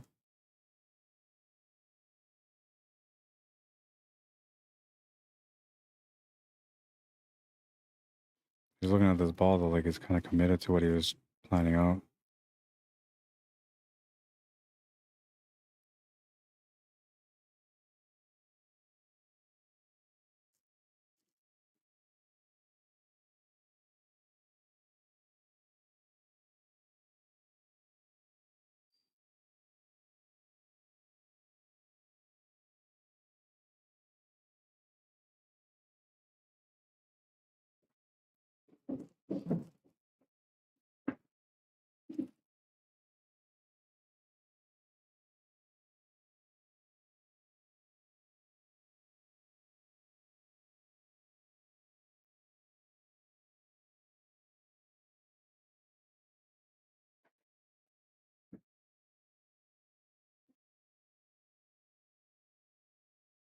I don't know if the 14 actually goes. It looks like there's actually a perfect window for the 14 to go. But Yeah, he's looking right now to see how he can solve this because it might actually go to the corner. Yeah, he's looking at it like it goes to the corner, so it's got to go. If it goes, you have the shot at it now. If you were to take that 13 ball right now and try to draw back for that ball, you wouldn't be able to get there. But if you have the shot right now, you can definitely take care of it right now and not worry about it anymore. That is the puzzle. That is the last piece of the puzzle to get out.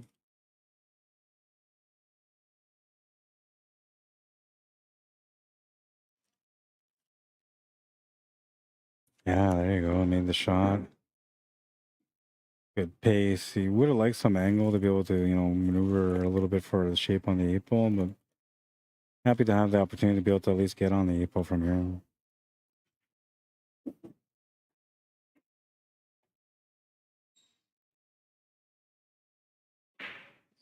Oh, he almost bobbled that one, but it's going to go in. Forcing the angle to get up to get the shape on the 8.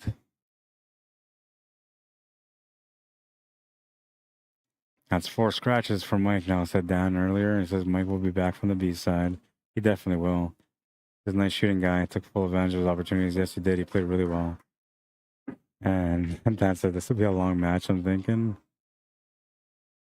Might be 3-1, and we're 20 minutes in plus because there was I think a rack that went in 7 minutes, so 25 minutes into the match. Averaging about 6 minutes, just over 6 minutes per rack. That's not that bad. I think is good.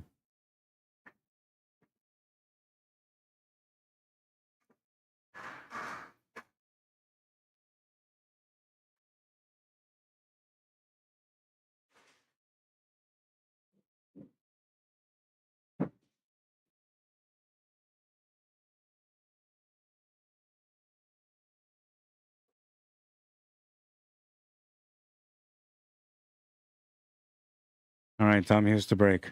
I gotta go grab my cell phone charger from the vehicle because my phone's dying. Be a few minutes. By the way, let me know you guys are here just by liking the stream if you guys haven't liked the stream yet, or drop a comment. Let me know where you're from when I get back in, and in between the next rack and then this one, we'll do some shoutouts real quick if anybody left a shout out. I'll be right back. Well, ish.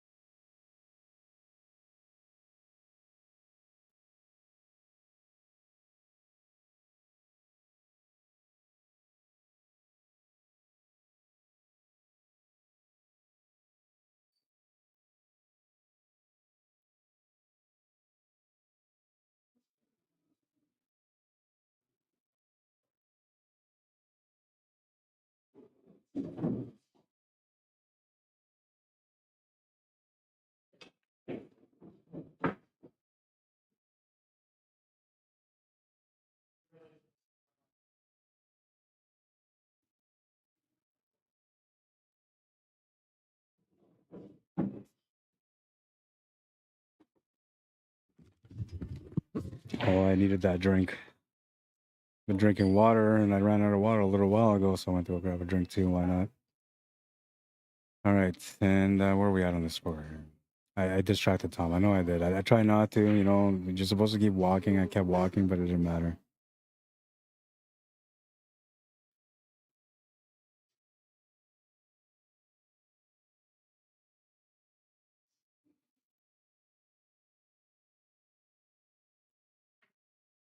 I did that to somebody at the beginning too. Was it Guy or Tom? It was one of the two in this match when I threw him off a shot.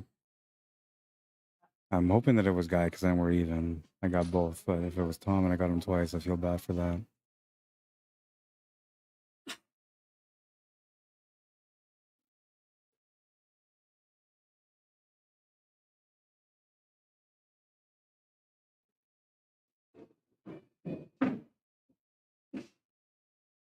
Oh, and I said we were going to talk about the performances after that semifinal was over.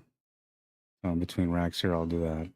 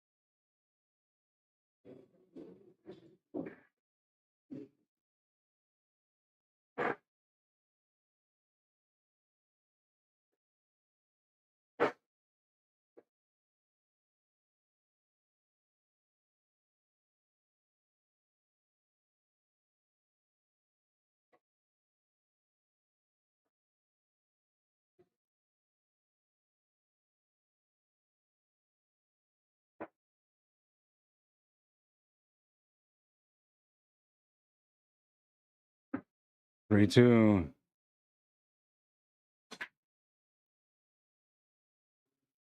And the battle continues at the hangar here on the main TV table. A-side final.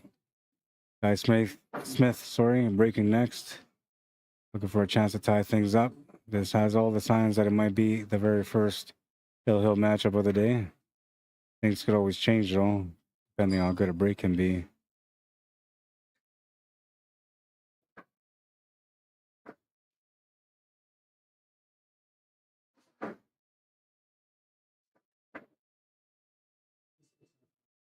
Winnipeg Jets playing right now on hockey. I can watch it on the screen. They were down 1-0. They tied it up on 1. They're playing amazing.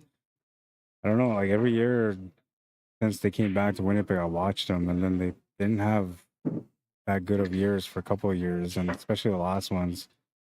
So it made it tough for me to watch. Last year, I refused to watch them, and they were having an amazing season, right? But I refused to watch them because I'm thinking, like, it doesn't matter how amazing you are. Like, it's all that matters is the playoffs, right? And sure enough, on the playoffs, they didn't deliver at all.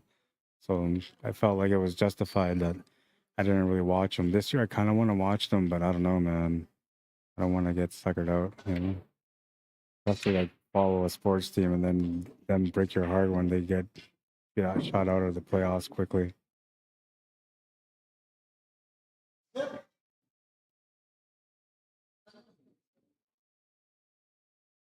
All right.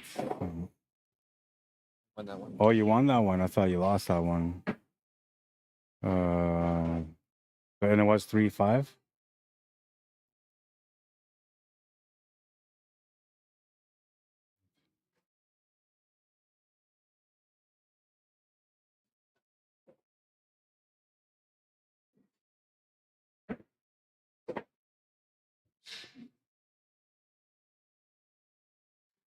I'm waiting for Tracy.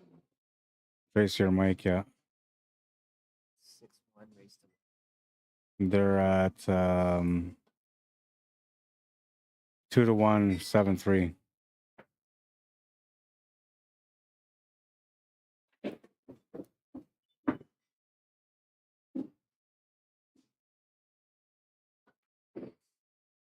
All right, all right. Tables haven't really been wide open so far today. I wonder if that has anything to do with the weather and the humidity and that in here. There's not much humidity, but it's cold. And then the table's kind of, the ball rolled differently when it's cold.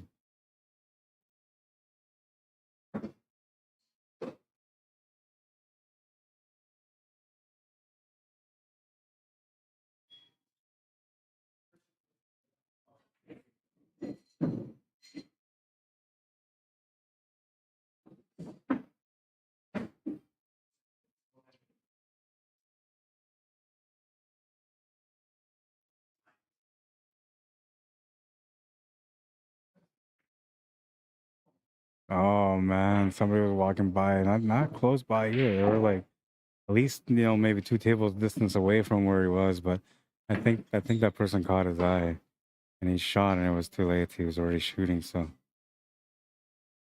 Guy Smith with a break on this one. Chance to tie it up now.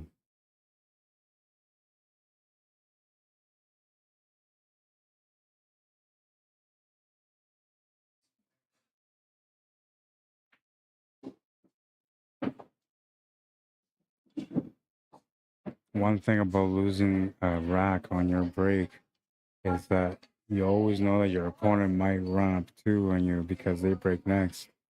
So when you get a chance on your break after you broke dry or scratched, and they give you a chance at the table, you gotta do everything in your power to win that rack. It's never life or death, but it should feel like life or death because that's the way you play the game if you want to be a good player. Not that it is life or death, but you feel like it is. So you try to give it the attention and the focus that it deserves.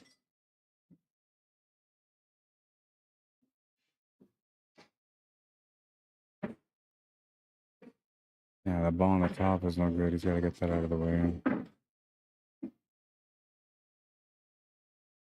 The setup here is going to be interesting too. I think he's going to play down for that 12 and 15. But he could easily set up for the 11. I'm just wondering if the 11 will help him in any way for the finish. I don't think it does.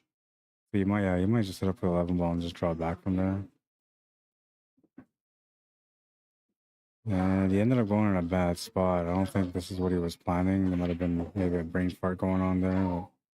But got himself into a bad spot, and he can still draw and come off that rail to be able to get into an area, but it looks like he can only run into that 6 ball from there. The best he can do maybe is run into the bottom of the 6 ball, which I don't think that will work. He's going to play it across, settling for a longer shot to the corner. Good decision there.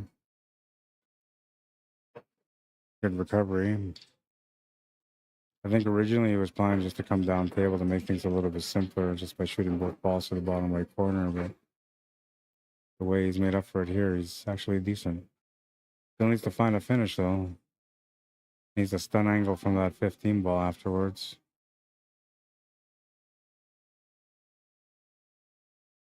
And that's if you go side pocket. If you go corner pocket, then you need maybe a draw angle and draw a stun.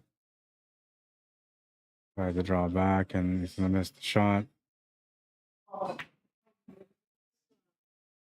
Can't believe he missed the shot. He's at the table real quick because he had that same moment at the beginning of this rack, missing the opening shot.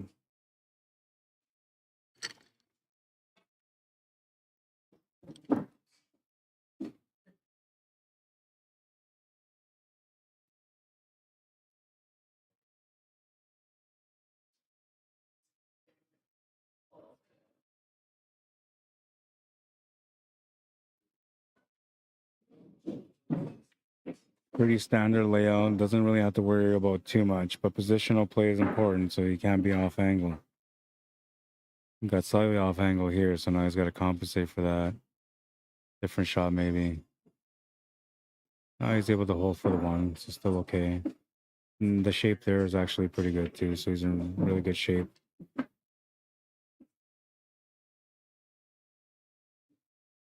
Can draw back to the side or push it through for the corner. So draw it back for the side. It's going to go a bit further so I get the corner instead. Ah, it's going to go straight to the heart of the pocket. He's on the hill. Maybe this is not going to be a hill-hill matchup.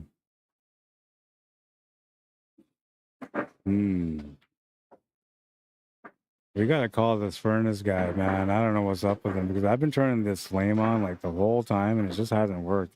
Or is it doing something opposite today? I don't know. Guy Smith deserves a chance, right? Or was that his last chance? I guess we'll find out. Tom Hughes is about to break, trying to close out the match.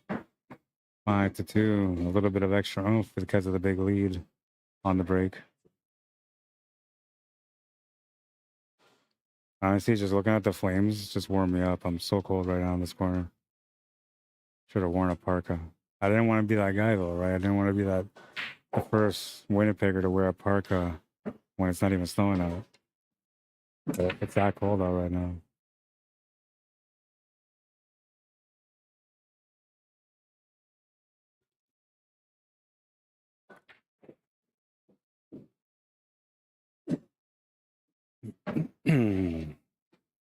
All right, well, he does get a chance after all.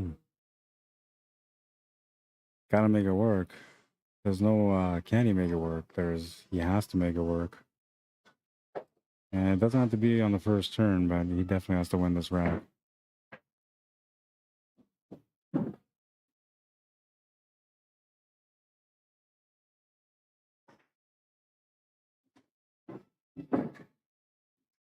Slide bobble on that one. Means that his heart rate's starting to go up a little bit, feeling the pressure in the rack.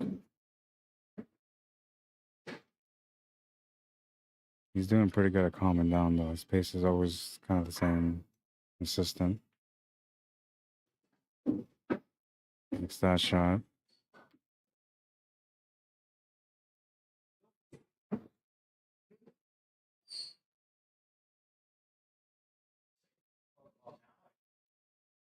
Studying his options. I can tell you the 13 ball goes past the 14 to the top right corner, but the 14 ball is a problem ball. If he can line up for that 13 ball straight, almost straight, he can actually fall through, push that ball through to open up that 14 ball. But then he still has that issue with that 10 ball that he has to kind of get over for at some point. And he's running out of options for shape on that one.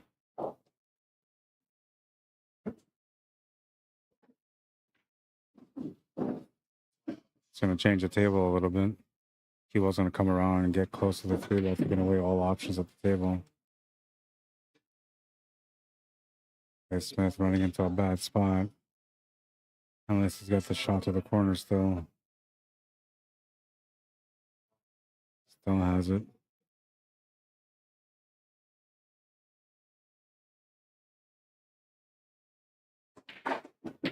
Nice little stun over shot. Oh man, he almost got it perfect there. Bumping her off the rail would have been best, but still has a shot to the corner.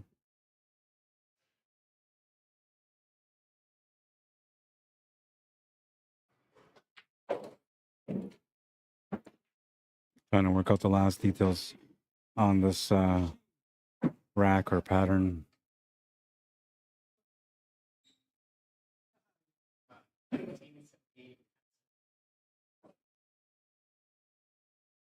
Now you could try to make the shot off the 14 with the spin to come around off the rails and gets it up for the 11 ball, but it's really tough to find that shot.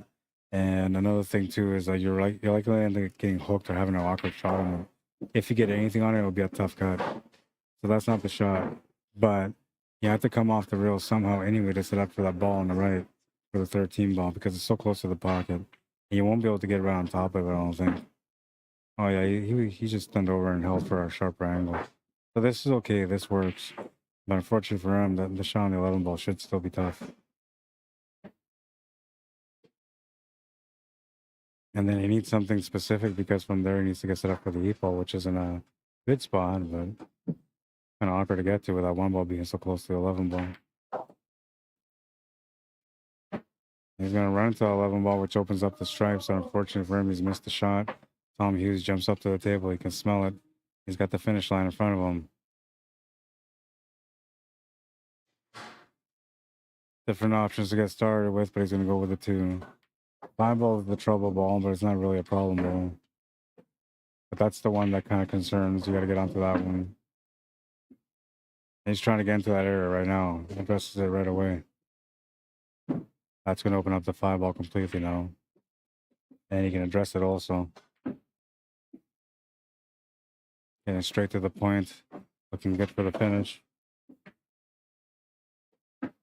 Can hold position there or roll it up a little bit if he wants to have a stun line. Gonna roll it up a little bit for that stun line. And it's not a whole lot, but it's enough to give him a nice comfortable shot.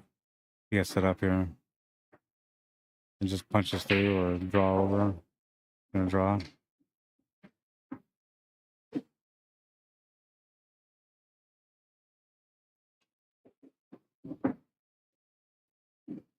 And just to finish now. So for the long shot in the opposite corner in the 8-ball. Quick work on that one, man. He could smell it, I'm telling you. He jumped up to that table. He knew that that table was over the minute that that shot was missed. 5-2, the final score, and we do not get a hill-hill matchup. Can anybody deliver me a hill-hill matchup? What's going on today, man? Is it all one-sided competition?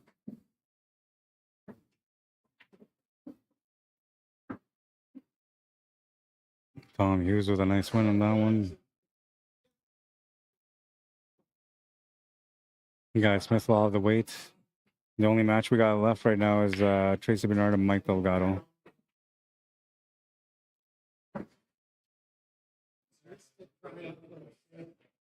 They're playing on the top left of the screen. The score is 4-2 for Mike Delgado. 7-3 rate for Tracy's on the hill. And she just broke.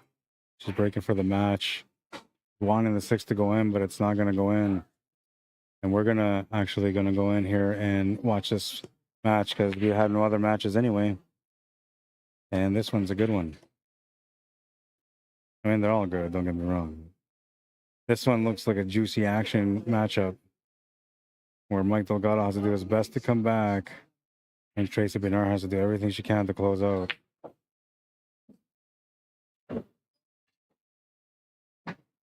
Okay, just try to make it look somewhat better. Maybe I'll back this up somewhat.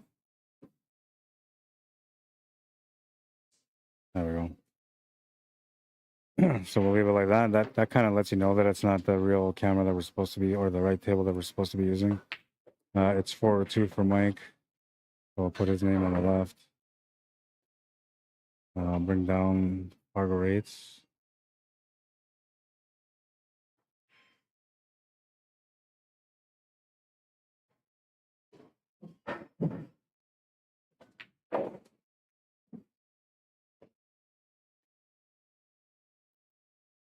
Usually I do ladies first, but well, maybe we will go with ladies first. We'll put Tracy on the left.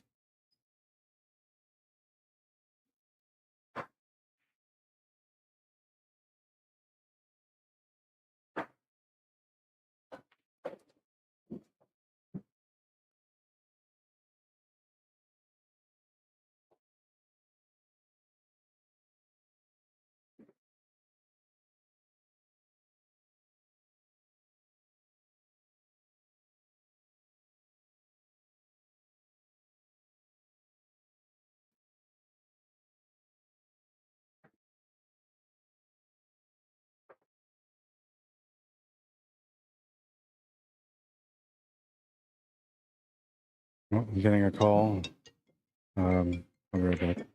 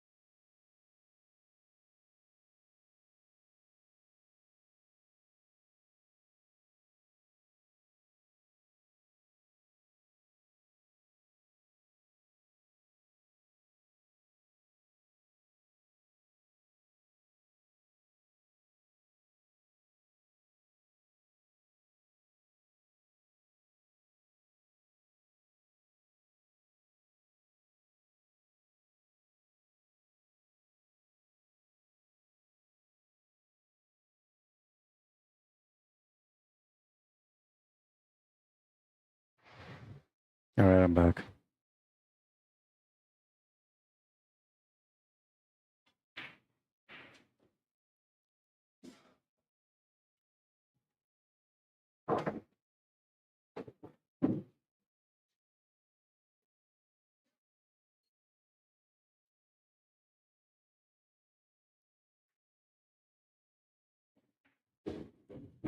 Mike Delgado at the table. Let's see what he's doing. Did he win that one? Oh, he did. So, oh, he's not going to 5. We gotta fix this. It's 7-3 race. 7.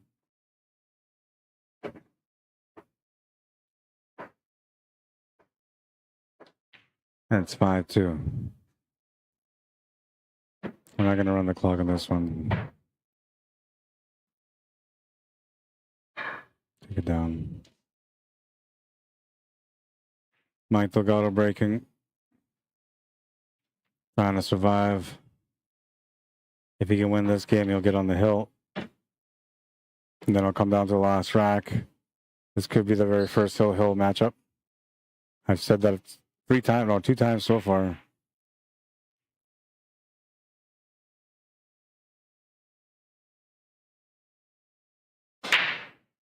Mike's gonna rip into that break. He's gonna lose the cue ball. Oh no. Tracy Bernard on her one chance to be able to close out right now on this rack. She has to capitalize. Solids look decent.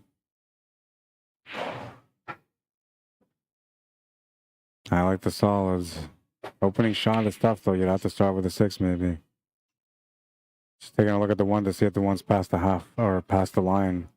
As long as half the ball's past the line, she can shoot the 1. But it's got to be at least half the ball.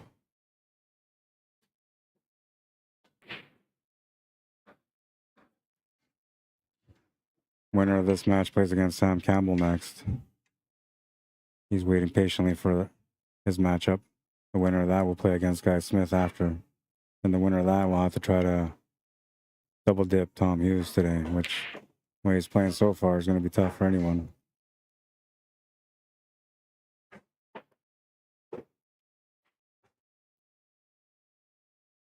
Yeah, she's going to have to start with a 6 ball. Changing her mind. Going for stripes now instead. I think the stripes are harder. That top right corner looks really tough. She's going with it though. I guess she's using this 12 ball for the breakout. That's the way she's looking at it.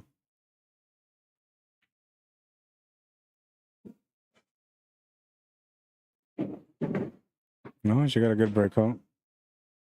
On top of the 9 ball though, so I'm not sure if she can see that 10 ball. If she can, then she's good. 9 ball's still a problem because I believe that 5 ball blocks it. I don't think she can see the shot on the 14. She can see the 14, but I don't think she can see enough to make it. If she can, then she's still okay.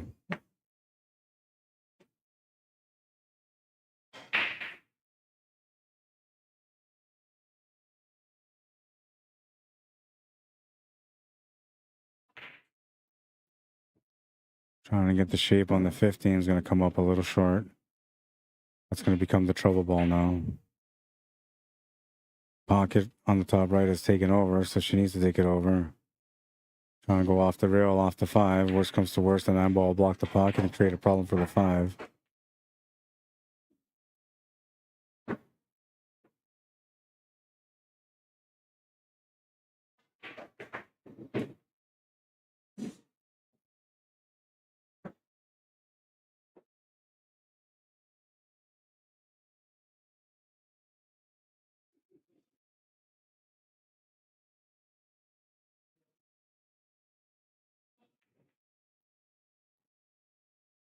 And she's going to make the shot. That was a nice shot. Still needs to find that out though. And that out might require her either banking this 10 ball or going off the rails and coming around, which is going to be tough to do. And you have to go side pocket for that, left side.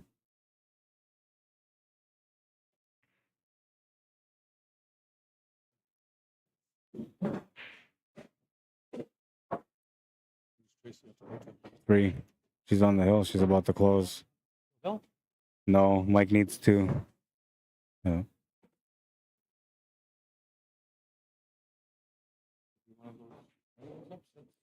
Yeah. This was a nice little shot off the rail, off the 5. It almost hung up, but it went in. And she just made the shot on the 10 ball. I should have kept it there. Should have waited to see what she did. She made the 10 ball anyway, and I think she made it with the bank side.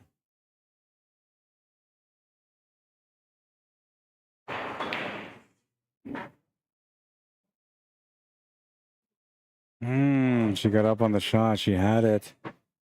She had it. She had the 8 ball too. Man. Now, if she would have left that shot near the side corner pocket, she's sitting pretty right now. But it's in a bad spot. Mike has a pretty decent table. And he's got the opportunity to play safety whenever he wants. That means that he's like a 95% favorite to win this rack and get on the hill.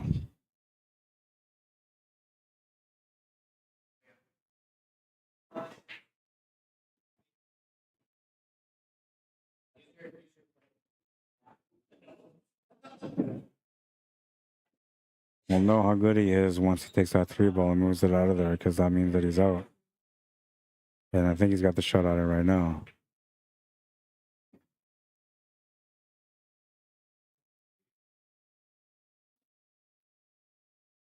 Yeah, he's out. It's got to make everything work for him here. Setting up with a side pocket's going to be important.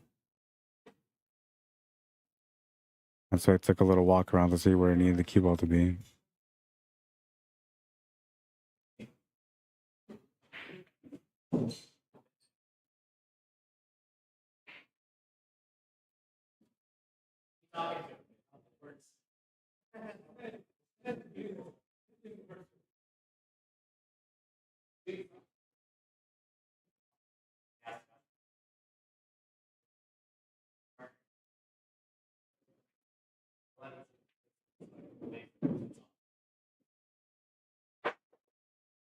Could play the combo, but he is set up to play the 5 on its own. Doesn't really matter what he does for the 1 ball as long as he gets a shot. I'd probably go to the side pocket where he's standing, but it looks like he's going to try to set up for the same pocket as the 5.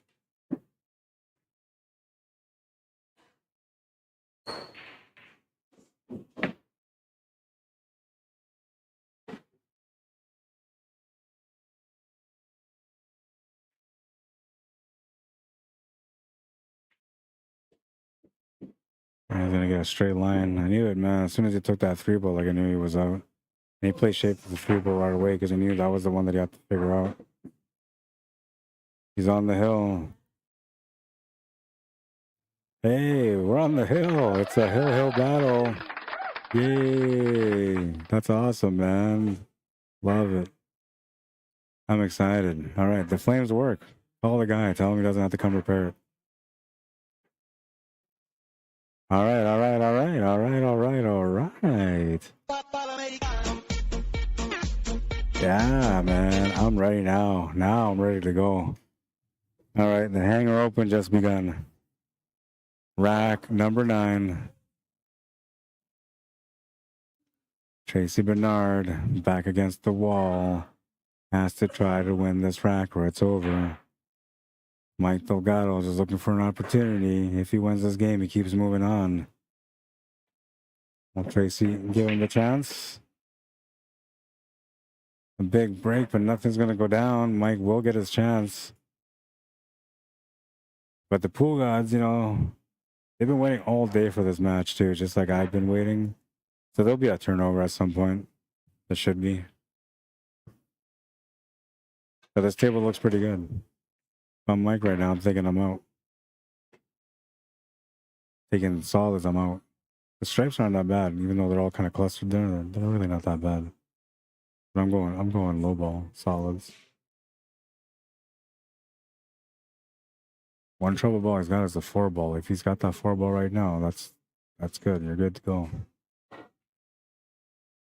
Oh, he's got it. Yeah, he's good to go, man. 7 ball's the only other problem ball. He's got lots of options around there to be able to break that out. Coast is clear. Bring him in, he says. Bring him in. Time to make it a win.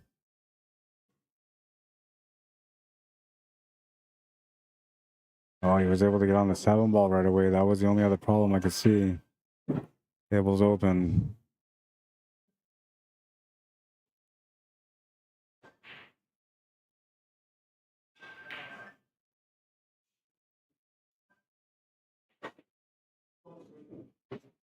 I like that even though everything is wide open, like he's still taking his time, still addressing it because it knows, like, you're not going to get these chances all the time.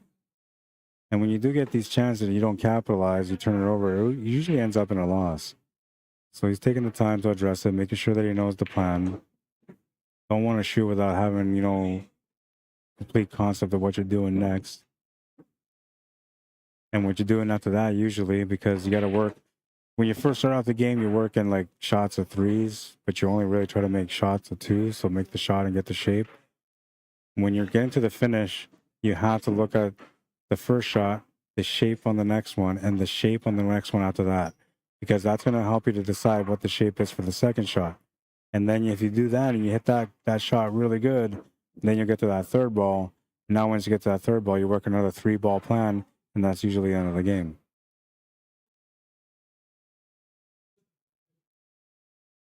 Most players actually work from the 8-ball back off the break. But when you get to the table and you have to work a small pattern, like in his case, he had 5 balls to work out. You just do what you do. That's what he just did. Shot to the side for the finish. And he'll be playing against Sam Campbell. So it looks like he survived a scary one here with a hill-hill matchup. Nice finish, Mike. Good finish. Too bad, Tracy. I was rooting for you. I was rooting for you. All right, and so we'll update here. Mike DELGADO's in some trouble now. He has no idea. He's all happy. Look at that smile. Remember that smile, man. You're going to see a stressed out Mike DELGADO right away. He's playing against Sam Campbell. Sam Campbell is having a night. He is having an absolute night so far. He's on the B side, but it's as good as if he was on the A side. He's having that good of a night so far. All right, so it's going to be... We'll bring these guys back to the main table now. Mike DELGADO, Sam Campbell, 8-3 race. He has to race one more, and he's got another 3 against him.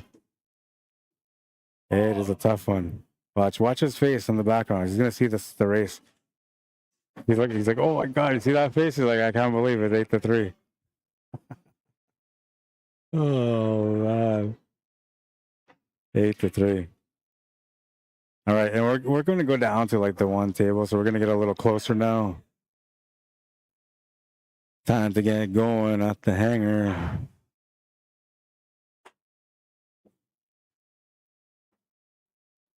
You had it. You totally had it.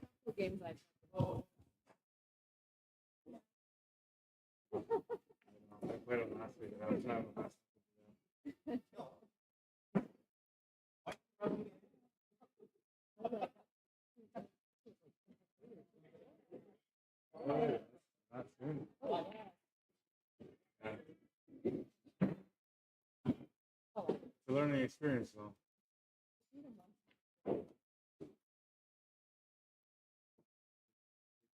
I was going to play this video, but I don't think it's here for revenge.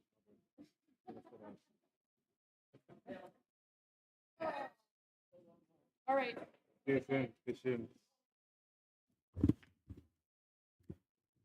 All right. You guys ready? I'm not. Who do you got to win this one? 8-3 race.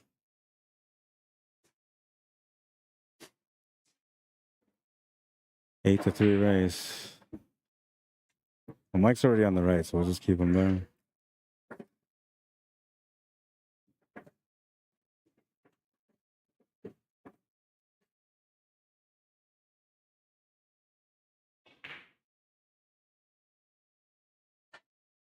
Can a 3 overcome Mike Delgado?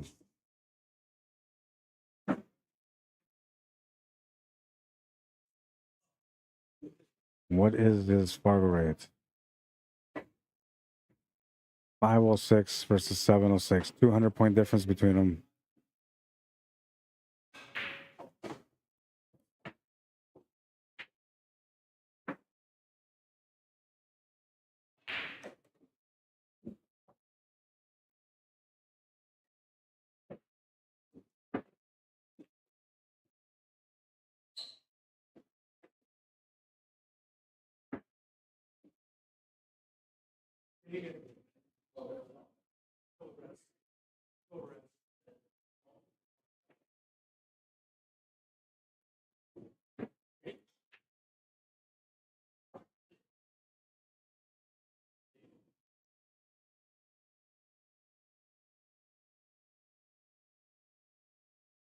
All right, Fargo rates are up.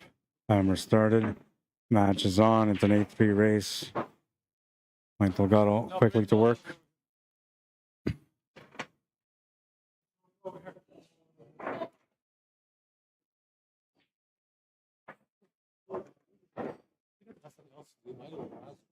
Yeah.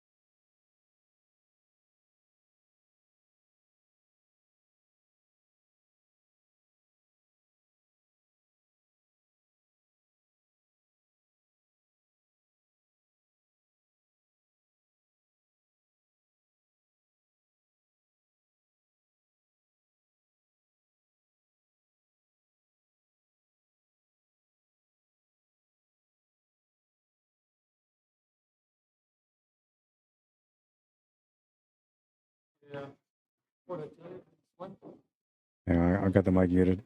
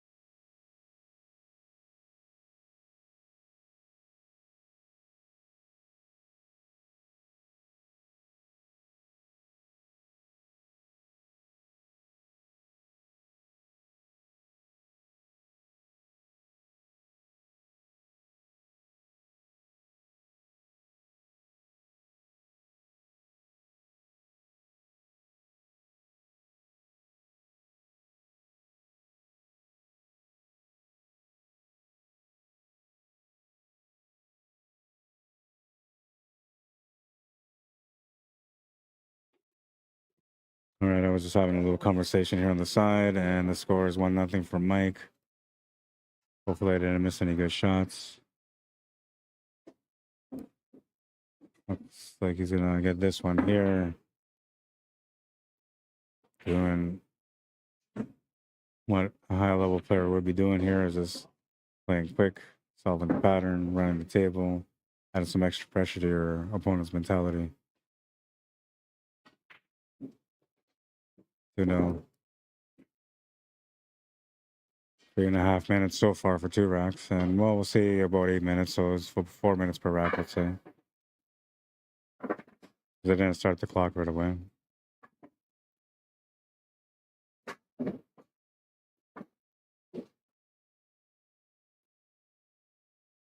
He's in survival mode, man, so it doesn't matter if he's up 2-0 in his mind, he's down 2-0.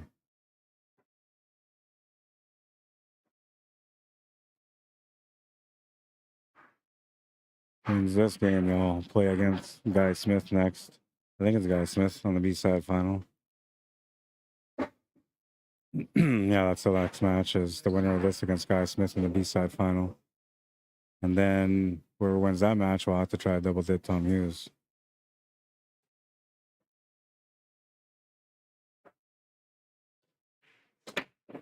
Ooh, man, he laid into that one. He laid into that one. That white ball came up angry. Wow, look at that. That was like a dunk shot. We got to watch that from the beginning, man. He laid into that one. That's the biggest break I've seen Mike Delgado do, and he didn't even get that good of a break out of it. Wow, just hammered it, man.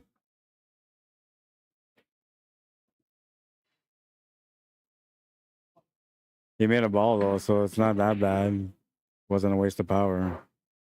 And he got a decent spread, so he's actually decent here. But he laid into that one. I bet you he's thinking about this right now. Thinking to himself, you know, if I had that break all the time, I gotta remember how to do that. And he's gonna keep trying to do that. Playing the combo? Yeah, I guess is best. Put the 9 ball's an escape shot. I can play through it too.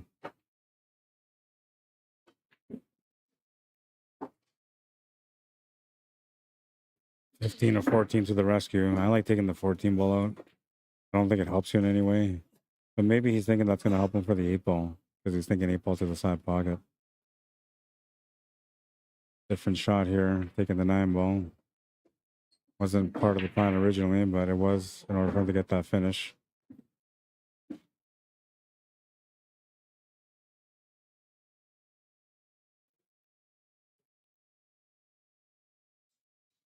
Oh, he's taking that finish ball out of the equation, so I guess he's not taking that away.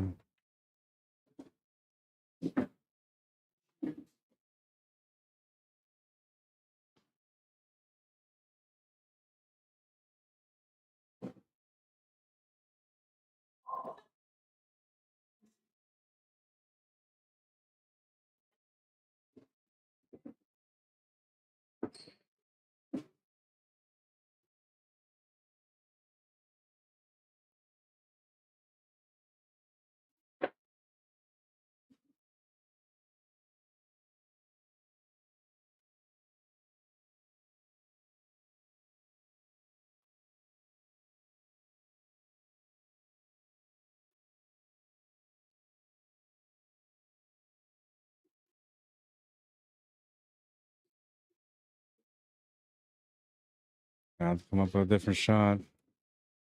I go back, down, and back up.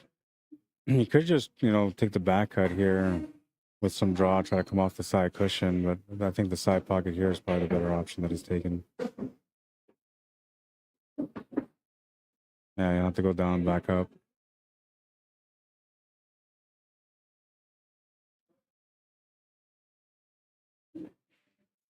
Still a bit of a tester. I can see like 2 rail position, try to get behind the 8 ball to make the 8 ball on the left side middle pocket. That could be an option. But if that 8 ball goes past that 3 ball to the top right corner, then he can just play this through, come off the cushion slightly, and have that 8 ball in that corner. But the only 2 options I see is the top right corner and a really tight squeeze past the 3, or the left side middle pocket. or the bottom left corner. Which the bottom left corner would work. You can get that one for sure. What is it? Oh man, that looks amazing. I might. I was just thinking about, bro.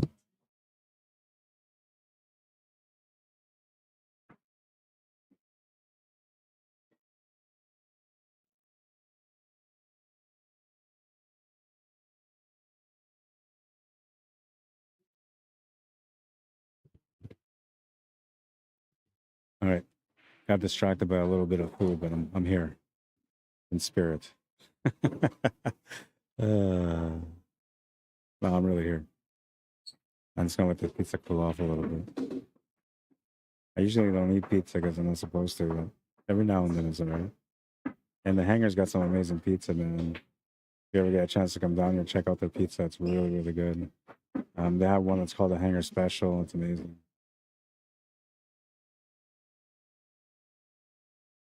Yeah, see, so Mike wasn't tough there for the finish no matter what. And he's turning the table over here to Sam, who's got a decent opportunity. He'll find the finish now. He's been playing a good game all day, so I'm thinking he's going to stay composed. But, you know, when your opponent's playing sharp and good, sometimes you might get a little nervous and come up short or overplay a shot. And he's got to be careful with that. And he kind of underplayed that one a little bit. He still has a shot to the corner, but the shape for the 8 ball is going to be a little different. He's going to play around for it. Big shot. Oh no, he's going to lose some angle. Going to end up with a weird shot on the 8 ball. Good idea, but just too much pace. Recognize the angle that he can get back up table, but then not calculate the right speed. Make sure that he came up with a good shot on the 8. But he's going to make a big bank. Why not? Why not, man? Just do it. Make a statement. Let that Mike Delgado guy know that you ain't scared. Everybody's after him now that I beat him last week. They all think he's easy. He's disappointed a few of them so far today. This one here is trying to make a statement back. And what a statement with this bank, man. Oh, wow. I can't believe he just went for it like that. Right in the heart.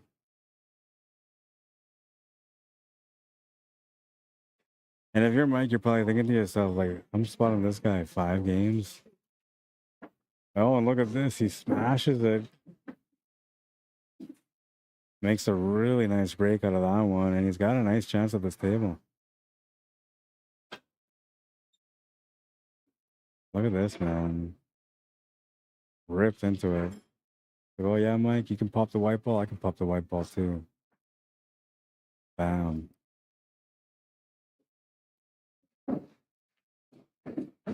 Makes the first solid.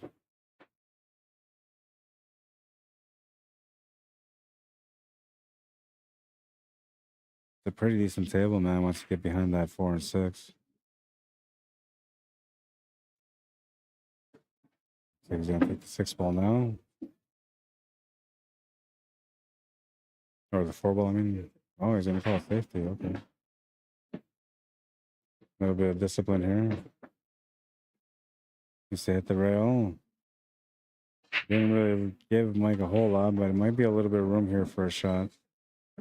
He's taking a look at it right now. That's what you got to do. You got to get on the board. You got to slow down the game a little bit. Make him earn this win because he's going higher race. So if you're making him earn each win, he's going to break down at some point. You can't keep that focus level intensity up all the way through if you're making him fight for every ball. You can wear him down that way. It's like a boxing match. You know, you take the punches for a few rounds, and then right when that guy thinks he's going to win because he's punching hard, and then you start swinging, and next thing you know, you knock him off because he's winded out. He's got no stamina left. That's kind of the way it works in pool too. If you get your opponent kind of going and thinking and being defensive and having to like always play back with safety, you know, and you're gonna do some good things on that table.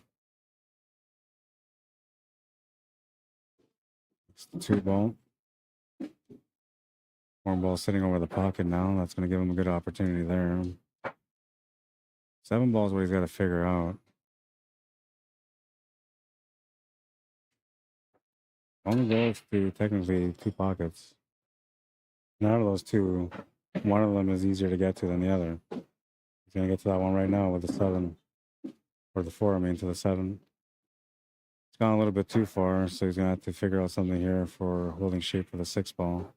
Maybe bring it into the stripe slightly. Oh, he's gonna get around it. I would have liked to run into it just to make sure that it had a little bit of a gap there for control for the 8 ball, but he's got the shot. Angles allowed for the 8 ball. It's perfect. Now all he's got to do is make sure that he makes his 8 ball. Shooting over the ball is going to make it more challenging. He would have liked to have had it anywhere other than where it is right now. Gotta focus and hit it a little bit thicker. Oh, he's gonna hit too hard, man. Way too hard. Man, ball in hand for Manitoba gets a huge break. If he keeps that white ball on the table, you know, he's all good. Mike has to earn it from that point, but with a ball in hand, he should be able to clean this table out now.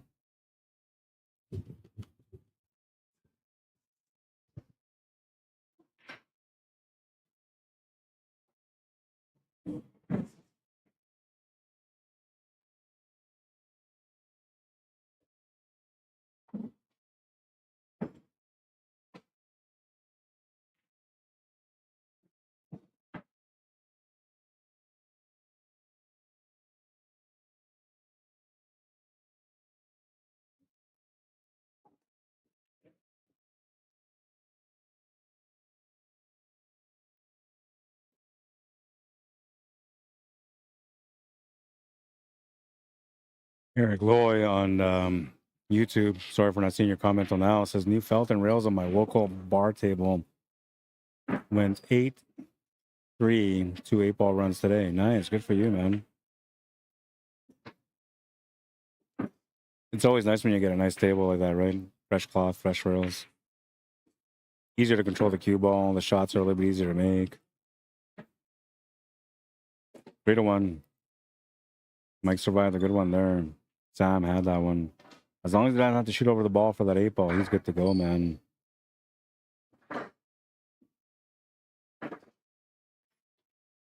Had a nice little break too on this one. Made the opening shot. Almost played everything to perfection, almost. Mike Delgado breaking next in rack number 5. Got a 2-game lead. Needs 5 to win the match. This is the last of the 3s he'll be facing. Everybody left is a 6-4 race with him. Looks like he made a ball and he's got a nice break. A great chance to be able to get on the board again.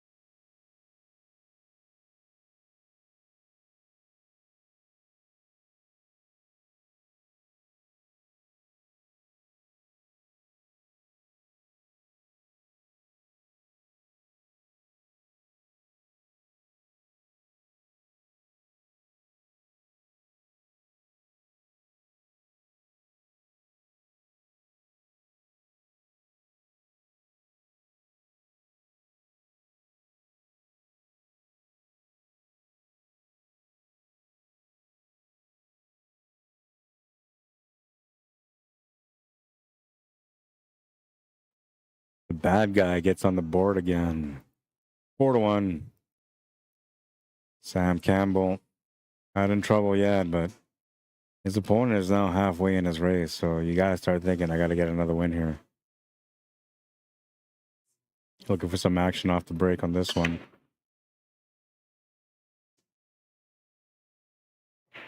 Popped the cue ball almost the exact same way as he did on the last break. I don't think he made a ball this one. And Mike Delgado will get a chance to get another rack under his belt. No real opportunity here except for the shot on that. What is? Oh, that's the 8-ball. He can't even shoot that ball. That's the 8-ball that he's got at the bottom. He might be able to make the 1-ball actually. You can see that. Do you really care if it's solid or stripes? I feel like the solids are actually decent. Just a little bit of work where the 2 and the 4 are. But if you get, the cue ball in that area, it's really not that bad. We'll get to work on this table. Pretty real shape. People's going to go a bit further than expected.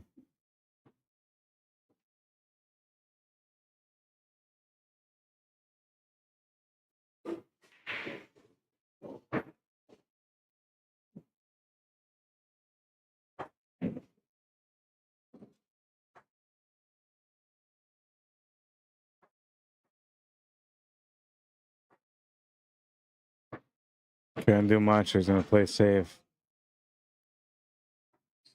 Could have actually gone right on top of that 8-ball, below that 8-ball.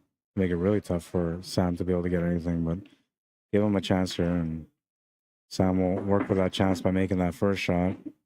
11 goes to the pocket. He's set up for the 13. Couple different options here for a follow-up shot. The 12 ball needs to be broken out. He's trying to get that out, but he missed it there. 12 balls in against the 3 and the 5 ball in the top left corner. Extremely limited what he can do here. Only a shot to the corner available. He's going to take a stab again. That 12 ball open again. He's going to come up short. This time he'll have another challenging shot. A back cut on the 9.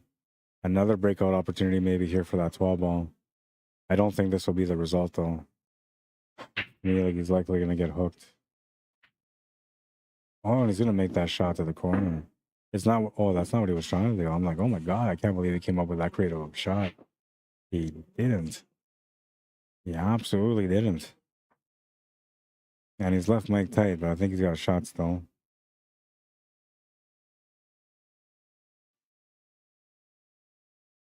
Yes, he does.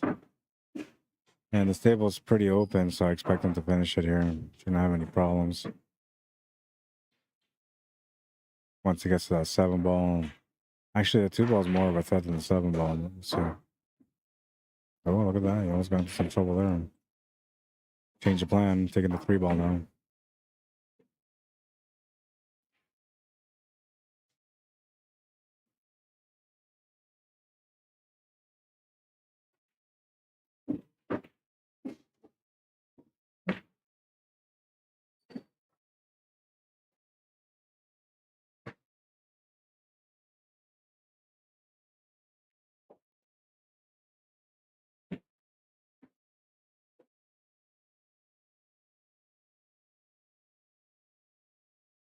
Not quite the angle that he was wanting to have on that 2 ball, so he's going to have to improvise here to get back for the 8. He's going to take a longer shot instead. Good decision. Not to be perfect for the shot. As long as you have a shot, you're good to go. And he's good to go on that one. 5-1. Needs 3 more to win. If you're looking for some action tomorrow, we're having the Thanksgiving Day 9-ball tournament here at the Hangar. It starts at 11 o'clock in the morning. You can come in here and register in person. You don't have to pre-register like we usually do for some of the events. 32-player format. Fair match races using medium FargoRate. So if you're familiar with the Fargo system, it's the medium, not the hot, not the mild that we're using, the medium. Alternate breaks, double knockout. Oh, and we're basing the races on R7 on the A side and R6 on the B side, which is 9 balls. So it's it's going to feel like a long match, but it actually isn't. It's going to be a fast-paced match. 3-foul rule, 2 ball at the back. handicap races, as I said earlier, and then there's the A side race to 7 or R7 based, and B side R6 based. And I say base because like it won't be necessarily at race to 6 or 7. Like it's based on race to 7, but let's say you're playing somebody that's like 100 points lower than you, then you would probably go to 8. They will go to 6, you know, or they will go 8. You will go 5, like something like that. So things can change depending on your Fargo rate. That's basically how the format works. But that's on for tomorrow.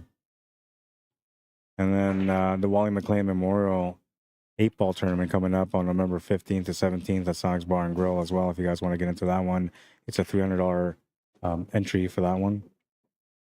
If you need any details or if you'd like to register, you can contact Arnell McLean Jr. at ckmcleanjr@gmail.com. That was a great event last year and the year before, and this one's going to be even more competitive. Already lots of teams signing up, more money added than last year, and they're raising money for mental health. So there's a good cause behind it as well. If you have a hard time getting a hold of anybody to register your team, you can contact me at CSLMANITOBA@gmail.com. I'll help you out, or you can message me on Facebook. I'll get you connected with them. That's the last two guys. The winner of this plays Guy Smith. The winner of that plays you. But the B side was running behind by a match. That's where we're at now. I So was asking this guy. I can't see who it is. he's at the machines. Oh,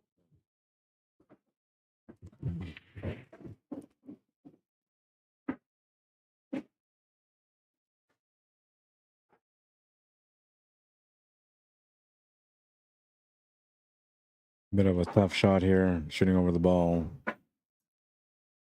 Almost made it. Running into that stripe's gonna bail him out. Turns the table over, but there's no chance here for Mike.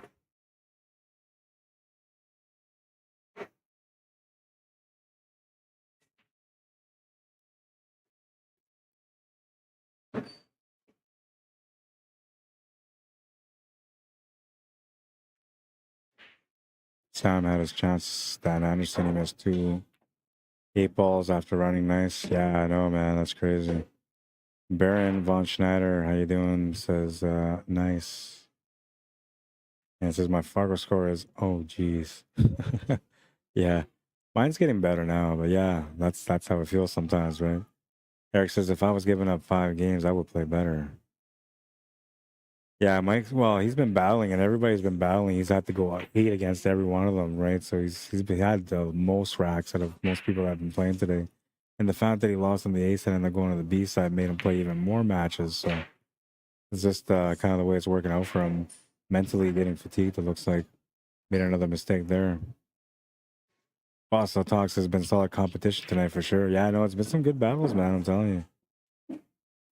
Always entertaining at the Sunday Open. I should have played. I don't know. I don't know. Like I said the week before last week, I was like, well, I'm going to play next week. I'm going to try to defend my title because the last time I played it, you know, I won it. So I wanted to come back and defend my title. It worked out that I can play last week. So I played last week. And I basically defended my title because I went undefeated.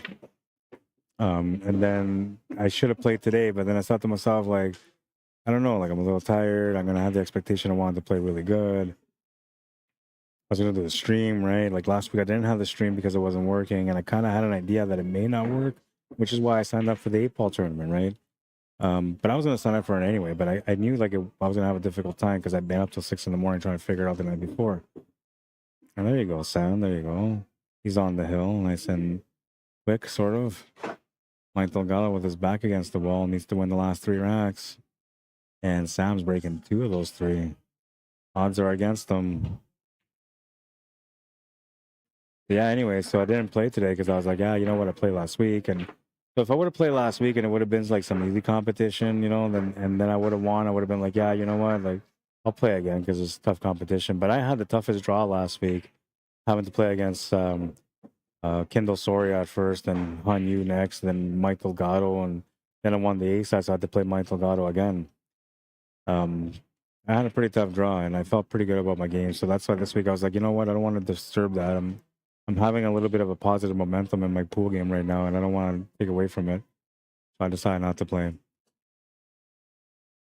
But I should have played, you know? I don't know. I play on Thursdays all the time, which is why I usually don't stream on Thursdays. So I figure that's enough. And I don't know. I feel like people can watch other players instead of watching me, but I'm playing pretty good right now. You might want to watch me. Pool. That's pool cockiness, man. I usually don't talk like that, but today I can because I'm not playing. What if for sure though? Yeah, don't act like you guys don't talk like that to your bros. You're not innocent. You ain't fooling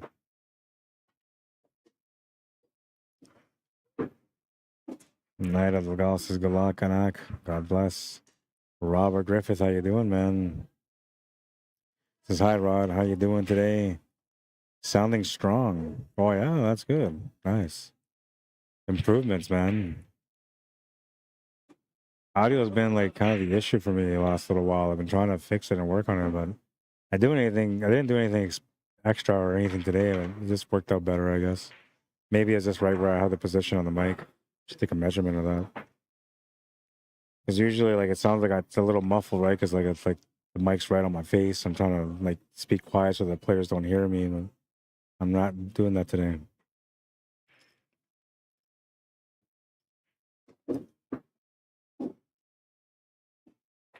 Mike trying to finesse his way out of this rack. Breakout shot up right now on the 7 ball. Just needs to bump it out a little bit or get it out in the open. Just gonna bump it a little bit. Wasn't enough. You need to open it up for the pocket. It's kind of shot to the side still, so he's not that bad, but he's got to figure things out. If there was a bigger gap between that 10 and 12 ball, just above that 2 ball, he can take this shot to the side on the 6, take the 2 ball over to the left side, and then stand up for the 7 ball to the top right corner. But there's not enough room there, so he's got to change the shot. He's got to try to open up into this area to open up more of an area there for that shape on the 7 ball. Oh, that's not going to work out. It did work out for him to have a shot on the 7 ball, though, so that's all right. Bad news is even if you make it, you're probably not going to have a shot on the 2 ball. And if you're going to try to figure out a shot for the 2 ball after, you're going to have to do something special, something that I haven't really seen yet. There's really not much that can defy physics here that will help you.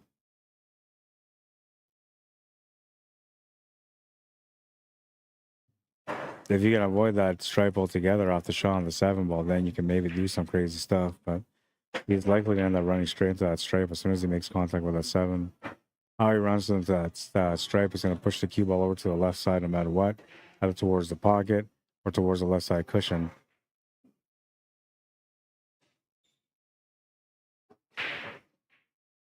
And it looks to me like if you try to just play it through, you might nick the side, pushing it up towards the scratch. If you try to hit this with a draw, he's shooting over the ball, and then he's likely going to maybe miss that ball, the top, that strip that's sitting above that 7 ball. But he might end up going around it and getting hooked behind that 9. Not a good shot. Jump shot on the 2 ball is not worth it. It's just too close, too hard, and no shape for the 7 ball afterwards. A little bit of creativity needed for this one. He's calling the bottom left corner where he's standing. Perhaps looking for that 2 rail bank shot. Thing about this shot, he's got to play the cue ball through because he needs to open up the rest of the table to get the finish.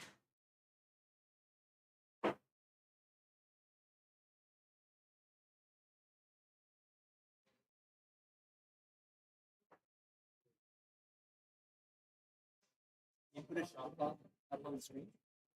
No, there's a timer on there.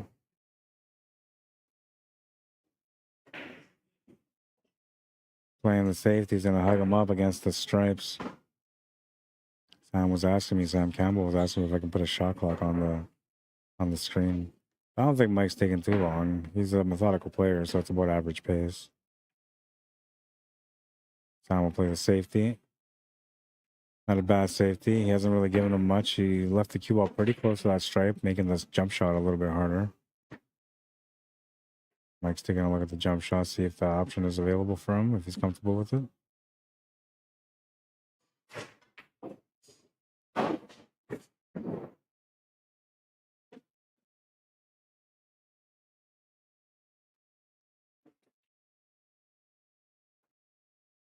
Very good jumper, but this is a challenging jump. Very, very challenging.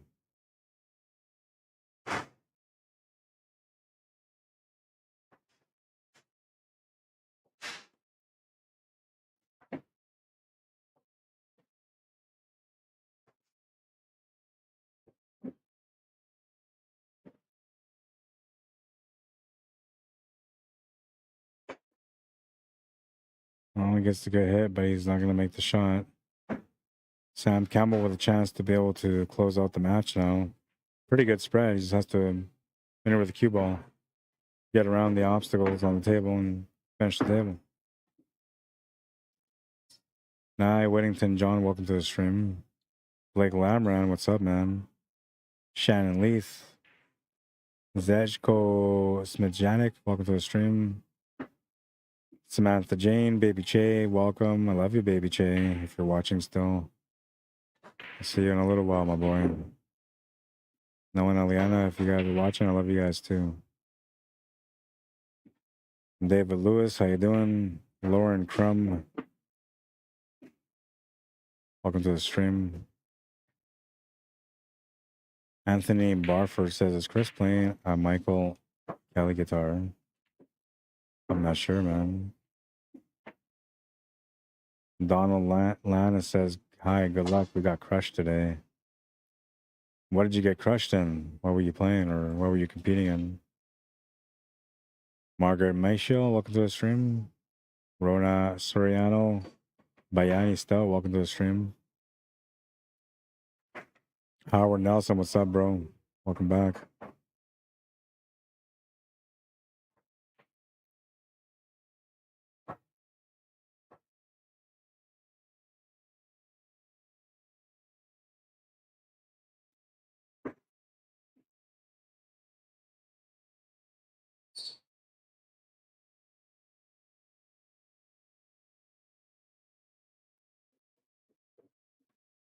Just needed to find a shot. Didn't matter how good it was. And he's got a good one.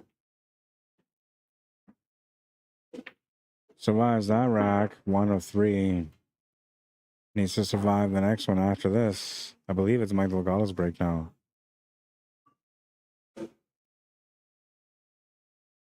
Yeah, because if Mike breaks and runs this one, he gets on the hill, and then Sam Campbell will have the last break. Winner of this plays Guy Smith, and he's already coming here because he knows it's almost go time.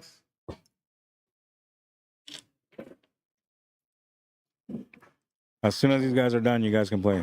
As soon as they're done. Yeah, because you play the winner.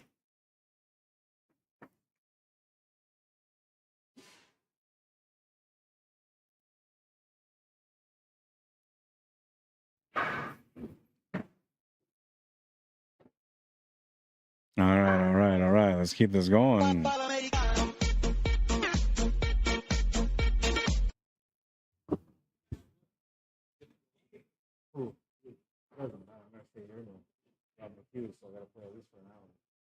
Can't watch pool all day, not play pool.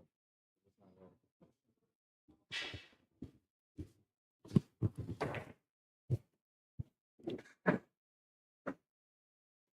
well. Oh, ready. Time to get going in this one. Mike Delgado on a survival run. Can he survive 2 more racks to win the match? Or will the Pooh Gods shut him down on this one? Cue ball's going to the side. It's going to not scratch. Avoids a scratch of that one just barely, so the Pooh Gods are on the side a little bit still. He's trying to imitate that big break that he got on the last one. You can see, like, whatever he did there, he wants to do that again. Watch it from the beginning here. Here it comes. Trying to imitate that. See? Dangerous, though.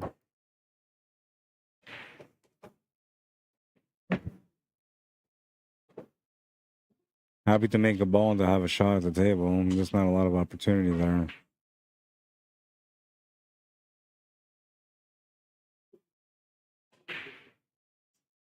Gotta open up the stripes a little bit more. They're pretty good. The 14 ball's in a tough spot, but you can get into it. And I can't believe I missed the shot. But there was a server that came right to the right side of him, stopped by the table on the side, on the right where he was standing about to shoot. And she talked to another player that's on a table behind him that's all off the screen. And all that happened while he was about to shoot that opening shot. Really, really bad thing to happen for him because now Sam Campbell has a pretty open table. I mean, the table was a little bit challenging, but it wasn't that bad to begin with. And now Sam's got a chance to be able to capitalize from that. He just moved the 12 ball somewhere that he didn't want to move it to, though. So he's changed the table, and it looks like he's going to have to change the table again here with the shot on the 11 ball.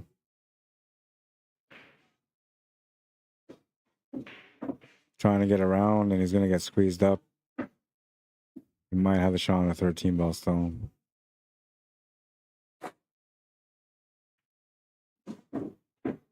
He's going to hit that ball, and that's not that bad. Gives him an option to make it to the bottom left corner now, and at least has a pocket that's committed to it. He needed to open that ball up a little bit there, and he's done that. Almost at the finish line. It's still a difficult finish line, though, because he's got to get, he's got to make a decision where he's going to set up for the 14 here or the 12. That's a decision he has to make. And the decision he makes there is going to help him find the finish. He's at the spot where he can make either one, and I'm thinking the one on the top left is going to be the easier way. But it's going to be tough to get from the 14 to the 8 ball. So that's the only reason why I would take this 14 ball instead. He's going to do the same. Playing off the 3 rails. That's going to give him the angle that he wanted to set up for the 8 ball next. Just needs to find the pocket, which he's not looking for. It looks like he's trying to play a little instinctive here. Oh, he's stopping right now, so he might be looking for it. No, he's not. Just going to settle for any kind of shot. He's got a shot to the side pocket. Just has to make it. Doesn't have to worry about the scratch angle because of where he's at with the cue ball. And not think about the win. And he's going to get that win. Congratulations to Sam Campbell for overcoming a monster and Mike Delgado. 6-3 or 3-6. And we'll get that set up here. Sam's got to go for a smoke. He's a smoker. Guy's going to get warmed up on the table, so that's all right.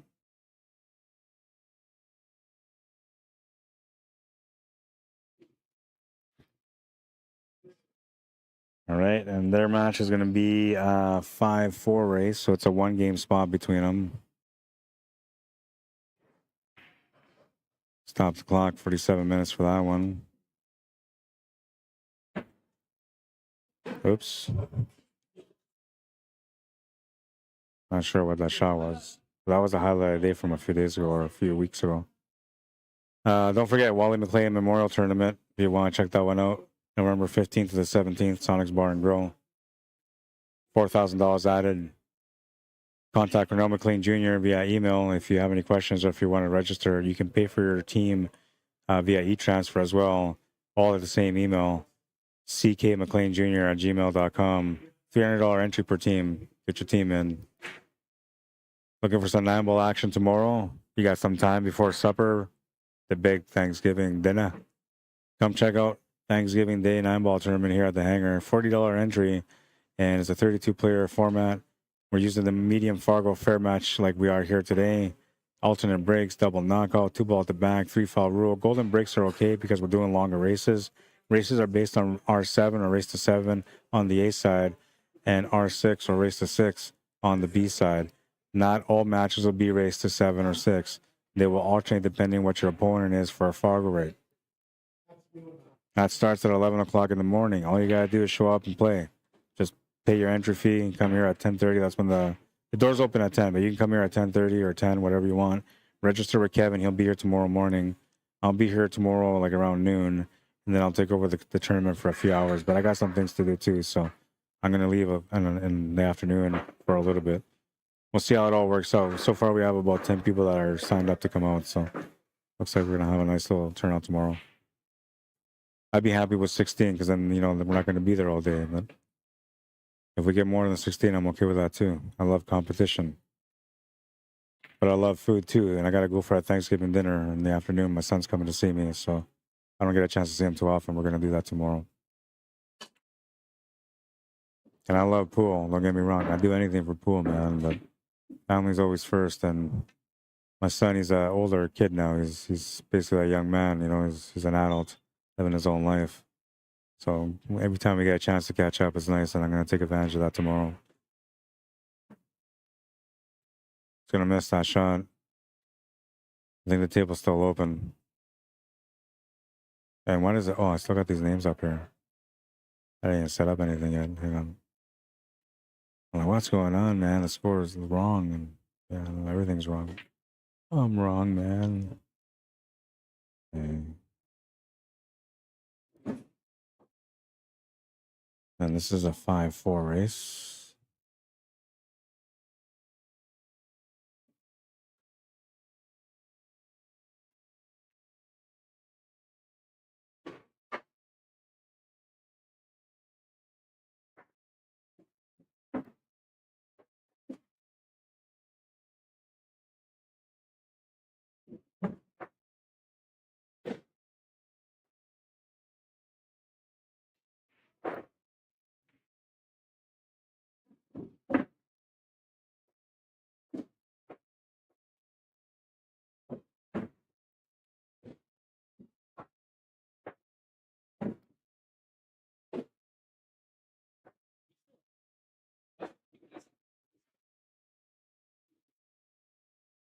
Oh, I don't know what happened with the clock. I'll have to start it again.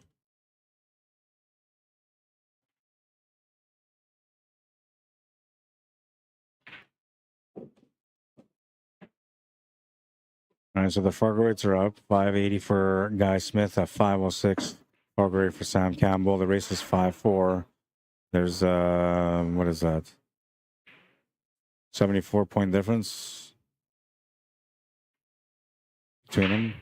1 game spot.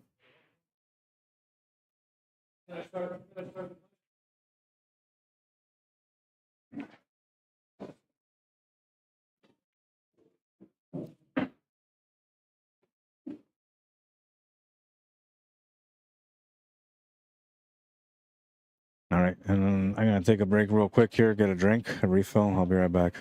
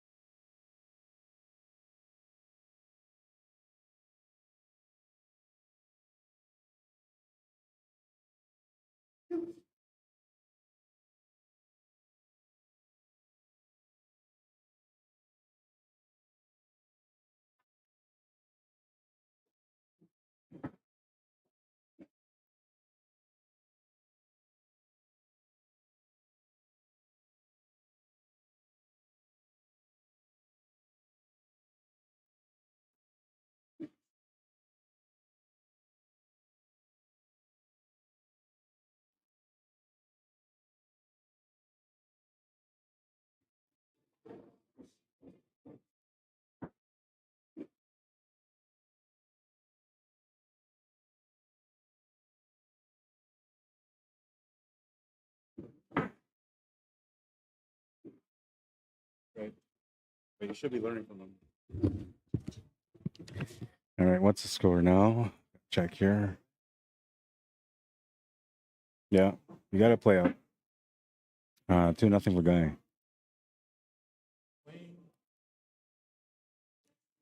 All right, and oh yeah, I was going to talk about that. Right. All right, so we're deep into the day now. This is the second last match of the night, the B-side final. After this will be the championship match, and that's it for the night. So we check out performances because of that. Let's see. Tom Hughes, remaining player, won the A side. Is a 603. Is playing as a 702. 99.03 above his par level. Mike Delgado, who just got eliminated from the tournament, 706 skill level. That's where he's at. That's his actual current Fargo rate. His effective rating, what he played at today, was a 691. So he underperformed just a little bit. It's not a whole lot, really, but it's enough, they're saying. 14.86 below. It really isn't that much. That could be a couple of bad games. Dwayne Duarte had a 664. That's what he plays at. That's what his Fargo rate is. He played as a 609 today, so he was underperforming by 54.68. Guy Smith is at the table right now playing against Sam Campbell. He's a 580 playing as a 602. Sorry, a 608.2. So 28.2 above his par level, which isn't extremely like high, but for a 580 to be playing at a 608, usually they're playing a pretty clean game. They're playing pretty consistent. Well, this is an impressive one here. Second highest Fargo rate performance so far, and that's Sam Campbell. He's a 506 Fargo rate. Today's performing is a 595.47 so far. He's 89.47 above his Fargo. So he had a pretty good day, has had a good day so far. This one here is looking like it's going to be a tough match for him here. Guy Smith is a really good opponent, good competitor. He'll take that third game, breaking for a chance to get on the hill. Or maybe not. Look like it. 3-0 is the score, though. And Tracy Bernard, who was one of the last players in the tournament, the only female to play today. She's a 530 Fargo rate and ended the night with a 559.32. So 530 ends up 559.32. A difference of 29.32 for her. I think it's a one game spot. For 3 members? I think 5, 6, or 4 or 5, something like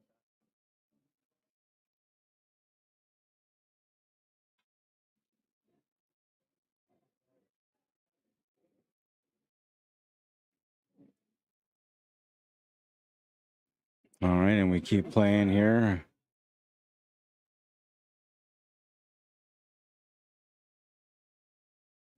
Rack number 4. Guy Smith to break. Trying to get on the hill. He's going to make a ball off the break. Cubo's going to sit at the top of the table. And it'll give him a starting point. But this table's not easy.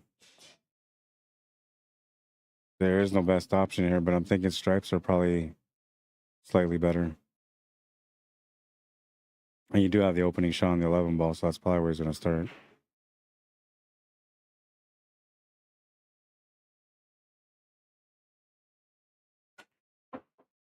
A couple of comments here on YouTube. Sam rhymes with slam. Boss of the talk. I just read that. I should have read that first before I read it out loud. It's solid competition. That's what I remember seeing. I'm playing from my couch. I never missed, says Eric. Yeah, you and me both, man. I've never missed a shot from the streaming booth either. And I always play the right shot, even when those guys don't. Get out there. Sam said bosses of talk. Liu Zhongwu says he is a good player. Bossa Talk said family first. I'm the same way. Is 8-ball break a spot? No, it's nothing. It's just nothing. 8-ball break just gets spotted. Or the opponent, or like if you break the 8-ball off the break and you don't scratch, you get the option to spot it or to re-rack and break again. If you make the 8-ball and you lose the cue ball off the break and it scratches, your opponent gets a choice to take the ball from there, from behind the line and play it out, or they get a chance to break. That's the only rule for the 8-ball. Eric says took the dog for a walk. Number 1. Boss that talks said, did you guys see Christina Tak and Margaret Fafalova earlier today? I was watching both streams at one point. Sheesh. 10-0 for really Christina. Well, Christina just won that event, not the last one, but the one before that, I think it was. The WPBA. And Margaret just won the last one. So you're thinking Margaret's probably playing championship pool level right now, right? But so is Christina, so I'm not surprised. And I don't know. Christina's got maybe one of the best coaches in the world with Fedor Gorst by her side. So she's only going to compete better as time goes by. But Margaret's a great competitor, and she puts a lot of time in on the table. And she's got a great husband that can help her out with her game as well, and Tyler Steyer. So they'll see some clashes again. But 10-0, man, that's a statement. That says you better come at me next time because I'm ready. Tournament in Hanoi, Vietnam was awesome, says Eric. I got to watch some of it.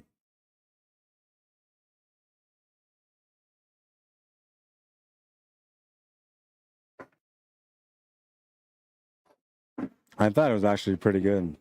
There's some really good matches.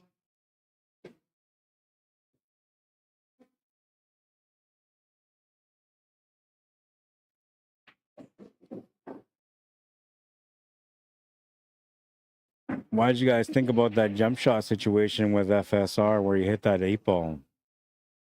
Was it obvious? I felt like it was kind of obvious. Like when you watch a replay, you can obviously see it.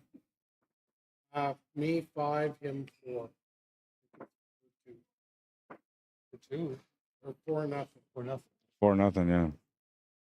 Guy Smith on the hill. Sam Campbell, time's running out. You gotta start getting on the board now, man. Needs 4 to win. His opponent needs 1. Gotta go into survival mode here now. Or you gotta stop thinking about it and just play naturally and just let just a little bit. And that can help. That can help your game quite a bit sometimes.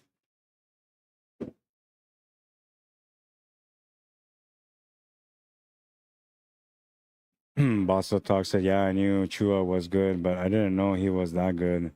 Yeah, he's pretty good. Manus versus Beato was a good match too. I thought the Manus versus Hachi's younger brother was a good matchup. Bossa Talk says, yeah, Talk and Filler and Feflova at the top of their games right now. I think Margaret is kicking Tyler's butt all over their basement. Yeah, I can see it. Like she puts a lot of good hard work on the table. She works on drills a lot too, right? So like I said, it's just a matter of time. And for the pro level, it's kind of like that too. Like, so first of all, to get to the pro level, you spend a lot of years where you're just kind of figuring things out. Then one day, like the light bulb goes on, and everything lights up, and you're like, oh, that's what I gotta do, right? And so now you start seeing the game. Now you start competing at a higher level, and you're thinking you're going to be doing pretty good because you're competing at a high level. Problem is that it takes a little bit of time to get adjusted to that next high level, right? Which usually it's intermediate or novice intermediate to advanced, advanced to master, master to amateur, pro to pro, right? So that's kind of the way it builds up. So when you get to that pro level, you still kind of go through that effort where you have to like figure things out and get acquainted and a lot of struggle in trying to win because like you're good, but so is everybody else, especially at the pro level, man. They all know how to run tables. They all have the knowledge you have. They can all stroke the ball the way you stroke the ball, right? And so it's or the cue. It's just something that you have to get adapted to. So time's going by. She's getting adjusted now, and she got a taste for a win, so that's good for Margaret. She also got a loss right after on this one. So that's good for her too, because it humbles her. It's going to make her work a little bit harder. She's still got life, I believe, though, right? On the tournament. Whatever the case, though, she'll be taking her next battle differently. And, you know, it's a good thing. It's not a bad thing. Eventually, one day, it's all going to kick in, and she'll be just like Kelly Fisher, just dominant at the table, winning all the events. Because I think Kelly Fisher is the most consistent female player out of all of them, right? She's the one that wins most of the events. And her style of play is very consistent.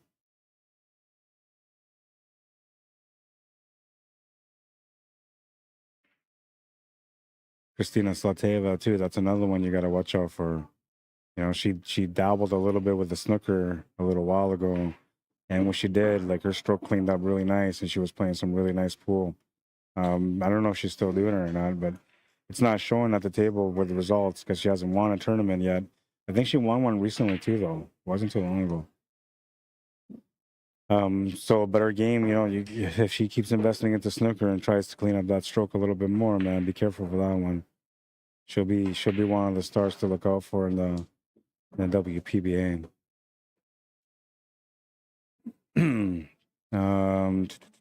Also talks, I think the refs have been slacking recently in those matches. Yeah, I don't know. They got to do something about the refereeing. It's not consistent. He's going to get on the board and survive that, and that's going to feel good. I'm not sure what he did for the finish there. I got to look. Oh, he just cut it. That's all.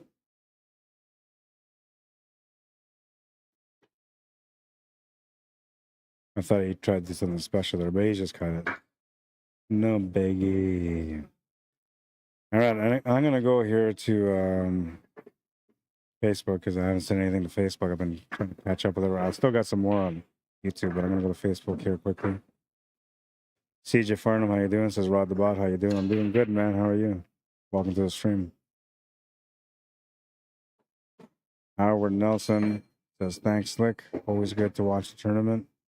Yeah, I appreciate you tuning in, bro, for sure, man. That's Facebook there caught up. Back to YouTube. What do I got? Bossa talks says, Guy Smith has such a smooth, consistent stroke. Never flustered. His ball's opened up. He's out. Yeah, and that's the discipline, you know, from the English billiards, from the snooker. Like that's where that comes from. Your form on those tables has to be pretty good. Your fundamentals have to be spot on too. It's the only way to really play the game. And that's why he is that way, because he's got that background.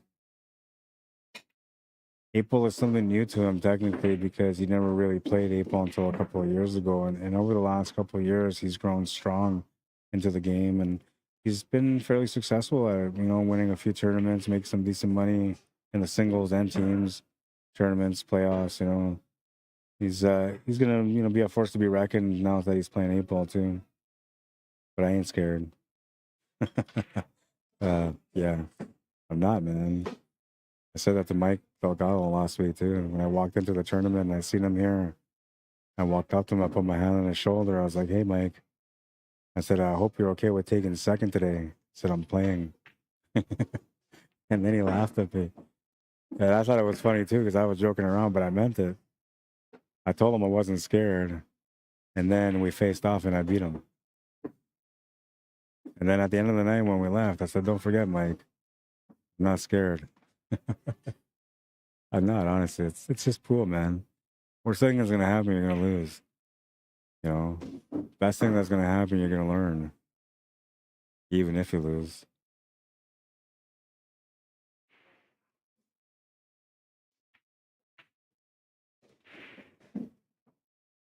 Oh, it's going to turn the table over. Guy Smith, chance to close out.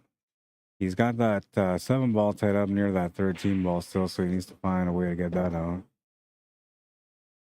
And that 5-ball being near the 8 is a bit of a problem too. It's reachable, it's makeable. It's got a couple different options to get around to be able to make it, but 8-ball being where it is could play a part into that shot at some point.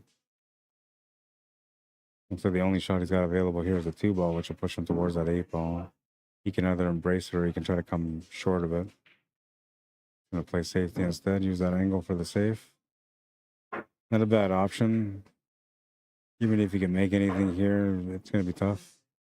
If he had a jump shot, he could have made like a 3-ball combo, 9 to that 7 and 13. Calls the side pocket, and the cue ball will go through that pocket. Ball in hand for Guy Smith. Have a chance to close out. Better opportunity, but still a lot of work.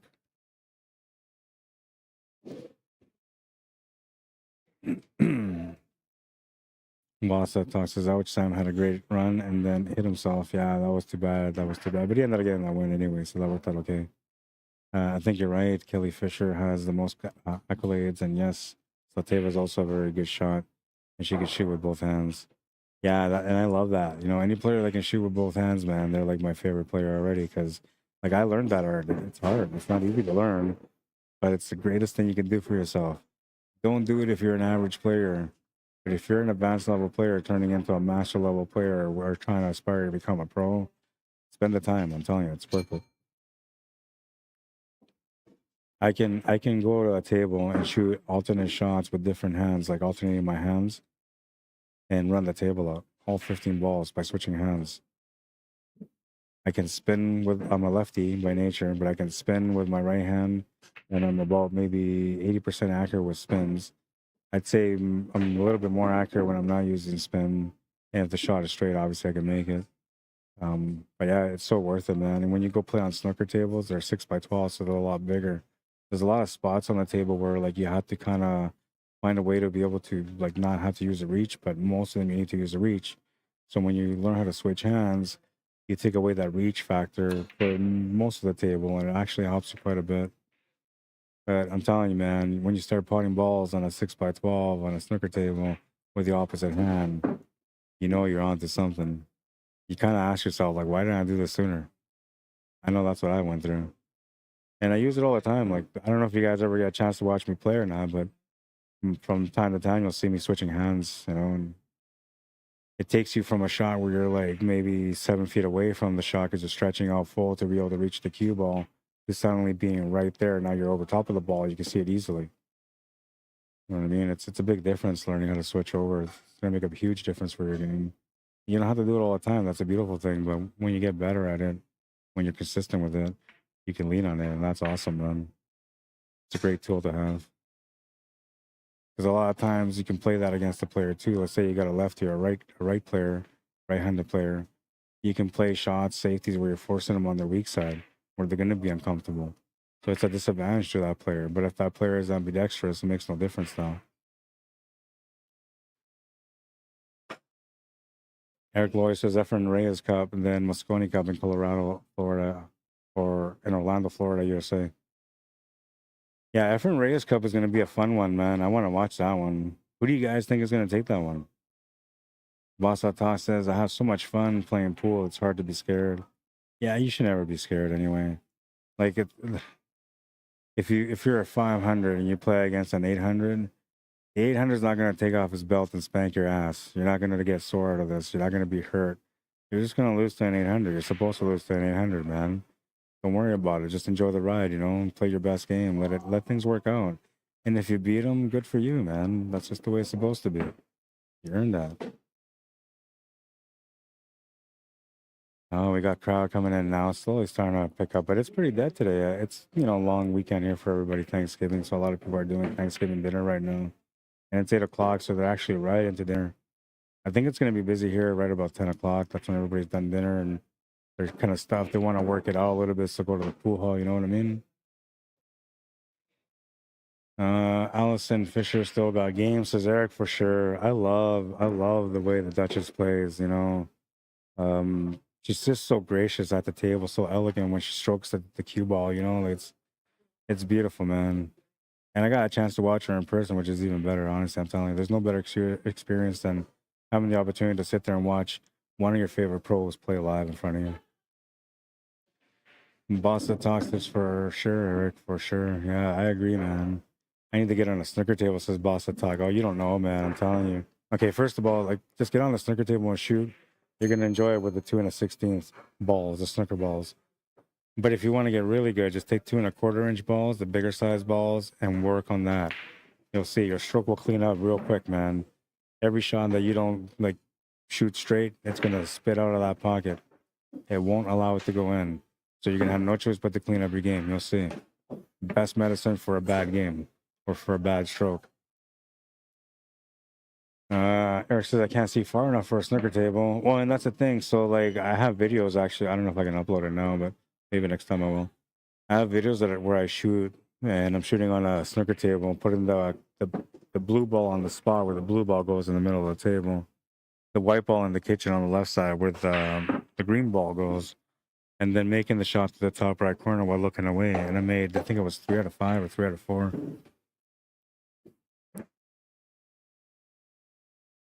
It's a long stretch, but the reason why I'm saying that is because, like, technically, like, even if you can't see, you can kind of sort of train the body to still be accurate. The only thing is that you have to trust your stroke more. And if you don't develop your stroke like you do on a snooker table, then it's always going to be hard. But I do it all the time. I play on these tables, on these 7-footers and 9-footers, and I'll close my eyes on shots. And people will they get a kick out of it, man. I'll close my eye on the shot and just make the shot. I don't know. It's a thing, right? And I think to myself, because like I know eventually I'm gonna get older, eyesight's gonna go, right? It's not gonna be as accurate. So I'm gonna want to rely more on my stroke when I see something to trust that it's gonna be accurate and go in the pocket. So looking away when you're shooting does that. It allows you to have a good relationship with your stroke because you're developing survival instincts, right? Killer instincts, I guess you would say, for the pool table. Oh, man, you almost scratched. You could see it in his face. He thought he was in a scratch, man. Survives that one, 4-2. Watch his face. He's like, oh my God. Oh man, I'm so grateful he didn't scratch. Yeah. Oh, we're having a good day today, I think. Eric says, oh no, wait, that's fuck with me. It sucks, lol. Bosatas says, I think Beato or Manas takes Reyes Cup. Beato, you know, you can't put him out. He's a good player, man. Always has been. Pool instinct, says Eric. Yeah, that's what you call it. Wow, he's got to relax a little bit, hitting so hard, says bosses. Yeah, I know it's intense though, man, when you're at the table, you know, and he's playing against players that all are spotting him. Pressure's on him to be able to perform and use that spot. This is the closest match that he's had so far today, racing the 4 against the 5. And so it makes it a little bit more challenging too for him. He's in a different spot than usual.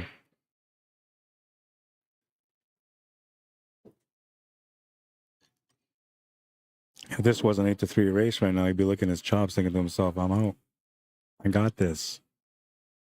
But his opponent's on the hill. And he still needs 2 games, so. And survival mode.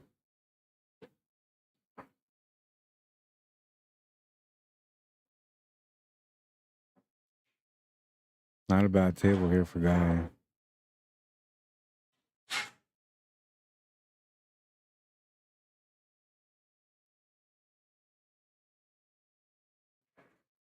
No, he's gonna miss that shot.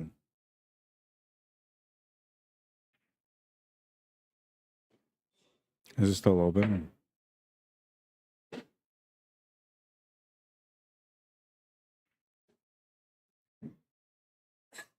It's calling the T-bone. Oh, and it was going, but then it got the double kiss from the stripe, and it's not gonna go in. Took away the solid. Well, no, I guess he left the 4 ball, so the solids are still in play for Guy if he wants to take them. Layout on the table changed a little bit, so you might be thinking that the stripes are actually a little bit better. But the 10 ball being where it is still a bit of a situation.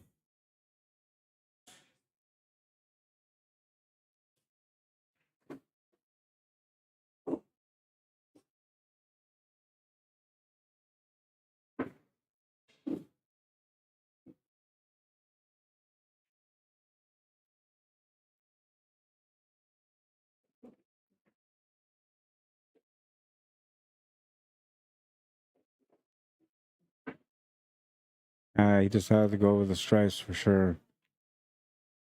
10 ball was the only problem ball. He's got an angle to be able to push it up a little bit here. He can run into it and push it away, but that will take more stroke. He must go to the corner. He just drew back simply here for the 10 ball. If he doesn't like it, he's got the shot to the corner. Shaking his head, so he doesn't like it. Waving the cue is a sign of not being happy with the result.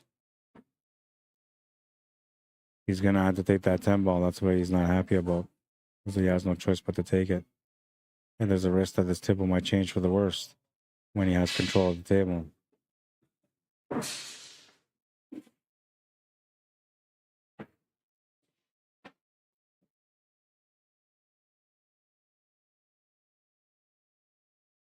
And they're in the finish now.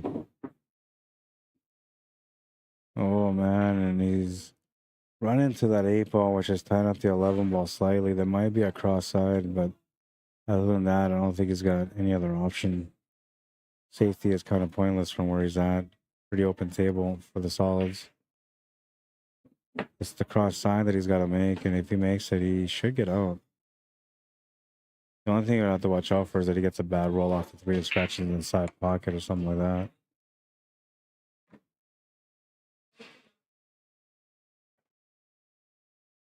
He's going to just overbank it slightly.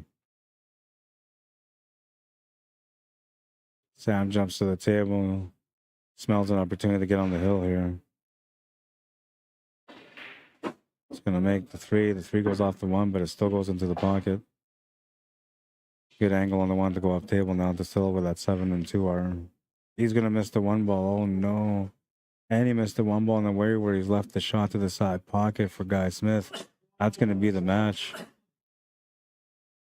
A little too fast paced there. Should have slowed down his game, man. Capitalized on that one. A chance to make it here. He turns the table over for a loss.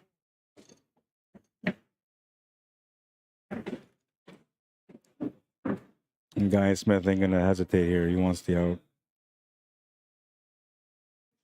Made the match a little faster for him. Could have been a bit more intensive. Sam would have won that game there. 5-2, the final score. Guy Smith wins that match. We're going to go to the championship match now.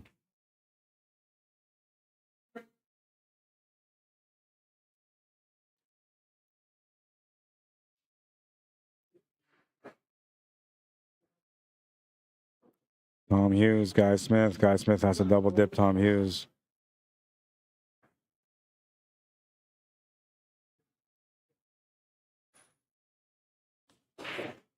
There you go, sir. Good job, man.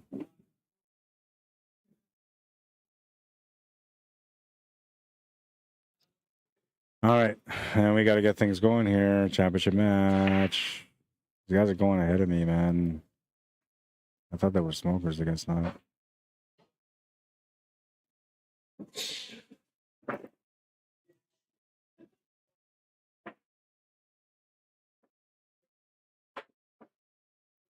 This should be an even race to 5. I always want more. Reset the clock.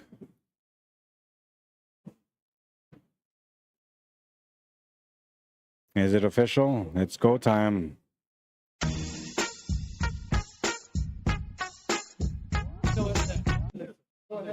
Ball start. Ball start.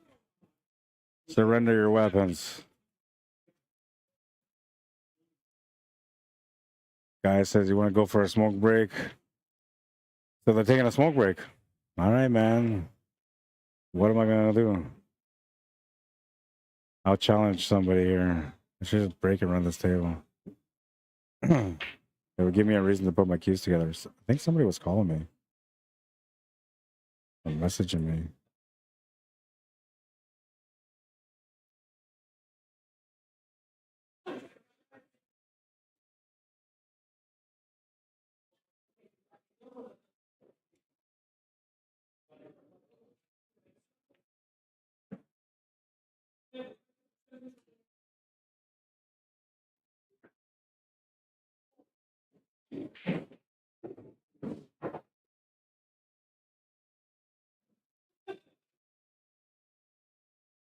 Okay. I'm ready, Eddie.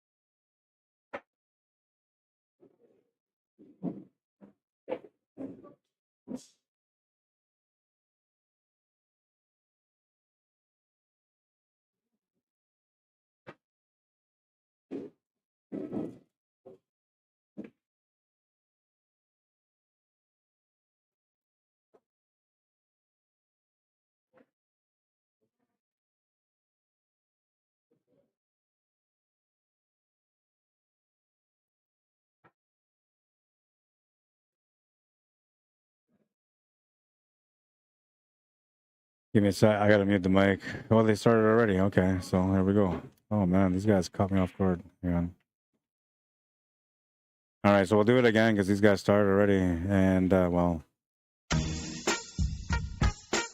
I like to start it the way that I usually started, man. It's a championship match. Here we go. It is the final match of the day. These guys are already going, so let's just start the clock already, man. Put the fire out, baby. Nobody cares. Clap all you want. It's already on. All right. Yeah, so Tom Hughes at the table right now. He's trying to work out the pattern. It's a straight race to 5. And I guess I got to get their Fargo rates up too.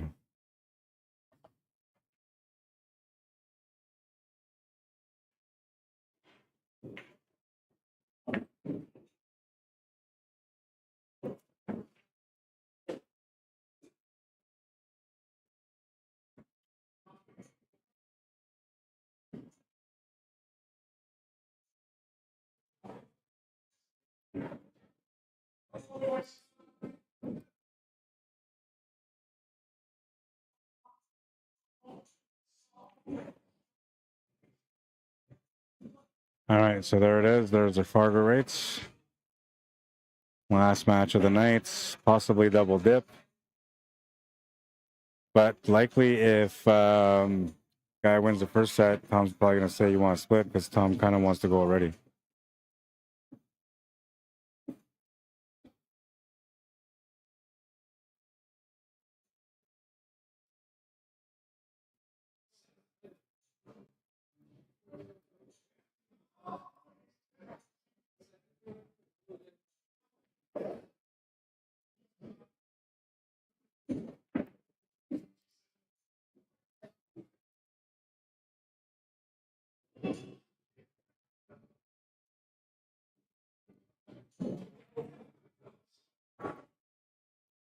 All right, we'll make it official here. This is the first set.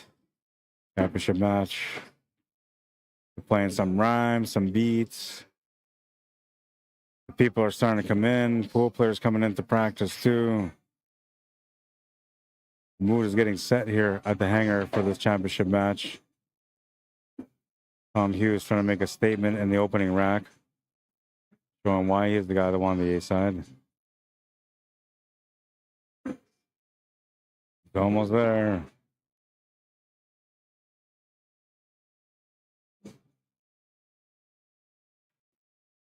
Is it stroking? I've been stroking to the east, stroking to the west. That's the sound of the plane. I don't know what the song is, but I've heard the song before.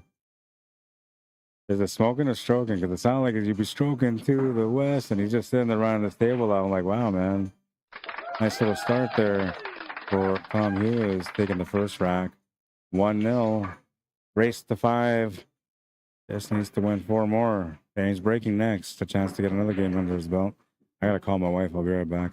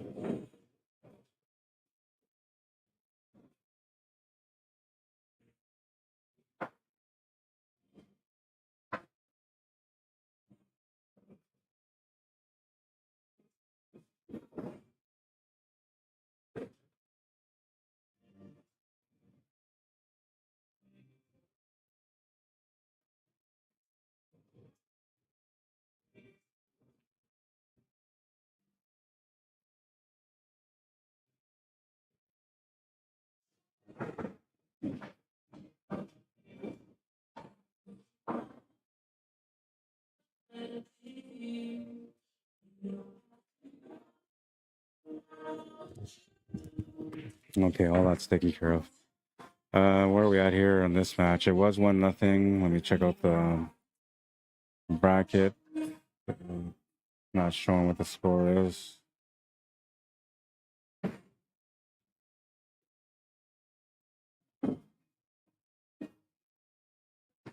Oh, because I haven't sent them the score thing. That's my bad. There we go.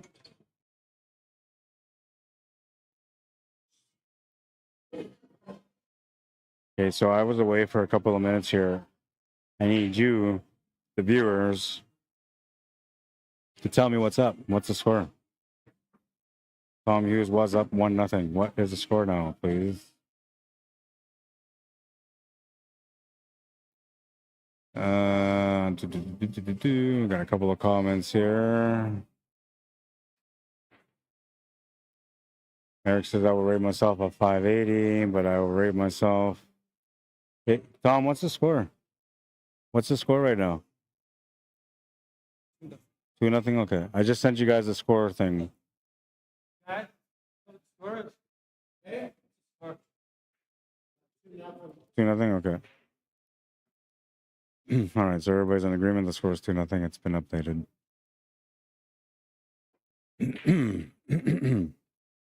Fuggles me had said, "Why do you rate yourself a 580?" Basa Talk says, "Oh, he's done now for sure."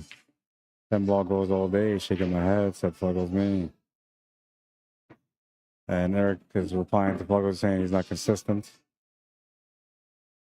Sam's Fargo has gone up quite a bit, says Fuggles me. Yeah, he's been improving, man. It's going to happen. The more you play, your numbers are going to change. And I always felt like he was a higher level player than he was rated. So it's starting to show, you know. It always does eventually. Woot woot, championship match is bosses of talk. Yeah, man. I get excited about it too, you know, and these guys never get it. They just jump into it right away. They don't even give me a chance to get excited about the match. Damn it.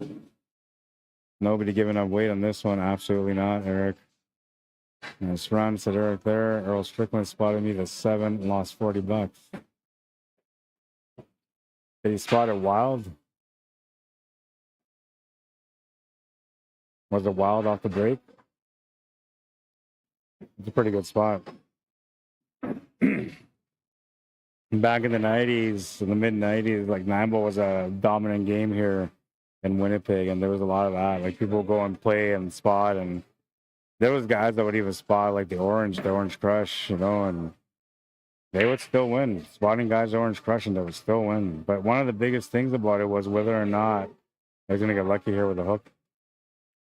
Whether or not it was wild, right? If it wasn't wild, then that was like a decent spot, but it wasn't the greatest. If it was wild, it was nice because now it's free for all, right? You can let go right through the break, man, trying to make that ball off the break.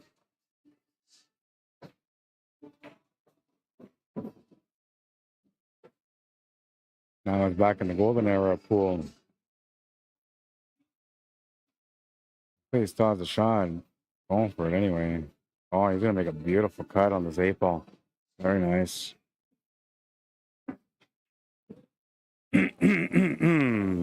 Yeah. 3-0. Very nice. The guy that won the A side is on a mission. He don't want to lose today. How about that for a shot? Hit the rail though, so it wasn't that pretty. I'm kidding. It was pretty. All right.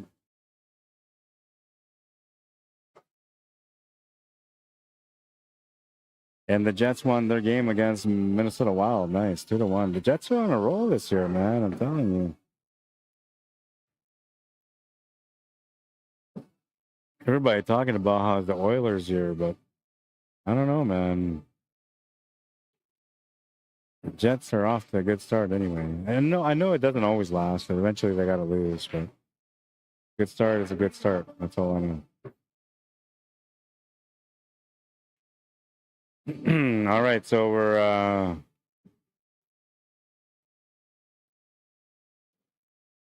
you're trying to figure out who broke first.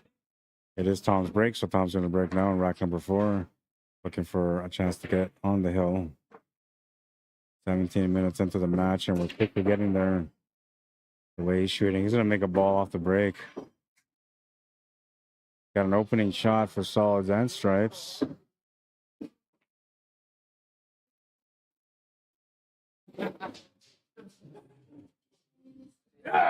Different option. The stripes look a little bit harder than the solids do. But the solid opening shot is not really easy. The only shot it looks like he may have is the 6-ball to the left side middle pocket. Jump shot for the 3-ball would be okay, or a jump shot for the 7 maybe if he's not leaning into that 10-ball, which I can see from here he could jump over that 9 easily to make that 7-ball. Other than that, I don't know, man. You have to go with the stripes. And if you go with the stripes, the shot that you can take will be that 12-ball or the 11-ball.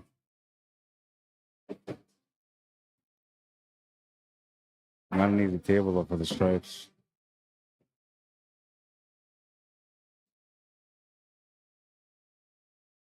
I'll pick the solids. That was a shot to take. You'll have a good chance to close out now because the solids are pretty open.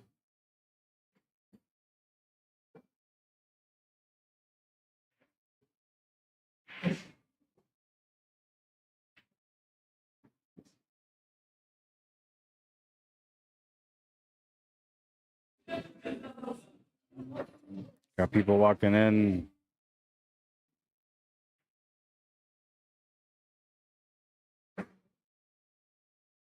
Oh, yeah. Okay, good. They're moving. Move along now. We're in the middle of a championship match, baby.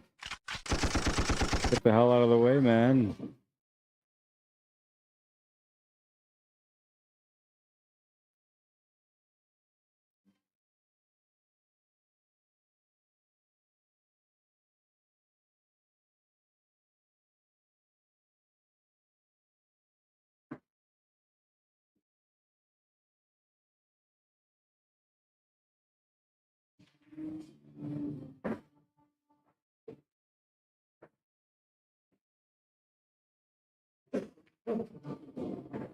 Almost has it figured out.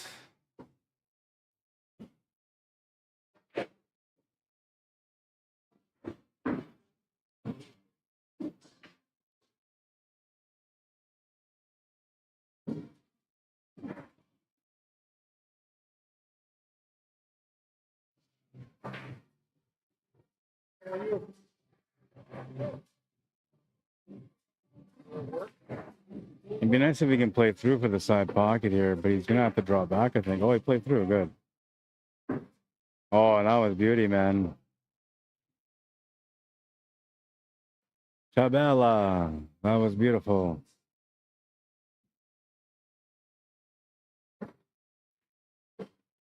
Uh-oh.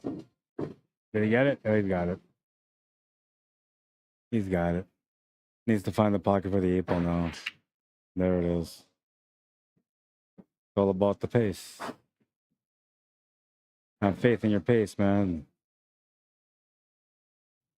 Don't trust the system, trust the stroke.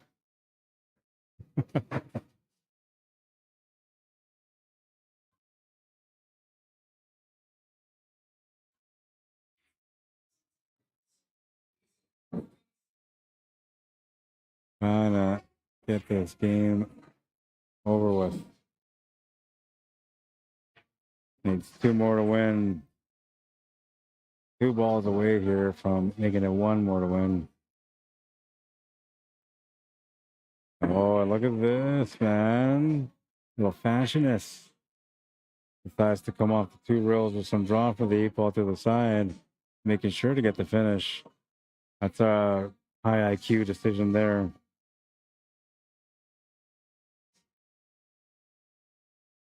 Ah, yeah, man. Good job. Lights out. Lights out. That guy is on fire. He's on the hill as well. 1 away from a flawless victory on the first set. Oh. Thanks, man. Appreciate it. Thank you. 1 away. Oh, it's good, man. Thank you. 1 away from the flawless victory, man.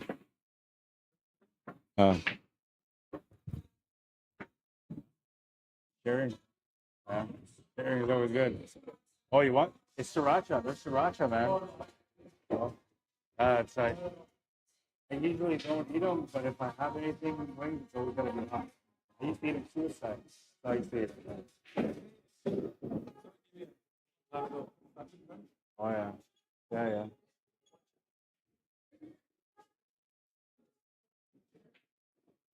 Yeah. Oh. Reynolds and me, back in the day when it was cheap pool, like $5 tournaments, we used to go to every place Monday to Friday, and we would eat like 100 rings everywhere. Always suicide. Always.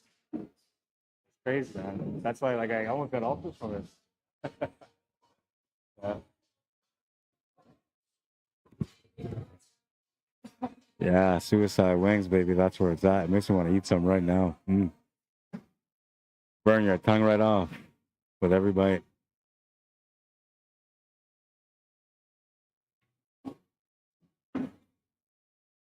Put some Carolina Reaper in there to see, throw a little bit of chest hair off that bite.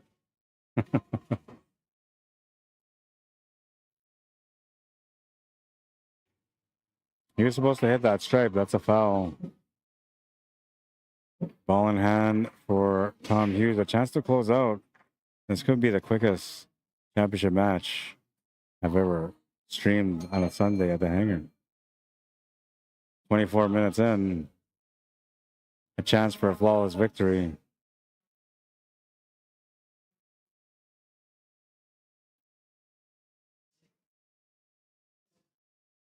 It's the time. Closeout time.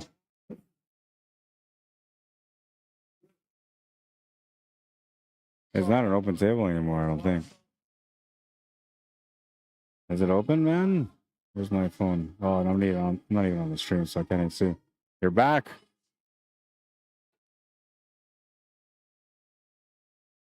I might have to play a little pool before I go. The players are now coming in. Action's about to walk in. I might find myself a little money set here. Flop a quick 20 on the table. You know what I mean, baby? Sunday night gamble. I mean, pool.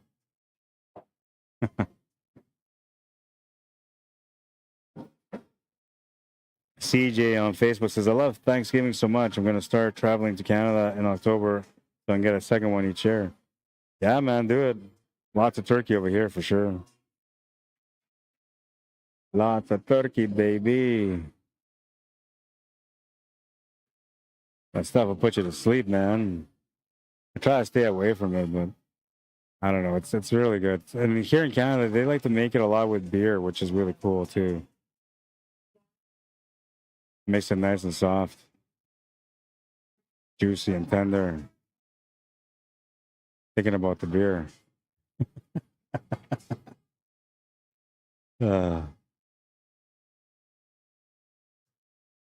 Thanksgiving, yeah, tomorrow, man. I'm gonna be stuffed. I'm gonna be waddling around, man, passing out on the couch, passing out at the table, passing out on the drive, passing out on the couch again at home. I already got my day planned out, man. Wherever I go, I take it a pillow. Smashy, trying to open up the solids, and he's gonna get a pretty decent spread. Looking for a shot, and I don't know if he got it. Anything will do. I think he's got the shot on the 7.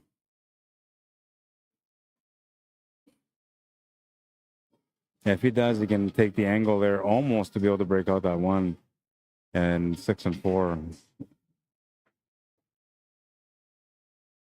Has to keep it clean with a little bit of left hand spin, just a touch.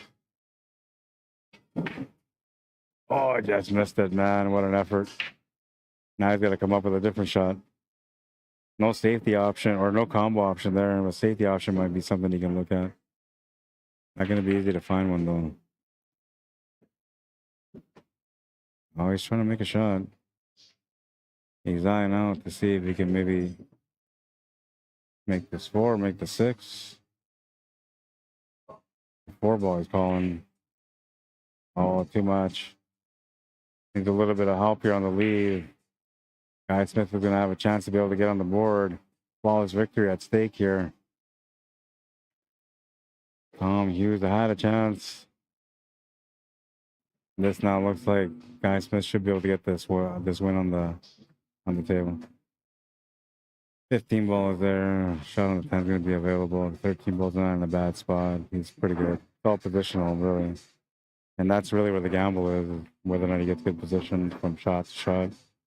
Right now, he out of position slightly, but he's got that 13 ball, which bails him out. Needs to get up table to get to that 15 ball and that 14.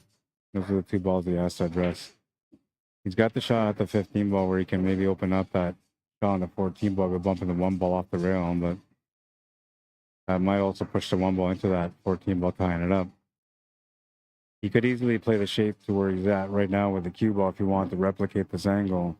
So he's probably better off just taking this 10 ball to the corner instead.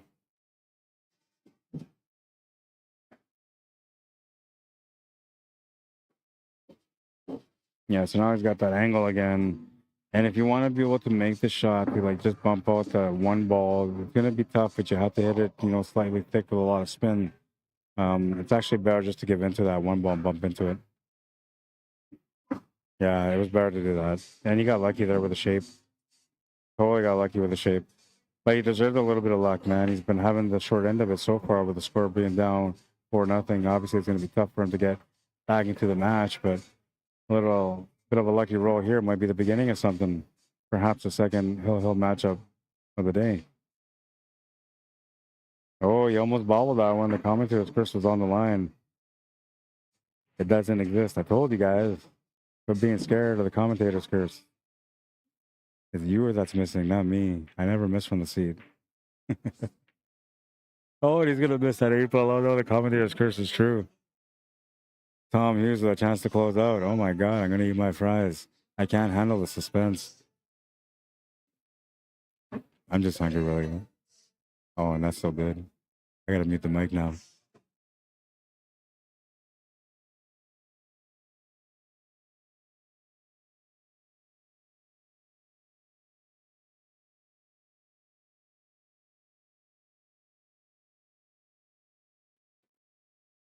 Oh, he gets so lucky. Kisses off the 1 ball, man.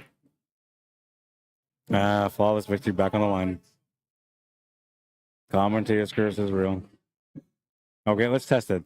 There's no way that Tom can possibly screw this up. He's gonna win this 5-0, 1-set final, blah blah blah. No way. Not gonna miscue, not gonna hook himself behind the 4, not gonna come up short on an angle. No way. He's gonna be perfect. Yeah, commentator's curse doesn't work, I told you. It's just not real, man. It's you. It's not me that misses with a commentator curse. You. And the 8 ball. He's hungry for the win, man. For the flawless victory. Oh, man. He's going on with a bang. Going on with a bang, man. Flawless victory.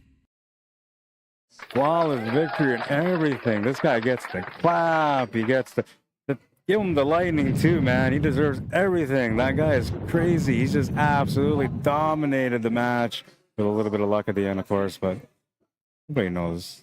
Nobody cares. All they care about is 5-0. That's all we talk about, right? What a finish. What a match. Guy Smith, man. You had a chance, bro. You had a chance. I got to get these guys the envelopes. Hang on.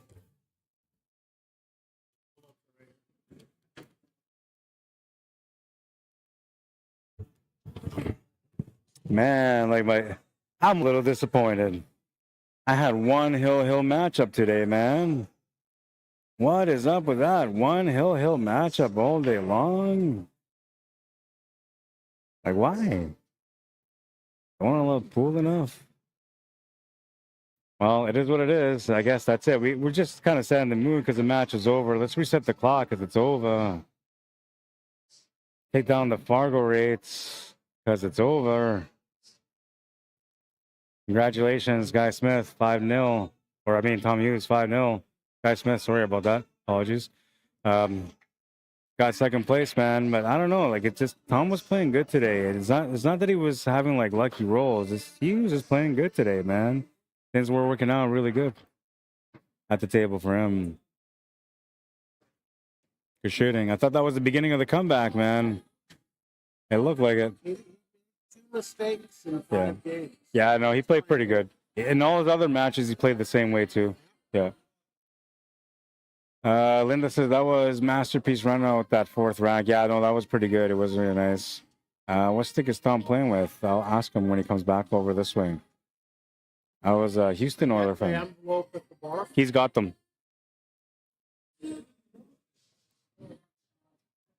Steven, how you doing? Says, thanks, Roger. Very welcome, man. He says, that Hughes dude is a machine. Yeah, that's why he doesn't come out to the tournaments too often. He likes to keep it under the covers, you know. He doesn't want everybody to know how good he is. But that guy can play. I'm telling you right now, that guy can play. You've seen it with your own eyes. Your eyes don't lie, man. All right, let's see. Facebook. Any other comments here on Facebook? We got one. Gary Newdecker says, awesome shooting, Savannah Roadrunner Easton. Did she win? What happened? Did she win the tournament? I haven't been able to keep up with that tournament. I've been trying, but I've been busy, man. I'm streaming tomorrow too, so when I go home tonight, I'm going to check it out. All right, so 5-0, the final score. Yeah, we'll see you again soon, man. Enjoy your Thanksgiving. Yesterday. Oh, did you? There's a tournament tomorrow. It starts at 11 in the morning in 9-ball. If you want to play. No, I'm in one at Crazy Eight. Oh, yeah, okay. All right, we'll see you, man. Good luck. 5-0, the final score. We're going to get that updated on Challenge. And the question is, did Tom Hughes win the tournament? Absolutely. Yes, he did. I clicked like 3 times already. Yes, he did. I said, all right, whatever. A little bit of a chat there. Pretty good day for Tom Hughes. He's feeling pretty good about his game. And why not? He played really good, man. All right, if you guys want to find me on YouTube, you can find me under Arriagada/CSLMANITOBA. On Facebook, if you want to follow me or add me on there, you got to find me under Arriagada. Then I'll say Q Sports Live with one word, and then Manitoba. All right, just like it says here on the screen, Q Sports Live, one word, Manitoba. And then if you got any questions about any of the products on Jam Up Apparel, message me, jamup or rod@jamupapparel.com. And the website is jamupapparel.com. Also, don't forget to check out Clutch Shot Billiards. You can find them at clutchshot.company.site. Some of the gear that you can find there from them. You've seen the jam up stuff is always being displayed in the bottom right corner. And all that stuff that's there, by the way, is all the new designs. Don't forget to check out yummyowl.com. That's your local ghost kitchen restaurant here at the Hangar.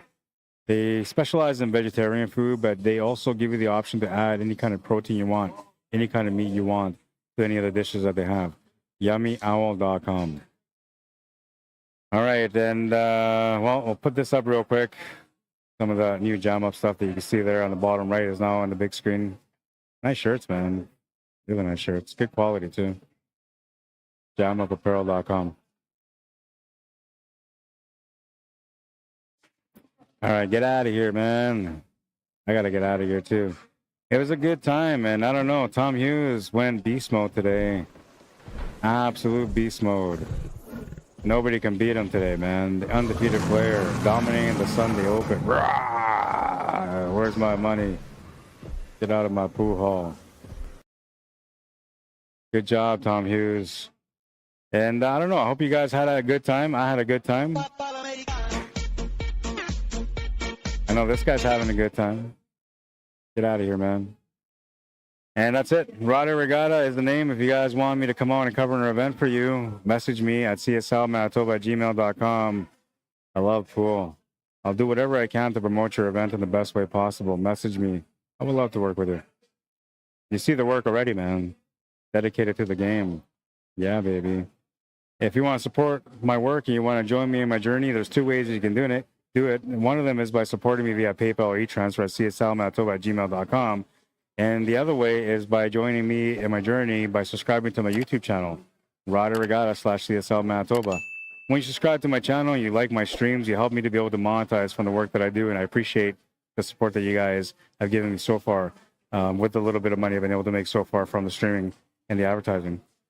Keep on doing the support. Always appreciate it. It never goes for granted. I tell you, man, without you guys, I'm nobody. Without you guys watching, it's just me, a crazy guy, making crazy sound effects. Trying to get rid of this guy. I don't know why. Always. Anyways, that's going to be it for the night. I hope you guys enjoy the stream. Let's do the Hangar before we get out because, you know, that's where we're at and you guys need to know more about them. 121 Scurfield Blvd is where they're at. Find them here in the south end of town by Route 90 and Scurfield Blvd. You can also give them a call if you want to book a spot at 204-560-2929. They would love to take care of you guys. Any kind of thing you can think of, Christmas party, birthday party, special events, karaoke, whatever you want, man. They got your back. Give them a shout. You won't regret it. All right, and that's it. We're out. That's it, right? I think that's it. I feel like there's so much more to do, man, but at the same time, like I almost did everything. Did I do that? No. Okay, we'll leave it there. Yeah, that's it, man. Oh yeah, the last shot of the day. That's what we're missing. Little nice follow through shot there from Tom. Perfect shape for the side. He's your Sunday Open champion.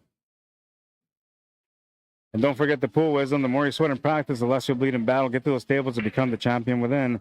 The only way to do it is by working on your game, man. You're not going to wake up one day and suddenly just be a master. You got to go out there and master the game. And the only way to master the game is by putting in the hours, man, just like anything else.